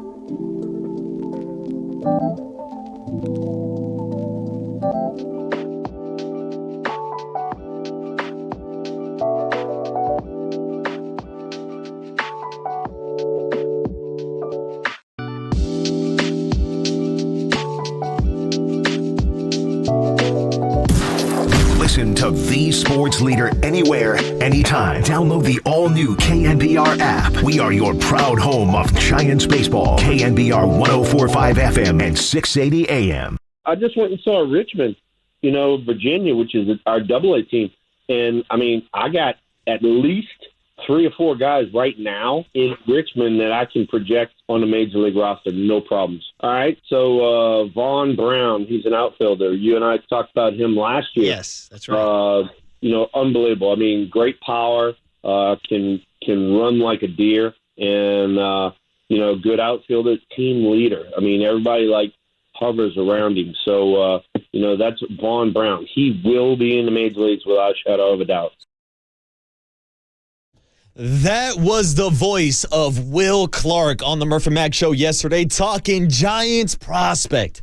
As we all have prospect mania going on after seeing the debuts of Casey Schmidt and Patrick Bailey the last couple weeks. They have cooled off a bit, but hey, they're playing up at Coors Field tonight to kick off a 3-game series against the Colorado Rockies. So we'll see if those bats can heat back up and if the Giants will get back above 500 starting tonight. 5:40, first pitch right here on KNBR. And I should tell you, in case you're wondering, I am Marcus Boucher, filling in for John Lund today with Greg Papa, of course, getting you ready for some Giants baseball. And I really wanted to talk about a couple prospects that people are thinking may be up with the Major League level this year down in AAA with the Sacramento River Cats, one of them being Kyle Harrison with an opening in the rotation on this Thursday, and also Luis Matos, who has been on fire. Greg, I know you had a chance to go out to Sacramento a couple weeks ago and see Kyle Harrison. Do you think he could potentially be a guy in this Giants rotation as soon as this week, or do you think he still has some stuff to work on down in AAA?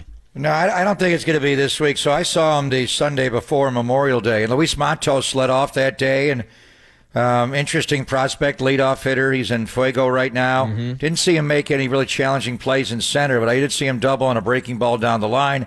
Got to second easily, then scored in the base hit behind. His numbers are great. He's close, but you're starting to get healthier as far as the position players. Jock Peterson, we anticipate being activated off the IL today after the right hand bruise. Tyro Estrada, we talked about the left wrist sprain. Conforto, Yastrzemski, who have not gone on the IL but have some lingering injuries. Yaz was out of the lineup against the Orioles on Sunday. And Conforto, after, reaching for the bag, against Pittsburgh, didn't play much. Had the pinch hit appearance against Baltimore on Friday night and struck out. So I think right now, when you're, hashtag full squad, Marcus, I think you're okay. So Matos is someone to keep an eye on. The glaring need, and we'll talk to Sean Estes about this, because now Alex Wood is on the IL with a low back strain. He's not expected to be out long, but he's going to be out till at least when he's eligible to come off, which is in 10 days. Ross Stripling, lower back strain, just hasn't been as effective. They are going to go bullpen game tonight with John Brebbia. We assume Sean Manaea, who is pitching much better, will have the bulk innings. So the obvious need would be, in light of, they had so much organizational depth in the starting rotation. You had 6-7 guys backed up. Now you're minus Stripling, you're minus Wood. Manaea's not in the rotation. There is a need, but I just don't think he's ready. So what I saw, and we had Sean on last Tuesday, as we do after the holiday, and I sent him the video, and I'll send it to you because you played, His stuff is overpowering. Kyle Harrison, when he's in the strike zone, is swing and miss stuff on almost every pitch. Easy 93, 94, 95, very deceptive.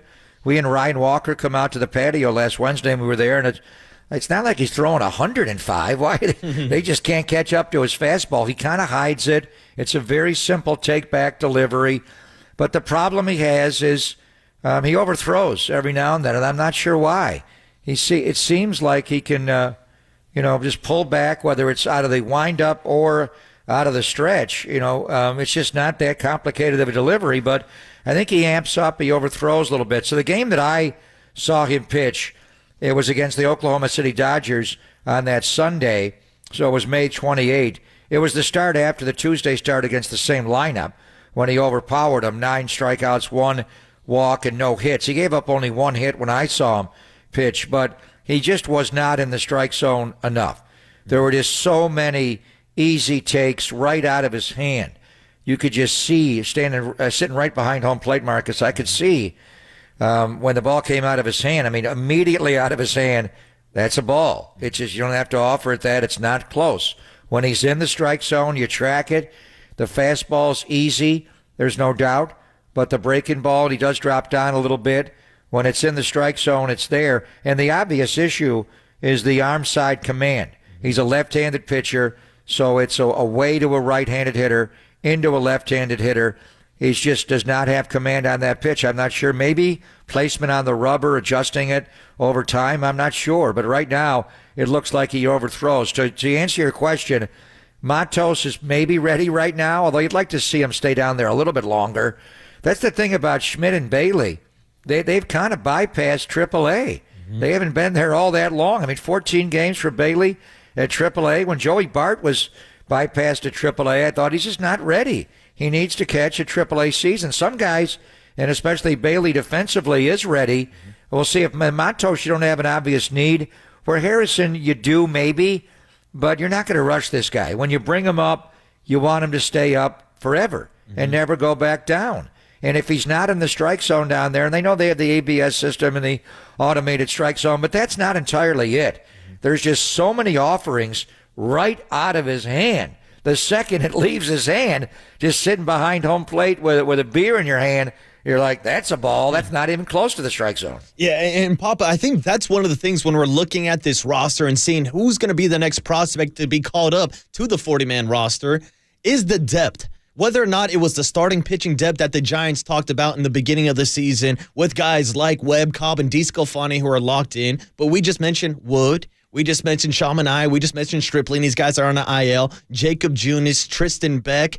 The spot's open right there for a starting pitcher. I think you're right on your analysis of Kyle Harrison. When I saw him pitch this spring, to me, he needed more command of his fastball, and he kind of needed to work on perfecting his third off-speed pitch with that changeup. So I think right now they're probably going to wait and see. But with a guy like Luis Matos, he's hitting over 400 since being called up to AAA, but you have Michael Conforto. You got Austin Slater. You got Mitch Haniger. These right-handed bats that are going to play in the lineup with the platoon system that the Giants have. So right now, it doesn't really seem like there is an opening in the outfield for a guy like Luis Matos.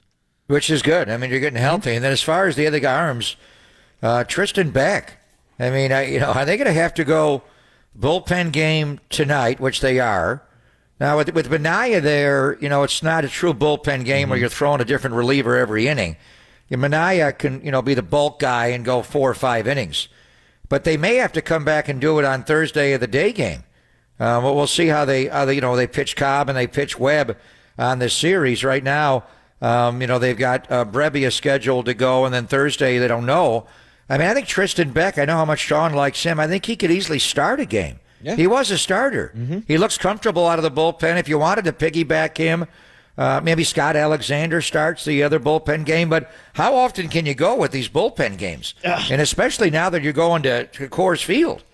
I mean, come on. Yeah. It's hard to expect every arm to come out of the bullpen to pitch well when you're pitching a mile above sea level. It just doesn't work that way. Yeah, and that's the thing to me, too. Like, I'm not a huge fan of these bullpen games. Like you mentioned, it is a little bit different of a strategy with the bulk guys coming in, but I heard Dwayne Kuiper this morning with Murph and Mac talking about, hey, maybe Brebbia starts today, maybe Brebbia starts on Thursday. I'm like, how many times are we going to do this, rolling out John Brebbia? And especially in a true bullpen game, all it takes is for one inning to go wrong. And at Coors Field, you're looking at a crooked number. There might be a 7 or an 8 on the scoreboard, Papa. How about Tristan Beck? Why not start him? Mm-hmm. Guy was a starting pitcher. He's got a 4-seamer. He's got a slider, a curveball, and a changeup. He's got 4 pitches. Now, with these extra long relievers that the Giants have been using to piggyback, do you think the plan moving forward is to maybe fill in with guys like that, or talking about what Farhan said on MLB Network earlier this week with Jim Bowden, how the Giants are going to be aggressive at this year's trade deadline? Do you think maybe they go out and try to get an arm? Both. I think both. Yeah. I think at some point, hopefully, Kyle Harrison will be ready, whether that's July, August, later in June. I don't know. I mean, the one thing to look at, like his last outing, he threw 76 pitches, 44 were strikes. So what's that, 32 out of the strike zone. Mm-hmm. And the game before, the one that I saw, 74 pitches, 41 were strikes, so 33. The real good start he had before when he had just 1 walk and 9 punchies, it was 40 strikes out of 61. So you'd like to get closer where, it's at least 2-1 He's had some where he's throwing almost as many balls as strikes, and you just can't do that in the major leagues. So, but I think both. I think, Kyle Harrison at some point will come up. They got him on a pitch limit right now. His last outing, he got into 76 pitches, 74.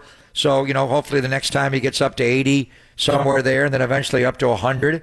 But whether he's a starter or maybe he's in the Mania role, would you ever pull him out of the bullpen as a piggyback guy or start him? And a little bit like Alex Wood, when Alex is back and healthy, he does not go deep into games. They don't like him facing the lineup a third time. But I think trading for a starting pitcher is going to be on the table. There's no doubt. Mm-hmm. And then that brings up Joey Bart then.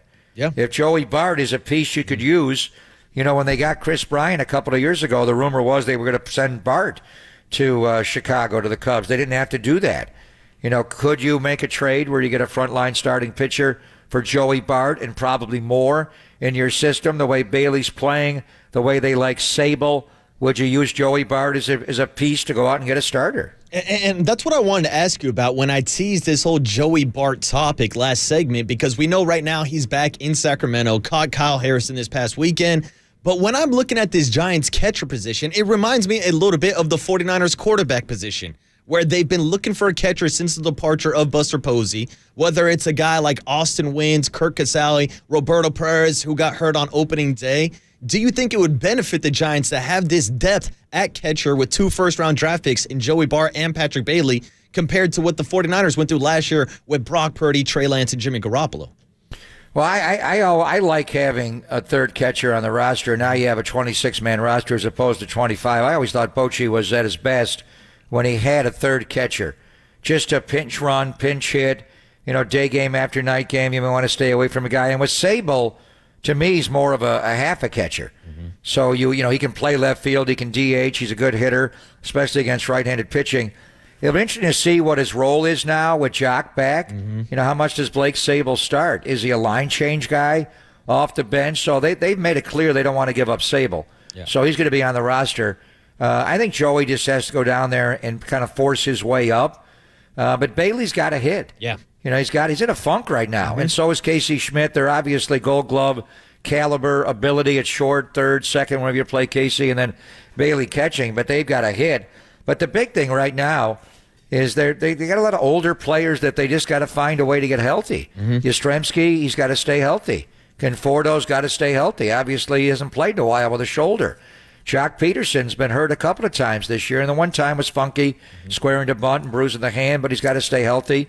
You got to keep Tyro Estrada healthy. I mean, right now, as we're talking about this, and they were 6-13 and went 22-13 to get 2 over, they've lost 4 of their last 5.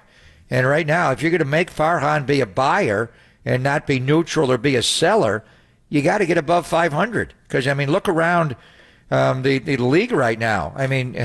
It's hard to believe, but the St. Louis Cardinals that got walked off by Bochy and the Rangers last night, they have the worst record in the league. Wow. Come on. Yeah. They're not going to stay the worst record forever. No. They're going to be in the market for starting pitching because that's obviously the biggest need that they have. So right now you got to get winning again. Yeah. So in a month's time when the deadline's upon you, Farhan is compelled to go out and be a buyer and maybe buy a starting pitcher. Yeah, and who knows who will be on the market. Maybe it's a Corbin Burns, who I know went through arbitration with the Milwaukee Brewers earlier this year. Marcus Stroman's having a phenomenal year. You look at the White Sox, guys like Lucas Giolito might be available, maybe a Dylan Cease. A lot of options out there. And yeah, maybe Joey Bart will be in part of one of those trade packages. But getting back to what you were talking about with Blake Sable and Patrick Bailey real quick, with these 2 catchers on the roster, obviously with Patrick Bailey being a switch hitter, it kind of erases the platoon kind of advantage and strategy that the Giants like to go with. But in the small sample size so far, it's only been 17 at-bats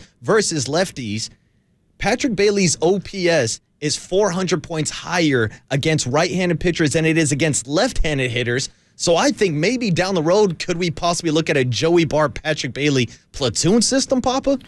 Well, he is a natural righty, and I think that's just a product of seeing more right-handed pitchers. So I think his right-handed swing is fine. We saw his first big league home run was right-handed. The second one was left-handed. I think the one issue, they're riding him. Mm-hmm. They had an off day last Thursday. He caught all 3 games against Baltimore. including a day game after a night game. Is he going to catch all 3 in Denver? You got a day game after a night game on Thursday.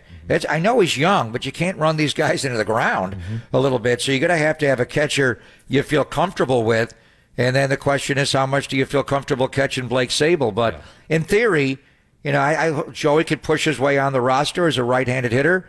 As you say, Patrick Bailey is a switch hitter that right now is better from the left side. And then you got Blake Sable in the mix. But, what's Blake's role proceeding forward right now with Jock Peterson back and hopefully a healthy Conforto and a healthy Yastrzemski? Yeah, a lot of questions to be answered tonight when the Giants take on the Colorado Rockies. And we'll ask some of those questions on the other side to Sean Estes. But I want to remind you that the Papa and Lunch Show is sponsored by Redwood Credit Union. Start earning cash back on your everyday spending with Redwood Credit Union free checking account. There are no monthly fees, no minimum balance, and your debit card earns cash back, travel, and more. Get started at redwoodcu.org/free checking, federally insured by the NCUA. And we will talk to Sean Estes on the other side. It's Marcus Boucher in for John Lund this morning with Greg Papa on KNBR 104.5 FM and 680 AM, the sports leader.